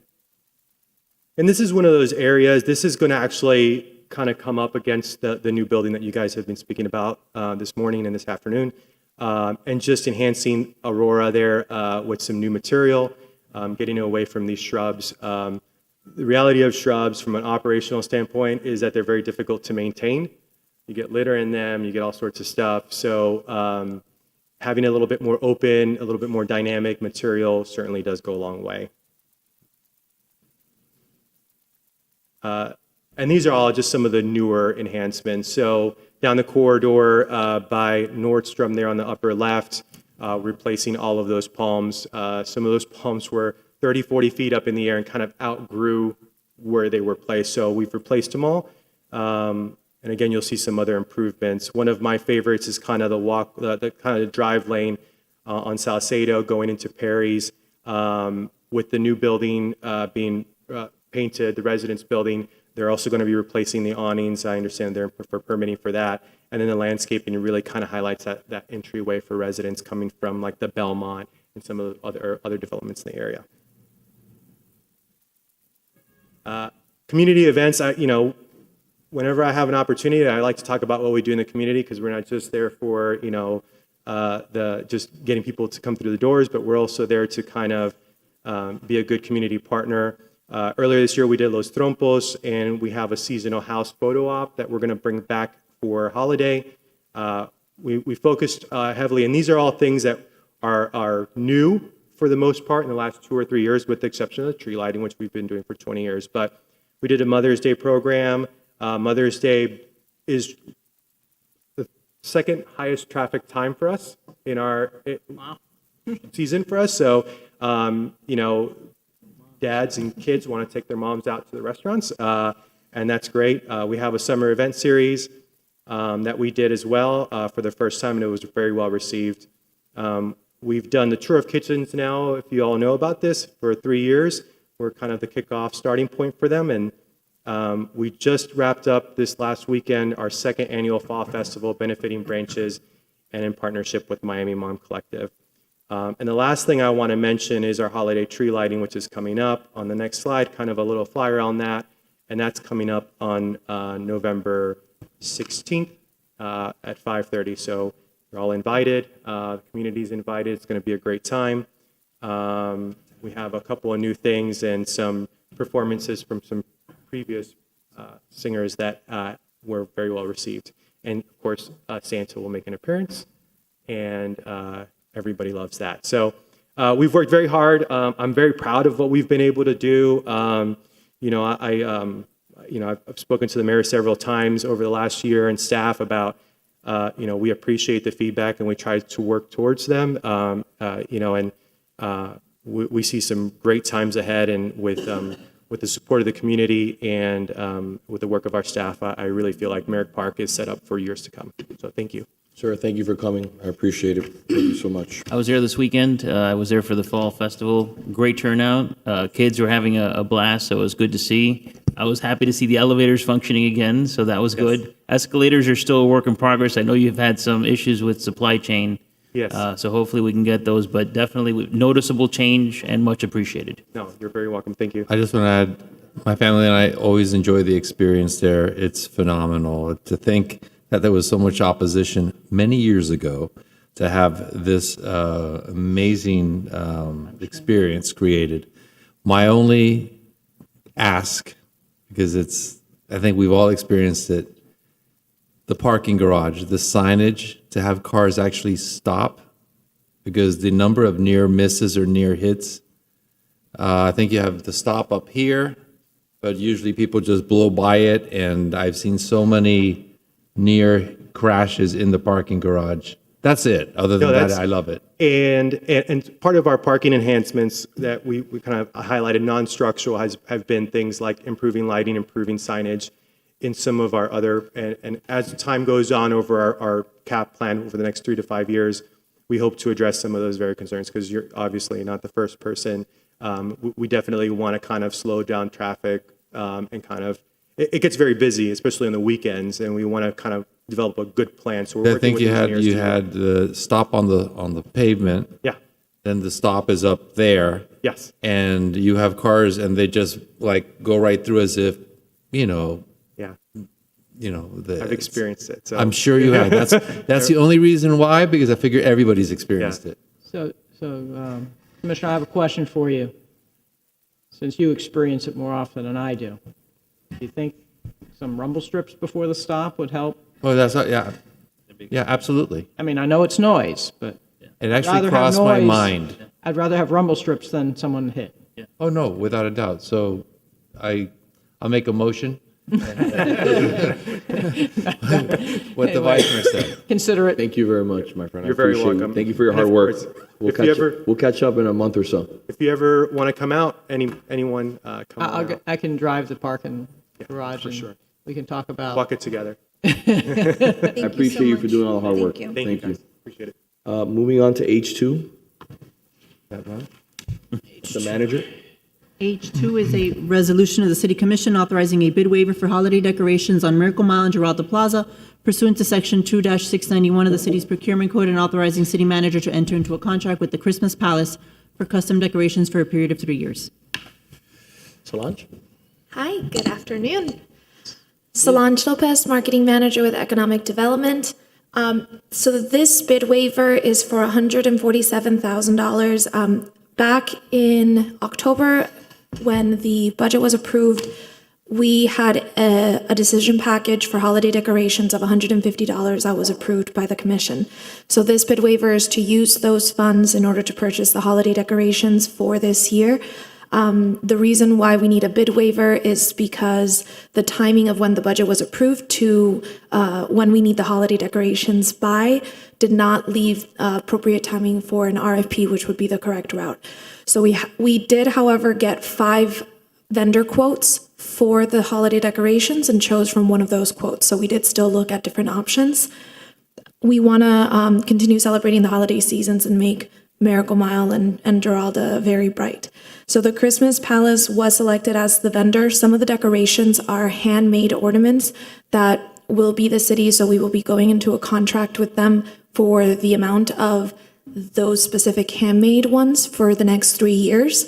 But the rest of the money, we will be able to go for RFP for the next season for additional non-handmade or custom-made features.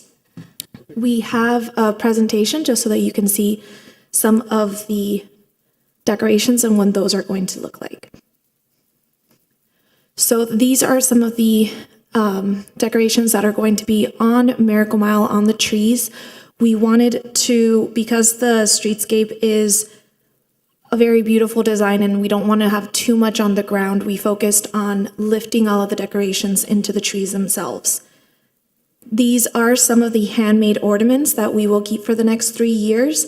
There's 375 handmade ornaments that range from, we have 4 and 6 foot long ones that will hang from the trees.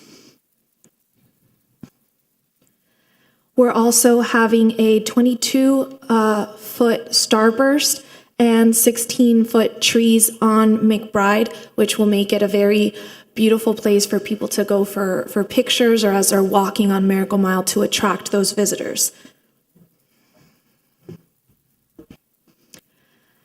Then these ornamental balls will be at the 2 corners on Lejeune Road and Miracle Mile to be that entrance feature. So we are going to have actual ornaments on the ground at both entrances to the mile. These ornaments here on the Lejeune side, and then we'll get to the Douglas side entrance. And then everything else in between on the mile is what's going to be lifted and raised. These are 2 10-foot tall ornament stacks, and they'll be flanking the western end of Miracle Mile. Are those blow-ups or are they? No, they're hard. Yes. Yeah, so that's why they're so nice and shiny. Be like the one in Chicago, the bean. These stars are the other handmade ornaments that we are planning on keeping. There's 40 handmade stars. The one on the left, what was it? Yes, the one on the left is one in progress. The one on the right is what it fully looks like once it's fully set up. So these are going to be at each of the palm trees up and down in the median of Miracle Mile. So each palm tree will have 1 to 2 stars. And the great thing about these, because they're custom made for us, we're going to be able to repurpose them for the 4th of July as well, where for the 4th of July, we'll remove the dangling ornaments and Christmas Palace will paint them silver, blue, and red, so that we can have them up and down Miracle Mile also decorating for the 4th of July. And then they'll be repainted gold afterwards for the holiday season once again. So we're getting a lot of use out of these custom features. And this is for the eastern end of Miracle Mile. It'll have the wreath on the entrance and the lighted arch as you enter through Douglas. This is just so that you can get an idea of how the entirety of the mile is going to be laid out. It's been a long time coming. And then Giralda Plaza will have a 30-foot Christmas tree, the largest Christmas tree that has been installed on Giralda Plaza, and it will have the built-in lights so that it'll be a great photo opportunity both day and night.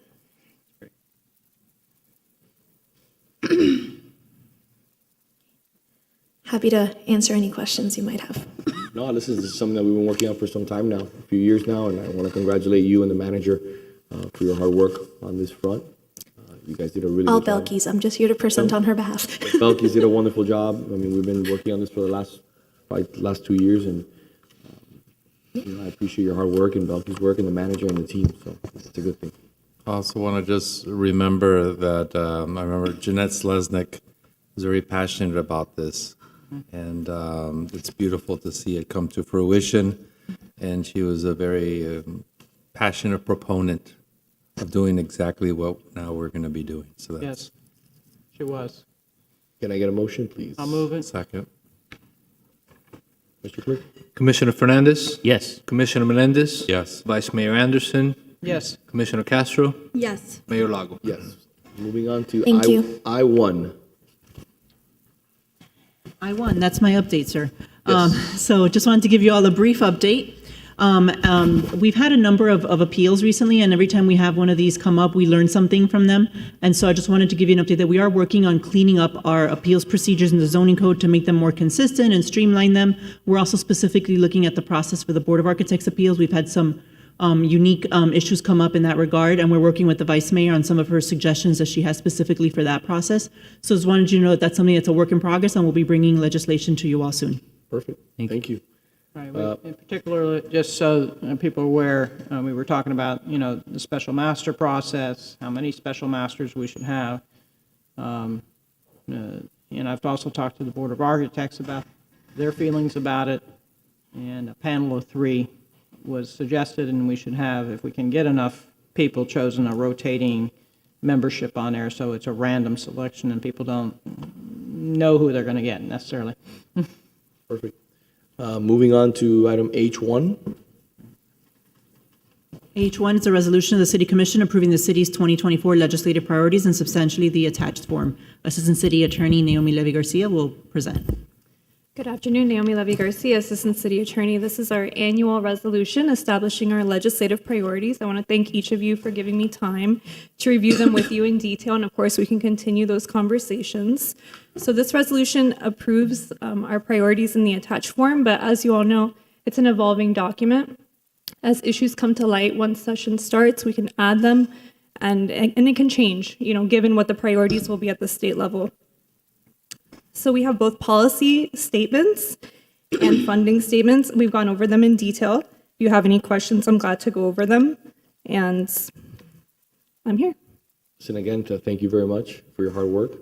I know you and the team put this all together with our input and the guidance, and the manager plays a big role. Hopefully this year we've been as successful as we've been in the last 2 years. It's a lot of hard work.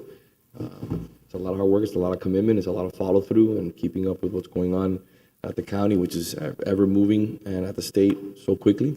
So I'm very comfortable with everything that you've been doing and staff's been doing and our outside consulting team has been doing. So I hope hopefully it'll be a banner year. I think it's very clean, easy to read, easy to understand. Everything here has been thought out in a way where we can easily present this to a legislator and they can understand where we stand on all the issues. So this is phenomenal. Be happy to move it. I'll second. Oh, I should mention, I'm sorry, we did have a conversation right before, after publication, and there were some additions, and we'll add them, but I want to mention them while I'm up here. We talked about with some of your colleagues expanding the state prohibitions on stalking to ensure that it captures third-party stalking and the use of drones, surveillance cameras, or recording devices. And we also talked about the expansion of the prohibition on intimidation or coercion of public servants and mirroring some of the language that's in federal law at the state level. So when the resolution is adopted, it'll reflect those changes, but just wanted to make sure you're aware. Thank you. So we have a motion and a second.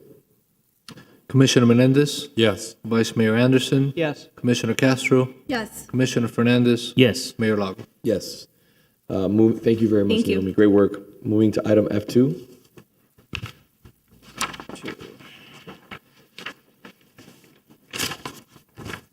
This is a presentation that Fernando, he's the owner of a business in the city. And the presentation would be El Clásico de la Liga of Spain arriving to Coral Gables. Thank you, Fernando. Good afternoon. Billy, there's a presentation attached to this. I would like to start like everyone of us has been watching Super Bowl a few years back. It's a huge event in the United States. And those bring around 400 million viewers every time. So what we are presenting here is a big opportunity for the city to get into an agreement with La Liga from Spain to bring the biggest football match besides the final World Cup. Last year, this game brought 1,000 million viewers for this match. So, and we got the opportunity for second time in a row to hosting a watch party from the just 4 that are going to be in the whole United States. We brought one here too again.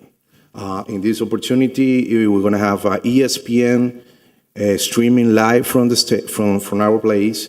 We're going to have a hosting a former football player, Javier Mascherano, the La Liga brought here, and it's a huge impact in social media and everything. This is a Nielsen, which is one of the biggest companies, global audience statistics that displayed in 2019, I believe, or 20, about this, what is El Clásico match, meaning in the world. And as you know already, 77 Sport Bar has been appointed by the FC Barcelona as the home in the Coral Gables. And now La Liga chooses us as a home in Coral Gables, which is a unique opportunity. This is about huge impact, digital media all over in the world. and is done by Nielsen, which is something very serious. We can talk about numbers there forever. It is humongous. So in my point of view, I already talked to the representative of La Liga to explain my idea, to commit with them to be the hosting city of these events for La Liga forever until we can agree with them. This is a great opportunity. This is a family-oriented. This is a sport. I cannot say any more about this. This is a great opportunity for the city. Besides that, I will see all of you on the 28th, at least pass by, to introduce to the guys, to enjoy the situation, the game that we're not going to have there, and make a deep connection with them. El Clásico is Barcelona-Real Madrid. Yes. El Clásico is FC Barcelona against Real Madrid. As I told you, it's the biggest football match besides the World Cup ever. Any questions? Saturday 28 is going to be at 10 a.m. We're finishing the process of all the permitting. It's almost ready. And as I explained you, I would like to see you, all of you there, guys, to commit with them. I don't know if you have any question about it. Perfect. Thank you. Looking forward to it. No problem. Thank you. Thank you for bringing it to our attention. No problem. I'm going to adjourn. We'll be back at 2:10 after lunch.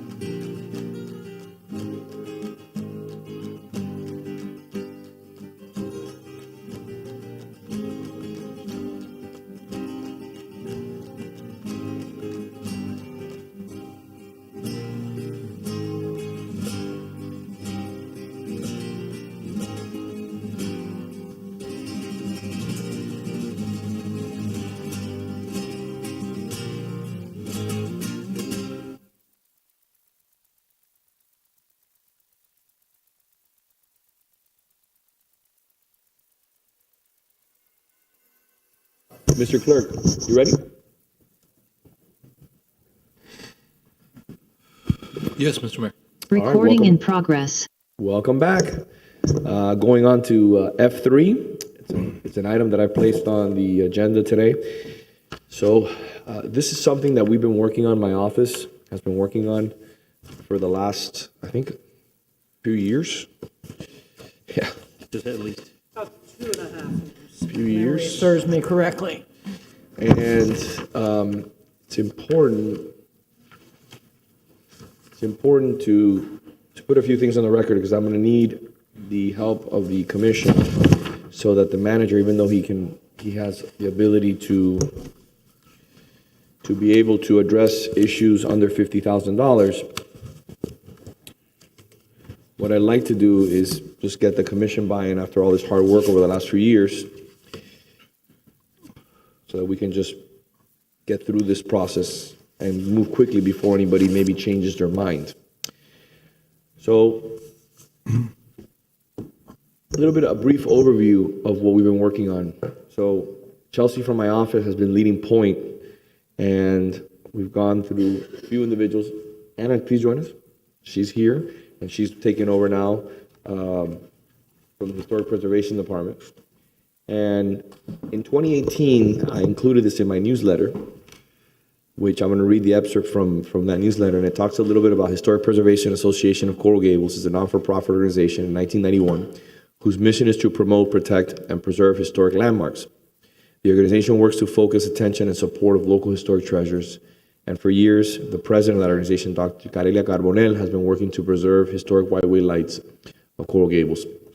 Recently, Dr. Carbonell made a very interesting discovery, and she contacted my office. And in the 1920s, supervising architect Phineas Pace and Demon Fink, art director for Coral Gables, designated an intricate collection of whiteway lights. In Coral Gables, these lights can be seen along both sides of Riviera Drive, from Anastasia Avenue to University Drive, and on both sides of University Drive from Bird Road to Ponce de Leon. Several weeks ago, this was in 2018, a local attorney met with a client in a relatively remote location in Fort Lauderdale. During his visit, he was amazed on how similar in appearance these posts were to the ones in Coral Gables. He shared this story with Dr. Carbonell, who was eager to see them. Intrigued yet doubtful that these light posts were part of the original historic whiteway lights, Dr. Carbonell visited the site. Following a detailed inspection, the lights were determined to be part of the original collection designated by Pace in the 1920s. Excited to share her discovery with the city, Dr. Carbonell met with me to share this fascinating story and my team. But how could these original lights have ended up in Fort Lauderdale? The mystery remains unsolved, but it's an interesting mystery.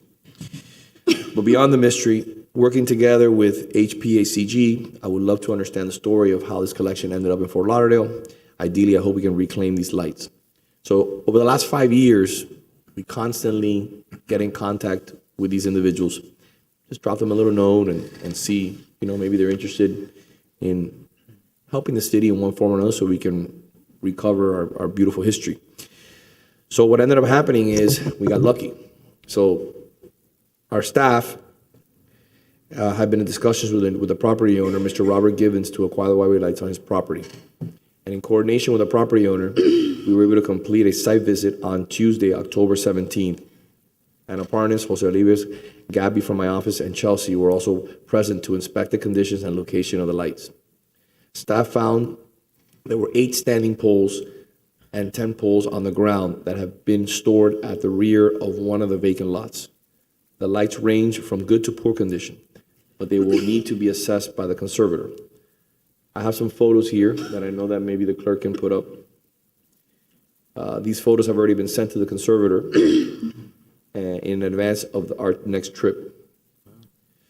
Our team here from the city will continue with Public Works and Historic Preservation. We'll continue to coordinate with Mr. Gibbons in the City Manager's Office to finalize the details for acquiring these lights. So what I would like to do is I would like for this commission to give the adequate support to the manager so we can finalize this negotiation, acquire these whiteway lights, bring them back to the city and install them here.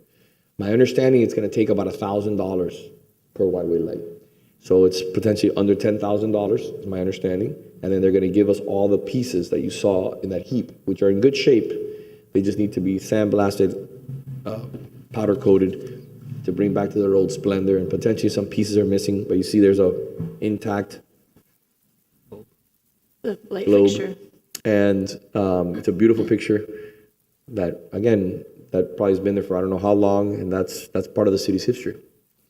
And it's something that I think after 5 years of working on this, it's a project that, another legacy project that I think will be celebrated for years to come, because the more of these that not only can we salvage, and that's why we took money from the Art in Public Places Fund to get all the current ones taken care of, but it's also the ability to bring back original ones here to the city and get them installed. Again, this is a project that will probably, once we get them in our hands, could take 5 years to complete, but I think it's a project worth at least getting it in our hands for a small nominal fee, and then this commission or future commissions can decide moving forward through the manager on how to get this done. So, Interesting. Mayor, I remember the day that Cornelia Carbonell came in your office all excited with this treasure find that she had, and then it was written up in, was it Coral Gables magazine, I think, that did the article? And it's quite a find. I'm glad we're finally getting closer. I'm a little surprised it's taken this long to acquiring them, and so I wholeheartedly support moving forward and giving the city manager the authority to take the next steps. so you talk about things that take a long time. So this is an example of something that's taken a long time because we've had to massage the owner, and now that the property has changed hands, you're getting a more willing participant in regards to the new owner. I have a very similar situation that I've been trying for years now, working with the family to try to get a large piece of property that has pine rocklands and has Florida pine right across from where I live. That it's a treasure, and I would hate to see it develop to build it into one day, hopefully, a beautiful park, along with another piece of property that we're finalizing negotiations now that I'll be bringing before the commission for consideration, because it's a significant lift. It's probably the largest piece of property in private hands that will be moving back, hopefully, into public hands. But this is an example of something that finally, after years of contacting the owners, we have an opportunity to bring this history back. So, Ms. Parnas, what was your opinion when you saw it in person? I heard from staff, but it was really impressive. The communication I've had with the property owner sounds like he's very amenable to getting these lights back to the city of Coral Gables, where he knows they belong. They're doing a street improvement project within that area, and so they'll be replacing the lights anyways, and he wants to work with us to, make it as easy as possible and get them back to us. So what I would like to see is, if we can, I would like to see us expedite this as quickly as possible. I know that we're dealing with him. Mr. Manager, what do you need from the commission, if anything? Mayor, I think that they're willing to give us the lights that are on the ground. We need to buy the lights that are vertical now. Those even have the original luminaries. Yeah. So if we put them back, we should not probably put them back in some protected area, not on the street, subject to damage. And so I would like to really just purchase those now before they get damaged. And then the ones that are on the ground, they said they would give it to us. He would have loaded one of our cars that day if it would have fit. So I don't know if you know, but a few years ago, I worked with Carelia, and I paid to have 2 of them installed in front of the country club. And it's a game changer, especially at night when you drive by and you see that gateway, we found the original photos. I think it was Mayor Thompson that provided the photos, the original photos of that walkway having the lights. And when they were reinstalled, it was something beautiful.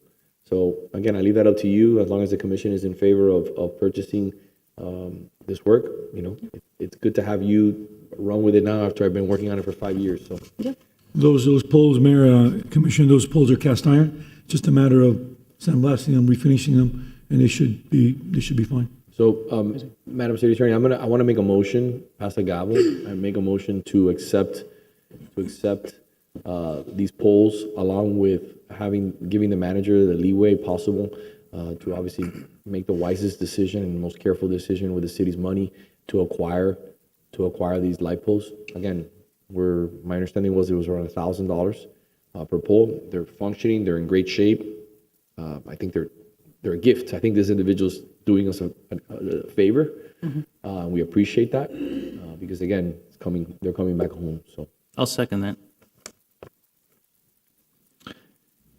Vice Mayor Anderson, Yes. Commissioner Castro, Yes. Commissioner Fernandez, Yes. Commissioner Menendez, Yes. Mayor Lago. yes, Thank you. no, thank you. Director, before you leave, I just wanted to thank you for your very quick response this morning to the alert I received last night at about 444 Ponce, historic building that had a textured stucco on it being smoothed and windows being replaced, all without pulling permit, without Yeah, there going through was, historic. once I saw the photos, knew that that was not permitted or approved by our office. So I also want to thank the code enforcement officers for going out this morning again and reinforcing their violation that they've already done.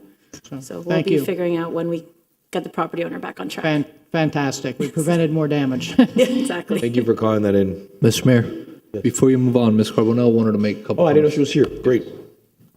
Ms. Carbonell, I hope you heard what my comments before. Yes. Hi, everyone. I am, really, I really want to cry, but out of just happiness, because I know that the mayor has been working on this in his office. And from day one, when I brought it to his attention, and to bring those lights back, bring them home, is really a dream come true. And they're going to finally, hopefully, soon will be part of our city again. So I want to thank especially the mayor, but everyone on the commission for really, voting on this and being so receptive, and also the city manager and Anna and everyone that went and visited, because they really are the ones in Fort Lauderdale are really in really great condition and with a great integrity in terms of their historical value. So I want to thank you all. And, tears are, I am getting teary eyed. So anyway, thank you again, everybody. Bye. It's advantage of Zoom. Thank you, Garelia. I appreciate you as always. Moving on to item F1. F1 is a discussion regarding businesses on Giralda. We had one of the owners of Bar 77 here in public comments say what was going on in Giralda. I have 14 businesses advocating for more. Oh, well, here's a video. Thank you for the video. This video is Saturday afternoon, I think probably a month ago. And this is how Giralda's looking. Not a lot of business is flowing through there, and a lot of the businesses of Giralda are suffering in consequence to this. So I wanted to bring this up to the commission so we could brainstorm. I know Belkis is doing a very good job as well. She's having meetings with these business owners. These are some recommendations business owners have told me. Maybe it's too late, but maybe we can consider this for next October. They were saying if maybe we can expand the trick-or-treat event a little more into Giralda to do like a loop in Miracle Mile. That would be beneficial. Another thing they suggested was softening the special event permit fees. I don't know what you guys think about that. They think that maybe if they brought in their own vendors and got a special event permit, maybe there'll be a little more traffic. And they're just very frustrated, and maybe we could brainstorm. Oh, they want the umbrellas back. That's something that all of them have advocated for. If we brainstorm together, maybe we can figure out how to help them. And for the residents that are watching, come on down to Giralda. Commissioner, because I know the heat has been a considerable issue. And I remember when the umbrellas were there, the trees were very tiny at the time, and they did provide some additional shade and relief. My granddaughter was down, who had just been born in the summertime. And so it was kind of nice to have the break from the heat, and we can go from umbrellas to, flower designs to ribbons, other things to change it up. But when was that video taken? About a month ago. About a month ago, so we were still pretty much in the heat. It's a challenge. It is a big challenge to get people out there. Did the shop owners share with you what kind of special events we're talking about that people would be willing to go to in the 90-plus heat? Yeah, I've heard like yoga and other little things depending on the business owner. But the umbrellas would be a great idea. Yeah, the heat has been horrendous this past year, more so than any other year that I've experienced in the downtown Coral Gables area. And Geraldo was not alone, and lack of traffic during certain hours, so maybe some more evening activities we could do. So let's do something about the heat. Let's bring in the umbrellas, or if it's not the umbrellas, something that provides shade. And I know that Belkis has definitely done quite a bit of trying to attract folks to Giralda. I know we had that concert series that was held during the summer, which was a daytime event on weekdays to try to attract the local people who were having lunch. We had that brunch on Giralda, which Solange was there. It was so hot that day. It was impossible to even be out there from how hot it was. But it was also good to see that the business owners were also wanting to be part of the city events. Giralda is one of those places that's a little different from other areas because it really relies on that pedestrian traffic that's coming there. It's not like Miracle Mile that somebody can see, oh, that restaurant looks like it's hopping tonight, I'm going to stop and go to dinner there. To go to Giralda, you have to be planning on going to Giralda. I think the Christmas tree is going to be, or the holiday tree, whatever we call it now, is going to be a big draw. Was it 30 feet, you said, Solange? I know that the archway went in this weekend, and it'll be in there for a few weeks. But I definitely think that we should start looking at ways that our economic development department can start working with the businesses in that area, because if this is going to be a focal point of Coral Gables, which I think it has been in the times of the year, I remember it was during COVID. You and I went to lunch there at the burger place, Clutch Burger, and there wasn't a place to sit. It was packed. I think we need to start attracting people back there. Umbrella Sky was definitely, the shade did help. The exhibit that came after that wasn't as popular, but it was still a really, really cool thing to go see because you had those words that were reflected on the ground. But I guess the question is, we have to find funding for whatever it is that we're going to do there. And I think we need to get serious about something we have discussed, you had brought up a few months back, which was finding ways to tackle the heat in some of these areas, because that'll help. I think it's an overall problem with the entire CBD, is the lack of trees on certain streets, and there's going to have to be a give and take. So I will try to press forward on solving some of the parking issue by let's get the building built, and then we can start maybe contract growing some trees to bring them in at a larger size. I just want to give an observation. I'm wondering if restaurants near Giralda are suffering, because Friday night my wife and I wanted to go have some coffee at Graziano's Marketplace. You couldn't find a table. And it was overrun with people. It was like overflow into the sidewalk.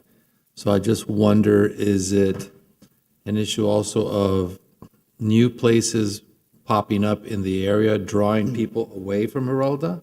I'm just curious to see how other areas nearby are being affected, other restaurants. That's another thing that popped into my mind. We have a number of initiatives on Giralda that we can mention now. The umbrellas were about $200,000, so it's not a cheap event.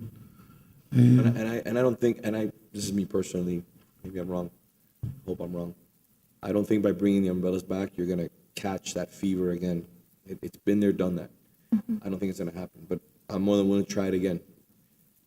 I think the issue that we have here is that when you look at Giralda, and I was here when we started that project, and well-intentioned project, and I love that project to this day. It was great to close that street and allow there to be seating, but it's not a venue space.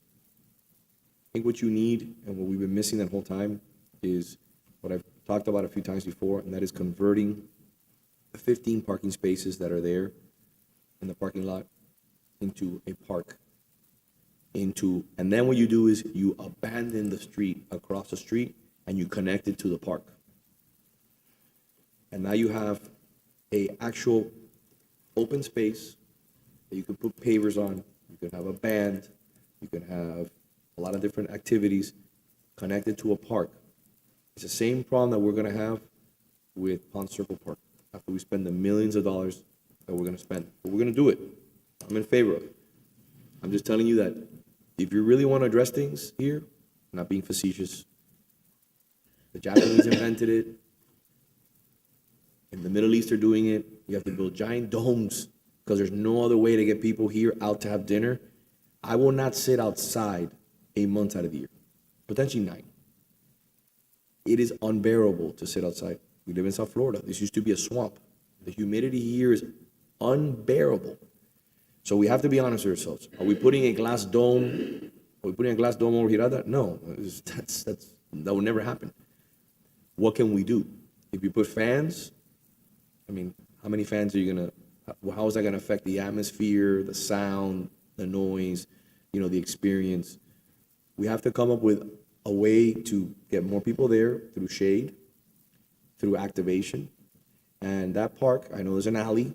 But maybe we can do something with that alley. Maybe we can cut some of those parking spaces, hug the alleyway to the street, hug the way out of the street, and then make an immediate left. Make an immediate left, and then you close that street there and you push it all the way into the park. But I've envisioned that. I've mentioned that for years. It takes real political will because you're going to get the neighbors in the area who use that parking space. I may have Kevin Kenny come out here and kill me. He'll probably tell me how much profit he makes on that parking lot. Yeah. But these are monumental type of projects that if you start working on them now, you may see them delivered in 4 or 5 or 6 or 7 years.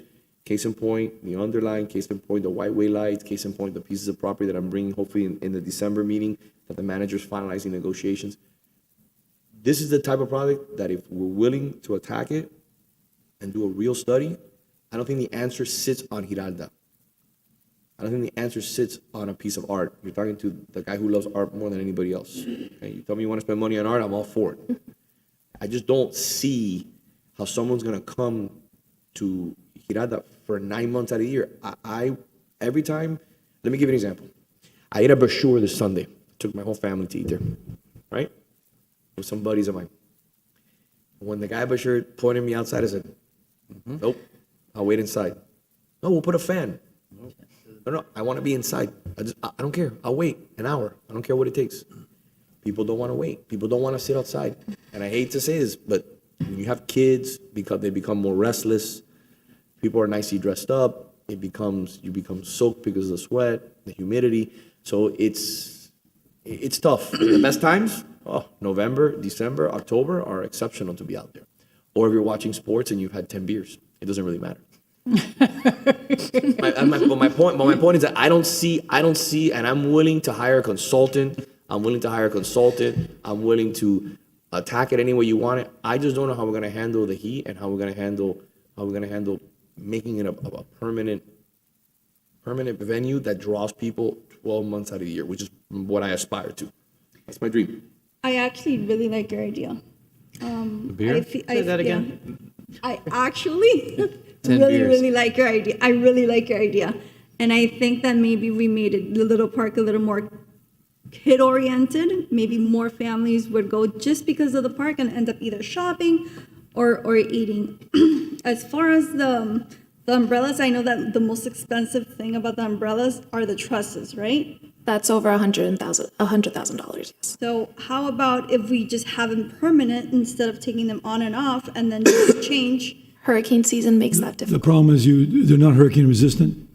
So if there's a hurricane, you have to take everything down. And the problem with the park is there's an alley and we can't dead in an alley. So there's always, that's the problem that we have with that park, Mayor. What you do, what you do with the alley is you take the alley and then you hug the alley against the wall for the neighboring business, and that opens up all those parking spaces and gives you an L-shaped kind of feel to where you could do And something. remember, Mayor. Driveway anyway to- Mayor, to the remember, it needs truck traffic too, because I know, but it's very, that's the problem. But there also comes a point where we have to figure something out. So to the mayor's point, I think there's an appetite in the commission to do this. Let's take a resolution instructing staff to start exploring this option and start working on this. We actually have a design that's Okay. part of Giralda for that park. So it was designed. It wasn't. Can you bring it next meeting? It was done because of the cost and the fact that, it would have to be designed for that truck traffic to get out. So there is a design for that was part of the Giralda project. I believe it was roughly $1 million. Can you bring it up next meeting and we can discuss it then? We can bring it up, and so maybe a situation where trucks have to go during certain hours or something like that. Maybe we could I work just something. think, Mr. Manager, I think what we could do there, and I mentioned it to you before, budget constraints, obviously have made it difficult, is I think that the idea of abandoning that street, it's not like what we were talking about in regards to Pond Circle Park, which I remember our then director of zoning almost had a nervous breakdown when we mentioned that. He was a nice gentleman, but it's historic street, and he was kind of not willing to even entertain it. I think that if we abandon that street to a certain point, we cut it off, and we're able to redirect that traffic, and maybe reshape, get rid of the hedges, leave the trees. Maybe we push out a little bit of. Maybe we push out that park a little bit, since there's no restaurants there. We push out that park a little bit into the pavers that we did, so we can actually have a street that comes out into those parking spaces and then comes left. Right. And then you have the connection into that park, and then you can take the sidewalk and make the sidewalk go around the park, just connecting to the park.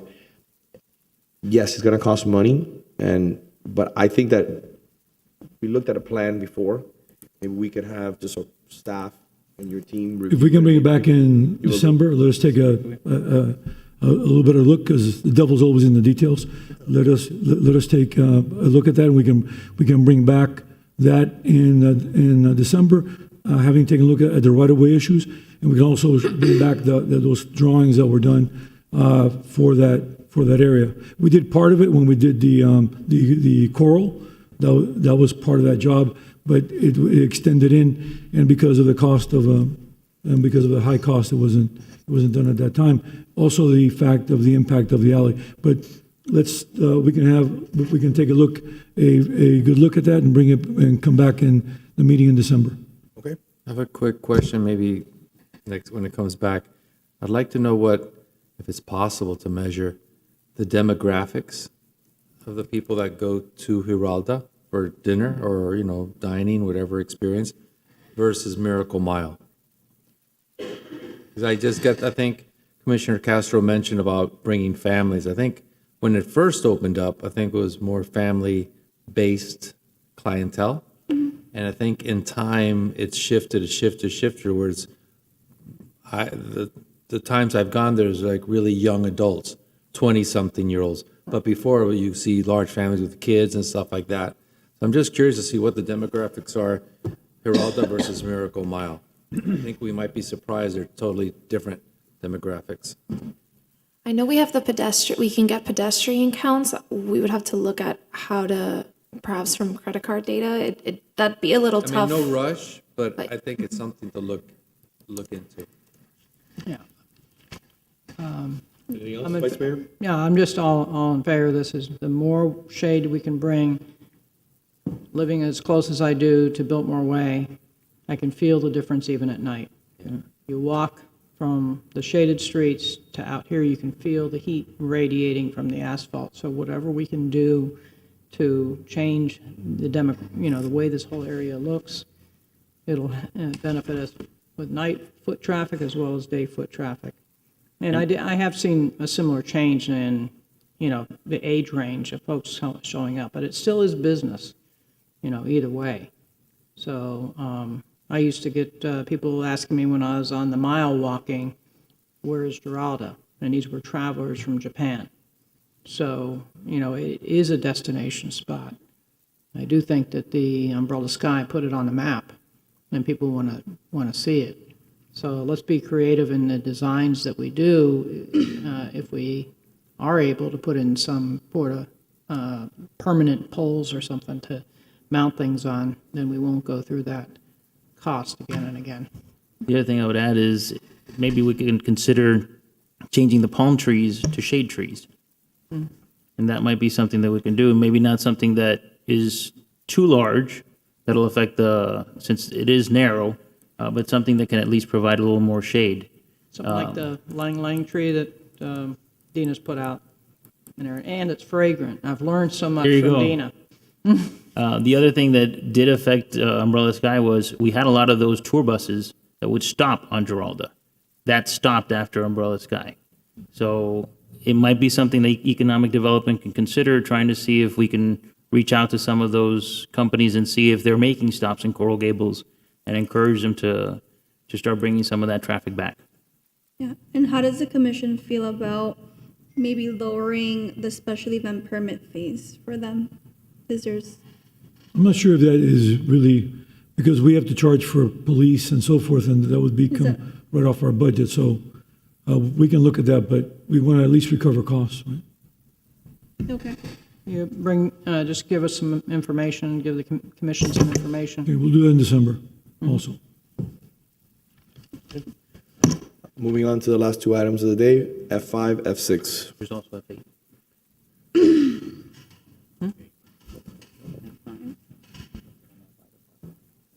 Mayor, I'll read them both into the record. F5 is a resolution of the City Commission readopting the Civility Code for members of the City Commission, expanding its applicability and providing for procedures and consequences for violation of the Civility Code. F6 is a resolution of the City Commission readopting the Civility Code for members of the City Commission, expanding its applicability and providing for notice, procedures, and consequences for violations of the Civility Code. Deputy City Attorney Stephanie Throckmorton will present the resolutions. Good afternoon, Mayor, Vice Mayor, Commissioners. I will briefly introduce both items, give you the sort of skeleton of the two resolutions, and then happy to answer any specific questions if you have any of them. F5 is the item sponsored by Commissioner Castro. This resolution readopts the Civility Code for members of the City Commission. As some of you may recall, in 2021, this body adopted Resolution 2021-187, which adopted a civility code for members of the City Commission, as well as a civility code for employees of the city. F5 readopts that civility code and clarifies that it applies to elected officials during any and all meetings that are open to the public, not only official city meetings, and in any and all interactions and communications. And it sets forth procedures for consequences of violations of the civility code.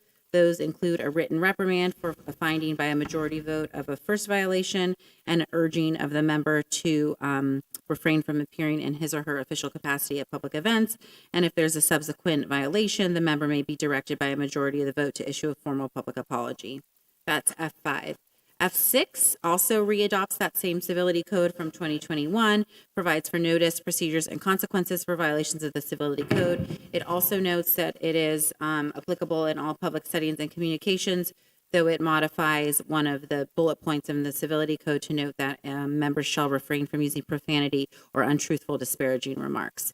This one sets forth a notice procedure. An item to make a finding of a violation of the civility code shall be published 7 days prior to the meeting during which the resolution will be considered. Evidence shall be presented in a timely manner, which is 5 days prior to the meeting and made available to the public.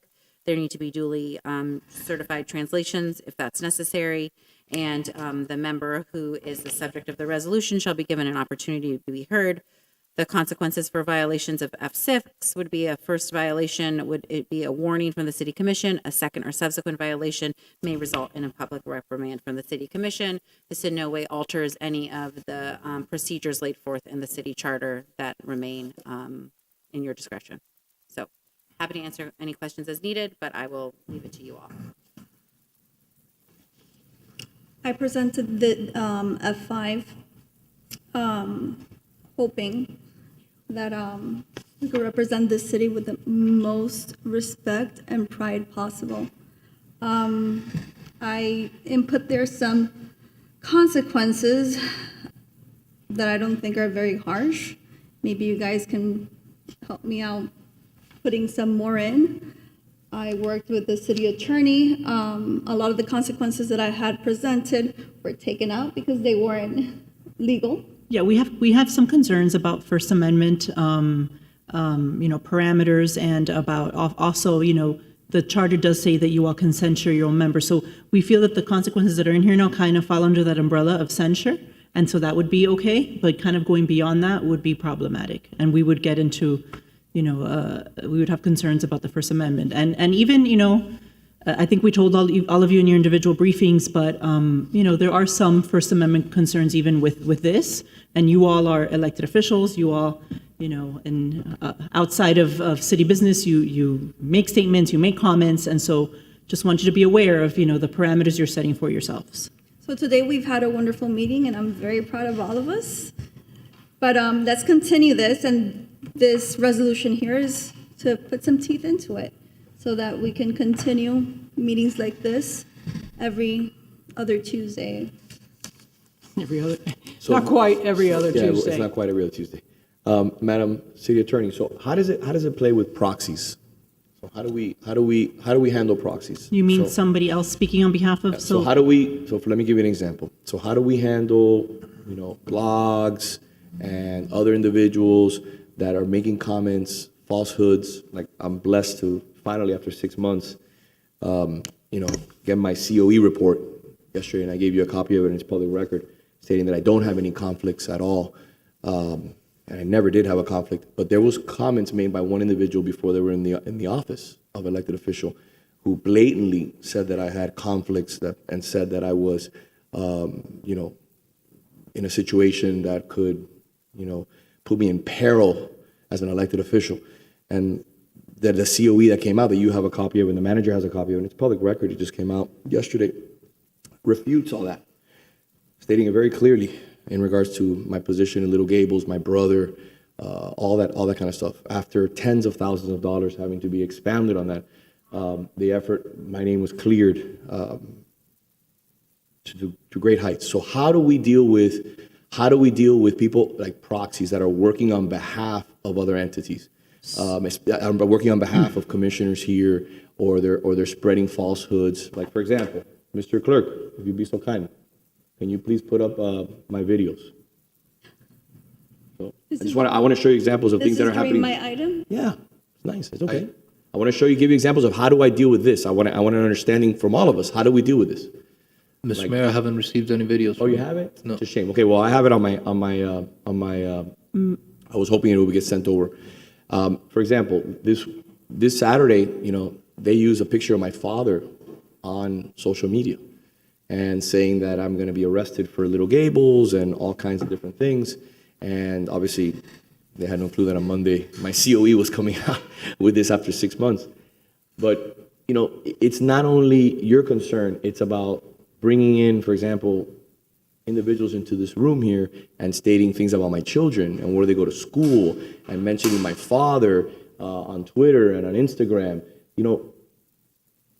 If you have something to say, we should say it in public. And that's the good thing about being able to go on radio and TV and say things in public. You shouldn't use proxies, Gables Insider, Polito Cortadito, other individuals that are, bottom feeders in this community, that they work, in the shadows and are paid proxies of other individuals. So I'm all for a civility code. I think it's great. I think it's perfectly fine. I'm the one that presented it a few years ago. But let's also not kid ourselves when you hide behind these entities who, at the end of the day, say horrific things and will drag my poor father in on a Saturday and put them all over Twitter and Instagram. And then everybody puts their hands up and says, it wasn't me, or talks about my kids on social media and puts pictures of my kids. It wasn't me. But everybody wants that cry and say, hey, you said something that, this or that. But the envelope gets pushed further and further and further and further.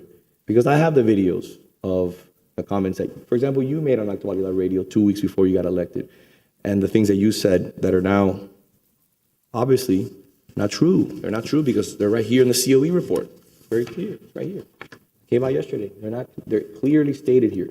But they are there in perpetuity. They've been used, and that's been a snowball effect, and it's gotten a life of its own, and now it's become fact to many people who come up to me and say, hey, but you own property in Little Gables. Hey, but you have clients in Little Gables. Hey, but you do business in Little Gables.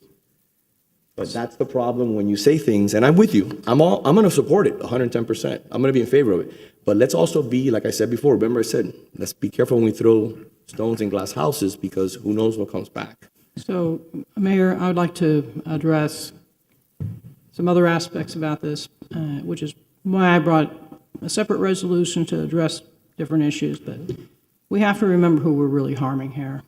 We're not really harming just ourselves, but we're harming the community. Okay, so I'm going to share with you some additional examples that you should remember. And I'd ask the clerk to bring up the first one, dated September 24th, 2023, if you're able to do that at this time.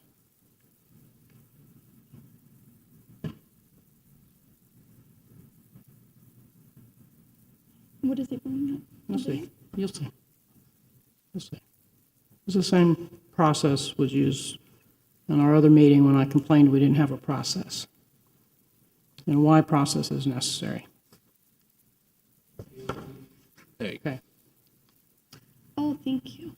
This came out on September the 24th, 2023, making various statements, and this is an excerpt. This is not the complete article. Okay, talking about the mayor and the vice mayor having resorted to sabotage, targeting community-based projects like Phillips Park renovation that are close to the Commissioner Menendez's heart. He also said in the upcoming commission meeting, they will once again attempt to defund Phillips Park. They are trying to divide and destroy the community.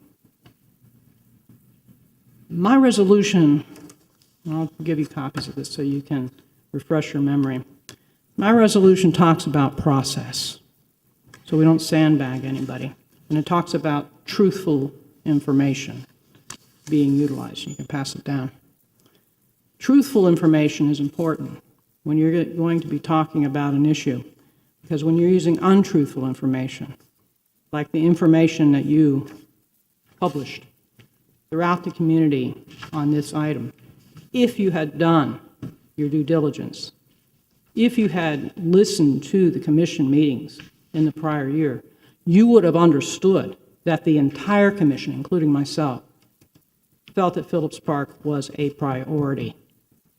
You would have understood that in July, I asked for the swapping of the funds, long before there was an election vote that you disagreed with, because we all agreed the vote that the election was to be moved in November and July. We all supported it in May. No, we did not. I said August. Oh, you said August, but you said it had to be moved. And August was zero benefit. Because So it was there was different. benefit. This was not Well, sabotage. we're not So on that topic. let's not try to derail the train here. Because the train was on the fact that this said this was sabotage. It wasn't sabotage. I put forth the idea to move the money from Phillips Park being reserved into the windows of City Hall back in July at the first draft of the budget. So to get out there and publish that I had the intent to sabotage Phillips Park, a project that I supported, is false information. So that's why, don't interrupt, please. That's why I put in my resolution that you have to prove that the information is false. There is going to be differences of opinion up here, and we can agree to disagree. But to publish harmful information like this, not that it harms me, I'm the public, in the public eye, but it harms the community, is a disservice to this community.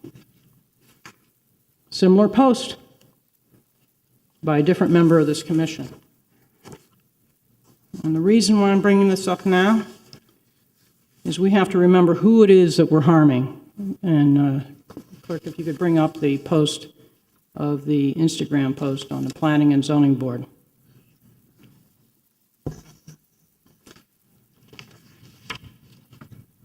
And look at the facts.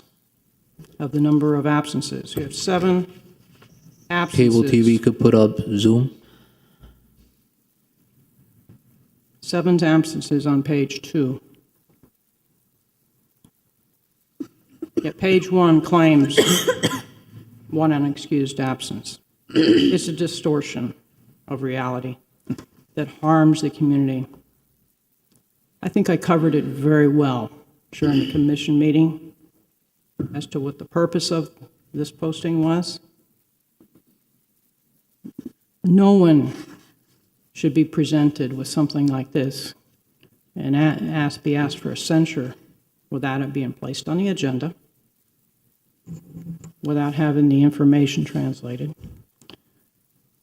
You placed an item on the agenda in Spanish and expected me to trust the translation. That would never happen in a court of law. That should never happen to anybody. It should be put on the agenda so the public knows that it's coming. The entirety of the interview should be available, translated, so that all members of the community can listen to it, and not just the Spanish-speaking community. You're harming our community every time you do something like this. That is a sandbagging of a member of our commission, tearing the commission apart. We need to have process. We need to have process that is respectful, with notice, and an opportunity to respond. The foundation of our country was built upon that.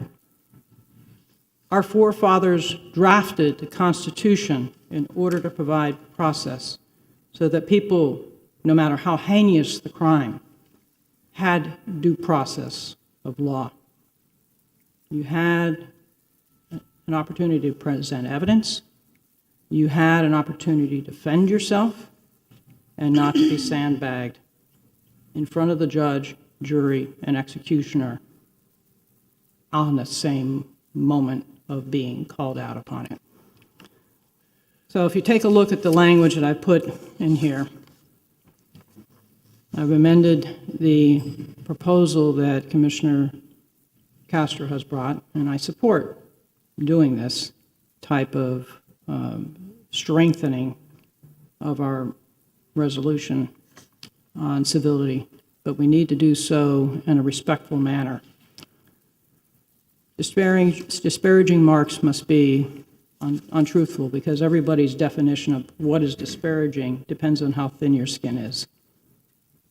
So if it's an untruthful statement, I think we're less likely to run afoul of First Amendment concerns, because you and I are going to disagree on things, whether it's disparaging to say that whether or not a 17.5 difference in height versus, a 40-foot difference in height versus a 3-foot difference of height might be offensive to someone after they've put hard work into something. But if it's truthful, it's truthful. We can agree to disagree. So that's why I put in untruthful. This draft of the resolution didn't go into the detail of what all interactions are, because I think it's self-evident what all interactions are. Whether it's written, whether it's smoke signal, I would like to add even sign language in here, or other communications, not just written and audio.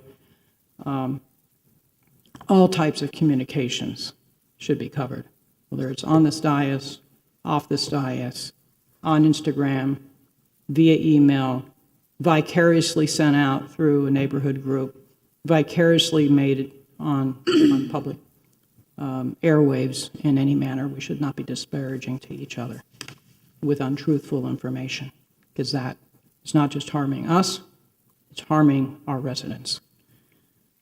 So if I may, I have now have the PowerPoint. Before we put it up, I had some comments that I had prepared that Sure. I think that are important when you talk about untruthful comments.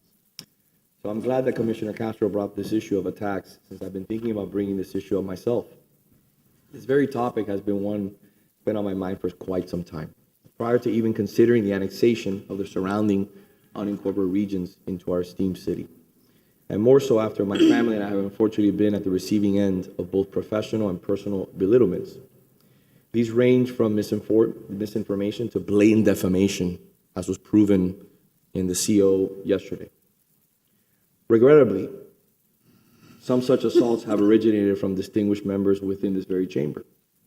Others, alarmingly, have been steered by external entities with vested interests, like I mentioned before, which are controlled by members of this board.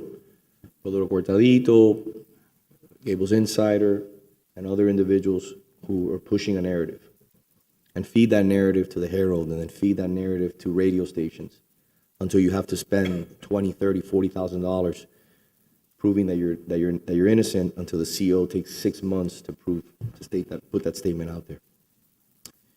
Given the trajectory, I anticipate that as long as the question of annexation remains a point of contention, such undue scrutiny and slander towards my family and I will persist. The objective appears clear: to thwart a transparent democratic process by which our constituents decide the fate of annexation. This is one of the clear reasons that we're having here with individuals like the Miami-Dade County Fire Union, Billy McAllister, who are playing a major role through funding a lot of these attacks. They've orchestrated media campaigns, disseminated untruths about my character, and now seem to be enlisting the support of state and federal agencies to press baseless charges against me.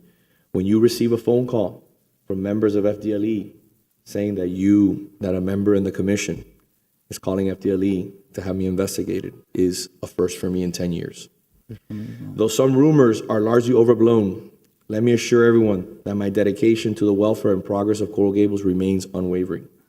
As long as we champion the democratic right of our residents regarding annexation, regarding any issue, we must be prepared for continued resistance, be it from annexation adversaries, biased media outlets, or certain community groups, along with members of this commission. It is unfortunate reality, but one we must confront head on. Always remember our commitment to our city's residents. Let me show you a few things that I deal with on a continued basis that deals, because everybody here says that, I think the Vice Mayor put it very well, has thin skin. Mr. Clerk, let's roll the tape. Remember, this started on my first day of being elected mayor with a brand new commission after 10 years of serving and never having one issue on this commission. This is my father. This came out on Saturday. This was done by Grant Stern, not only stating that I'm going to be arrested for what I was cleared for on Saturday, but also stating that not only am I ruining my reputation, but I'm ruining my father's good reputation. Imagine having your own father put up on social media. It's pretty interesting. And this is an individual who hangs out with the likes of all the cast of characters that were here for annexation the other day, who for some reason now want to join the discussion here in our community. My father has nothing to do with politics. My father should be left out of the discussion. All family members, this is clear as day. Moving on. Mr. Clerk. Constant attacks stating that call the state attorney's office, get him arrested for corruption. Again, moving on. Our friend calling me an anti-Semitic scumbag from his Twitter account. I just use this one because this is the cleanest one out of all the dozens and dozens that I've been facing over the last 2 weeks, which is perfectly fine. Again, moving on. Our friends at the Coral Gables Community Newspapers stating at the top, it's a wrong week to be an anti-Semite.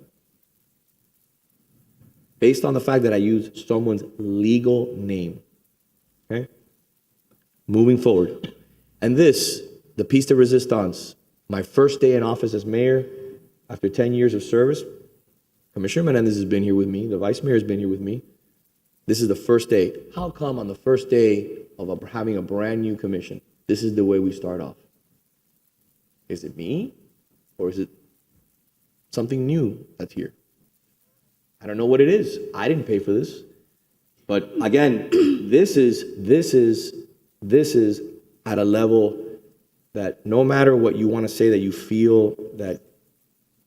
feel hurt by comments, this is taking it to a level that is extreme, damning, and intentionally hurtful. Especially when your family's in the room and your young kids are in the room. So this is to give you an example of the level that things have gotten to here in the city. And there's two sides to every story. And I'm more than willing to have a productive conversation. As you see, I continue working on items that I believe are important to the city, continue offering a helping hand here in the city to see who is willing and who is interested in engaging in projects. But the idea is to leave the politics aside and start working on things. The new commission has been active for 6 months. This is probably the commission that has accomplished the least of any that have been here. Really? Commission as a whole, yes. Commission as a whole is the commission as a whole this is the commission that's accomplished the least in regards to, in my opinion, legislative accomplishments and moving items forward. And look, here he is, the gentleman I was just talking about, my father. We can't. So to me, I think that we should concentrate on working together. But don't come to me and tell me, please don't come to me and tell me that your feelings are hurt when you've seen the, as we say in Cuban, the barbaridades, the horrific statements that have been made against myself and my family and that are perpetuated all over social media, on TV, on all kinds of things, attacking me and painting me as an anti-Semite, as a person who is anti-women, who's anti-City of Coral Gables, who is corrupt, when after 6 months of struggle, I'll show it to you again, the COE clears me of any issues in regards to Little Gables, which is something that I have the tape here, which was clearly stated that you got information that I was under investigation, and this clearly states that I was never under investigation. Never under investigation. Never. It's clear as day. So Rojo has a different opinion when we spoke. My point is that this is in writing. I actually have something in writing. What it says is that they've concluded the investigation. No. There was never an investigation. It says Not what it himself has said. Said it here. No, I have that's not what he it. said. See, Commissioner, I have it in writing. I have it in writing, very clear. Our city attorney has one, city manager has one, and it's public record. At the end of the day, you got a little rambunctious that day on the radio, and you said some things about me and my brother. My brother's a private citizen, and it's very clear.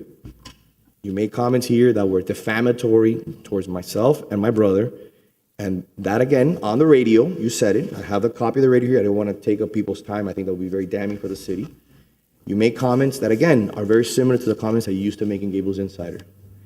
And to me, I'm more than willing to move forward and work with this commission, but there has to be mutual respect. And you have to tell the people, the Gables Insiders, the political cortaditos, the fire union, to lay off and to stop, for example, posting my father, who just happened to walk in here on a Saturday, and put a picture of this gentleman who's done nothing and does not deserve to be on Twitter, does not deserve to have his name mentioned, and saying that I'm personally shaming his legacy, where he is his own man and he has delivered upon this community, serving his residents and his patients for years. So I think we can rise above. We can rise above, but there has to be two sides of the coin. The whole point of this resolution is to move forward and represent this city with dignity and respect. We cannot control the environment, but we can certainly control the way we behave and we represent the city. This resolution was not intended to put up another show, which I'm very disappointed in. It has been. Very. Commissioner, if I may. Every meeting, the last 4 meetings, has been Commissioner Fernandez putting out an affidavit, to sign an affidavit. It's a video of this, a video of that. People get tired of it every single day. You're mad now because I showed you the proof of what they're doing to me, and it upsets you. It should upset you.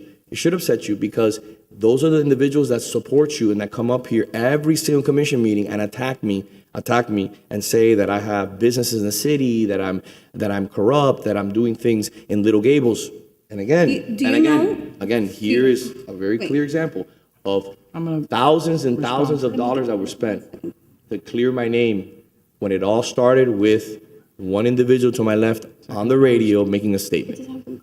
That's it. And now it's where we're here. Do you know that those things that you put up, I hadn't seen maybe a good 50% of them, and that you just showed this to everyone. Look what you're doing to yourself. Thank you. So, Thank you. It's disappointing. My point on taking your resolution and modifying it is so that we have an orderly process. So we don't have any more episodes of things being shown against you, or the mayor, or myself, or Commissioner Menendez, where you're surprised in the middle of a commission meeting with something that was not on the agenda, that one of your colleagues was going to be asking for censure or reprimand and so forth, you need to have notice. You need to have an opportunity to respond, just as our founding fathers felt that we should have that type of process in our country as it exists in our U.S. Constitution, as we have this type of process in our Constitution for our state. Our city should be following the same type of notice and opportunity to be heard as well. So that's why I've added Section 3, essentially, to this resolution. I didn't think that the language was necessary while relevant mailings, interviews, and stuff is all inclusive of all interactions with each other, so that we're not putting out defamatory, false information on each other that is hurtful for each other and hurtful for this community. Provision requires 7 days' notice, put it on the agenda, and you have to put forth the evidence that you have 5 days prior to the meeting. Any audio, written, and I'm going to ask the city attorney to add other communications, be translated if they're in a foreign language, whether it's sign language or some other type of language. That's why I'm adding other communications, and that those translations must be certified.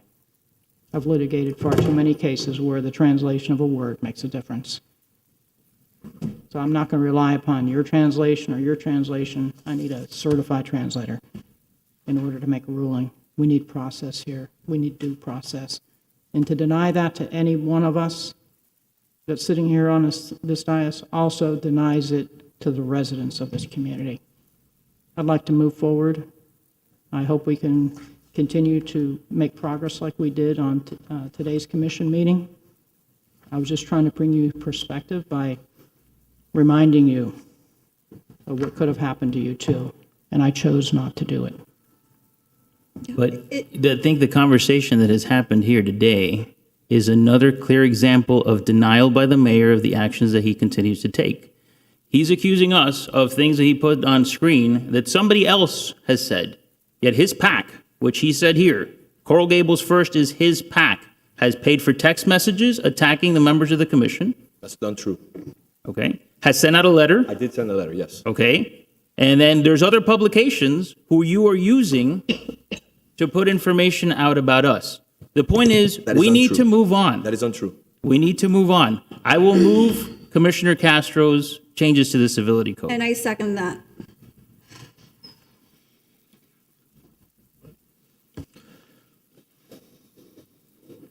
Commissioner Castro? Yes. Commissioner Fernandez? Yes. Commissioner Menendez? Yes. Vice Mayor Anderson? No, not without process. Mayor Lago? No. All right, let's go over F6. We can pass that one too? We can pass that one too? So we already read F6, it would be a, Let me run the meeting. Let me run the meeting. Okay. We just approved Castro's, which was Correct. F5, Correct. correct? Okay, I'm talking about F6. Let Correct. me run the meeting. I know what I'm doing. So my point is that, would you like to make a motion on your item? I would like to make a motion. I will second it. Mr. Clerk? Commissioner Fernandez? No. Commissioner Menendez? No. Vice Mayor Anderson? I don't need to say it loud for it to be heard. Yes. Commissioner I like Castro? process. No. Mayor Lago? Yes, thank you. All right, so we're moving on now to the final item of today's commission meeting. F8. Good afternoon again. This is Commissioner Fernandez's item. I have a brief summary if you'd like me to, if you want to go first. Sure. I think we've all been receiving emails, phone calls, and messages about 140 Arvida Parkway, the Alfred Browning Parker property on the water. I thought it was important for us to explain what is taking place here and how it really has not been the city of Coral Gables who has done anything to prevent this property from being preserved. We are preempted by the state, so I asked the city attorney's office to explain the process to us. Thank you. Hello again, Mayor, Vice Mayor, Commissioners. So I want to give a brief overview of some amendments that were made to Florida Statute 379 during the 2022 legislative session. In October of 2021, House Bill 423 was introduced by 3 representatives, none of whom were from South Florida, during the 2022 legislative session. It initially was amending the building code about private providers and a few details. It did not address the situation we are in today. Coming out of the Commerce Committee, the bill was amended in February 24th of 2022 to include the provisions that exist today that prohibit additional reviews of properties in certain flood hazard zones, depending on their finished floor heights, and does not provide, and provided that only those properties designated prior to January 1st of 2022 would be exempt from those provisions. This was added in February of 2022, so there was no chance to go back and look at any other properties that may not have been designated at the time of the bill was amended. It was adopted and then signed by the governor and went into effect of July of 2022. In August of 2022, the city received, and I'm not sure exactly in what form, the city received a request for clarification of demolition permit review requirements for the property at 140 Arvida Parkway through a representative of, I'm not sure, a new or previous owner. And the building official at the time, Ms. Cabrera, noted that given the signed elevation certificates from a professional land surveyor, the bill as drafted, as signed by the governor applied, so historic review of the demolition permit was not permitted. That note that was issued by the then Development Services Director noted that the FEMA flood maps were going to be amended by the end of 2022 so that it would need to be looked at again in 2023. In September of this year, or last month sometime, the Development Services Department again received a request for clarification about the demolition permit review process, and the flood maps hadn't changed in any way that affected this property. So the building official, Mr. Lopez, issued the same letter noting that historic review was not permitted of this property given the state statute. In 2022, this commission in July or August of 2022, after the bill was signed by the governor, adopted a resolution asking or requesting that the state legislature rescind those changes that were made, as that we were concerned about any potential historic properties in our city. As you all adopted earlier today, it remains a part of our legislative agenda based on that resolution. So I congratulate the prior commission on taking initiative right away to address this. What I would like for us to do today is make a new resolution, once again urging the legislature to rescind these changes to Section 553.79 of the Florida statutes. I would support that, and we can highlight as well, it's part of our legislative agenda again this year, and we advocated strongly against it. Mayor and I were up there in a particular time. What event was it? It was the Days, I think it was, and there was a committee meeting, and attended that meeting and advocated against it. And that and other legislation that would have further trimmed our ability to curtail protection of historic properties in our area. So I will move it. I imagine you'd want to second it. By the way, when I met with Naomi, I also asked, in terms of priorities, to add an additional sentence to ask the Florida League of Cities to take this up as a priority as well, because it obviously impacts not only Coral Gables but other cities, and they're a partner of ours in dealing with the legislature. All right, we have an urging on the floor, first and a second.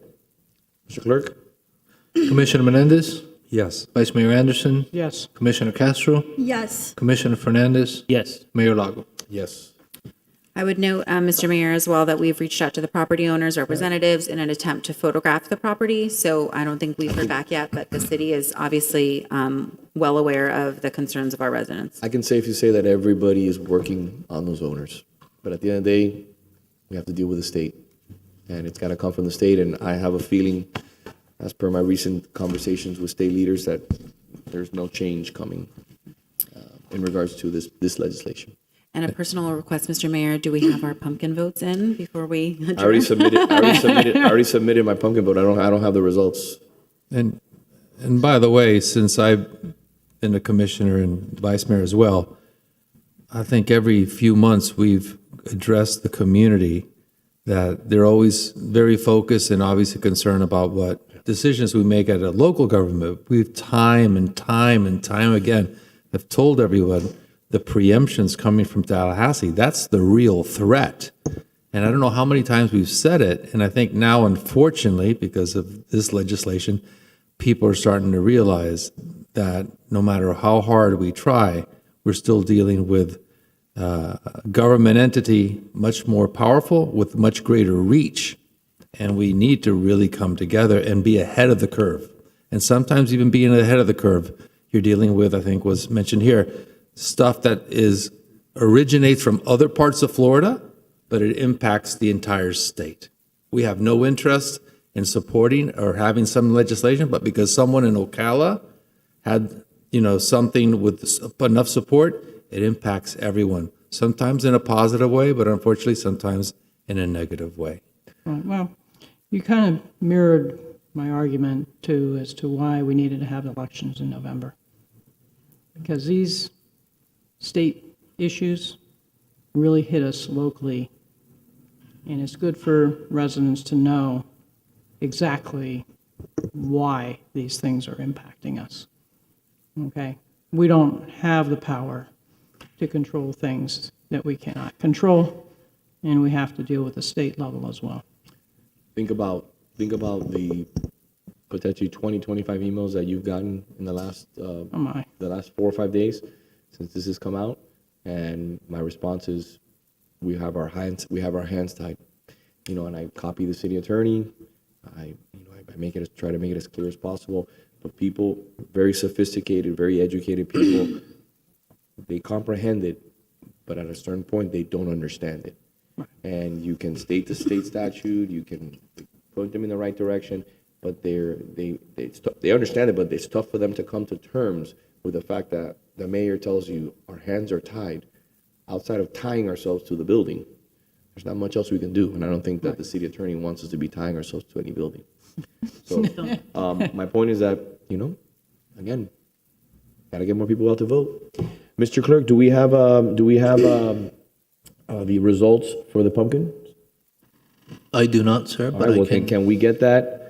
Can we get that The while? manager's office, I think, was handling. Can we get that, and we'll start. Madam Vice Mayor, do you have any comments that you'd like to say before we adjourn? Come back to me for 1 minute. Let me refresh my memory.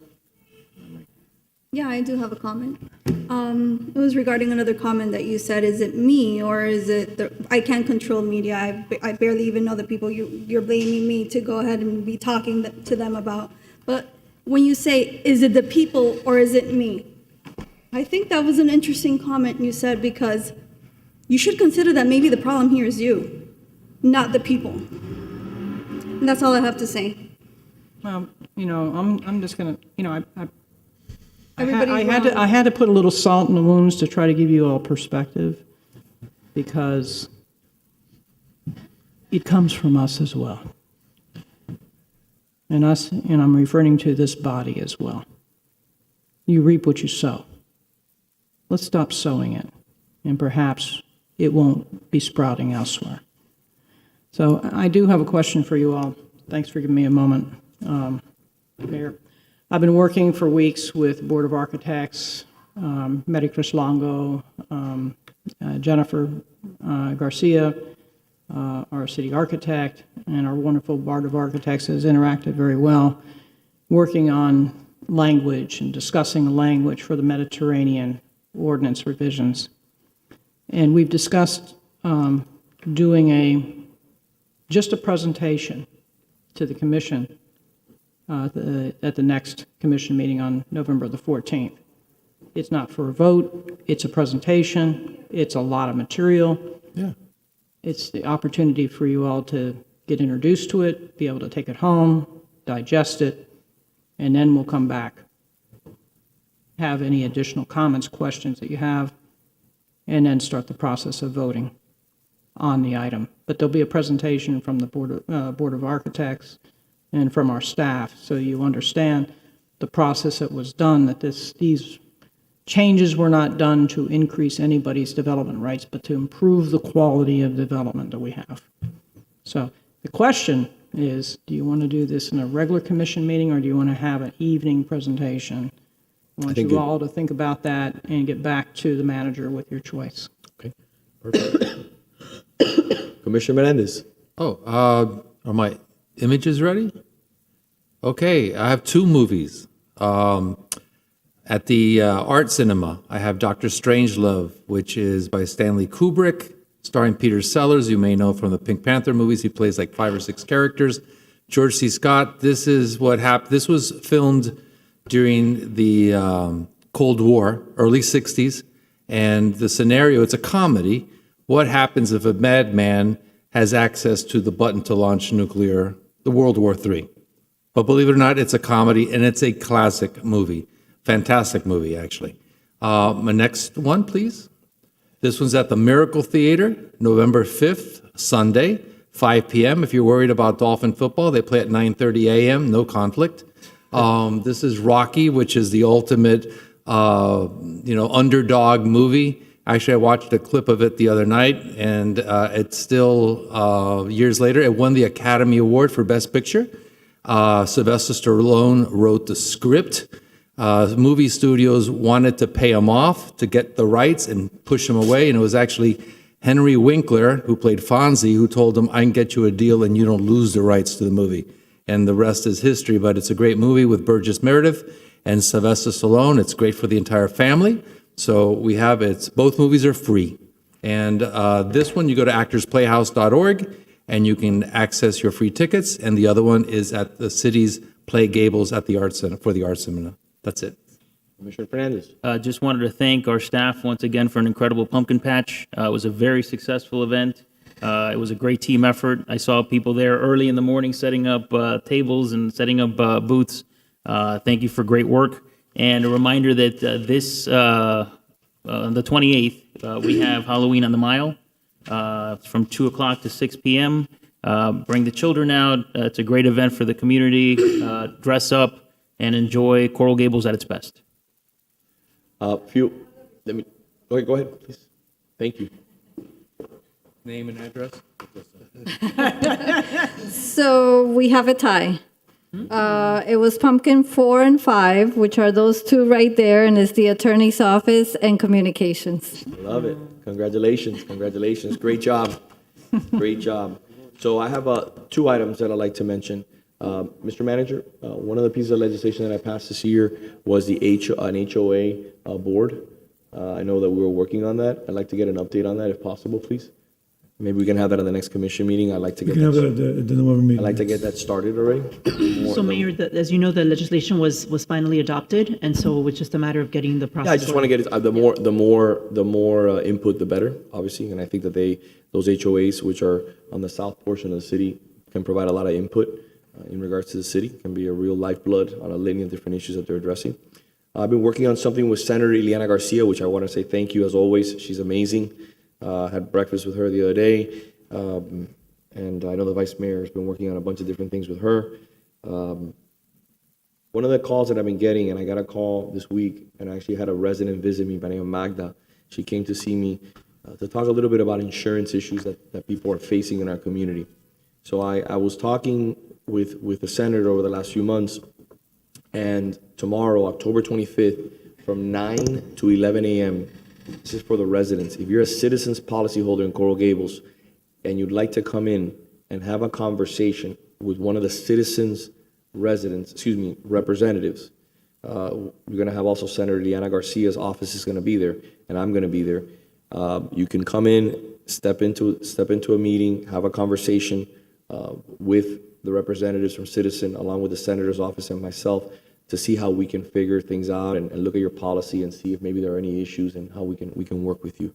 No promises made. At the end of the day, we're just trying to see, especially the elderly in this community that are facing massive increases in their insurance, along with 3% taxes.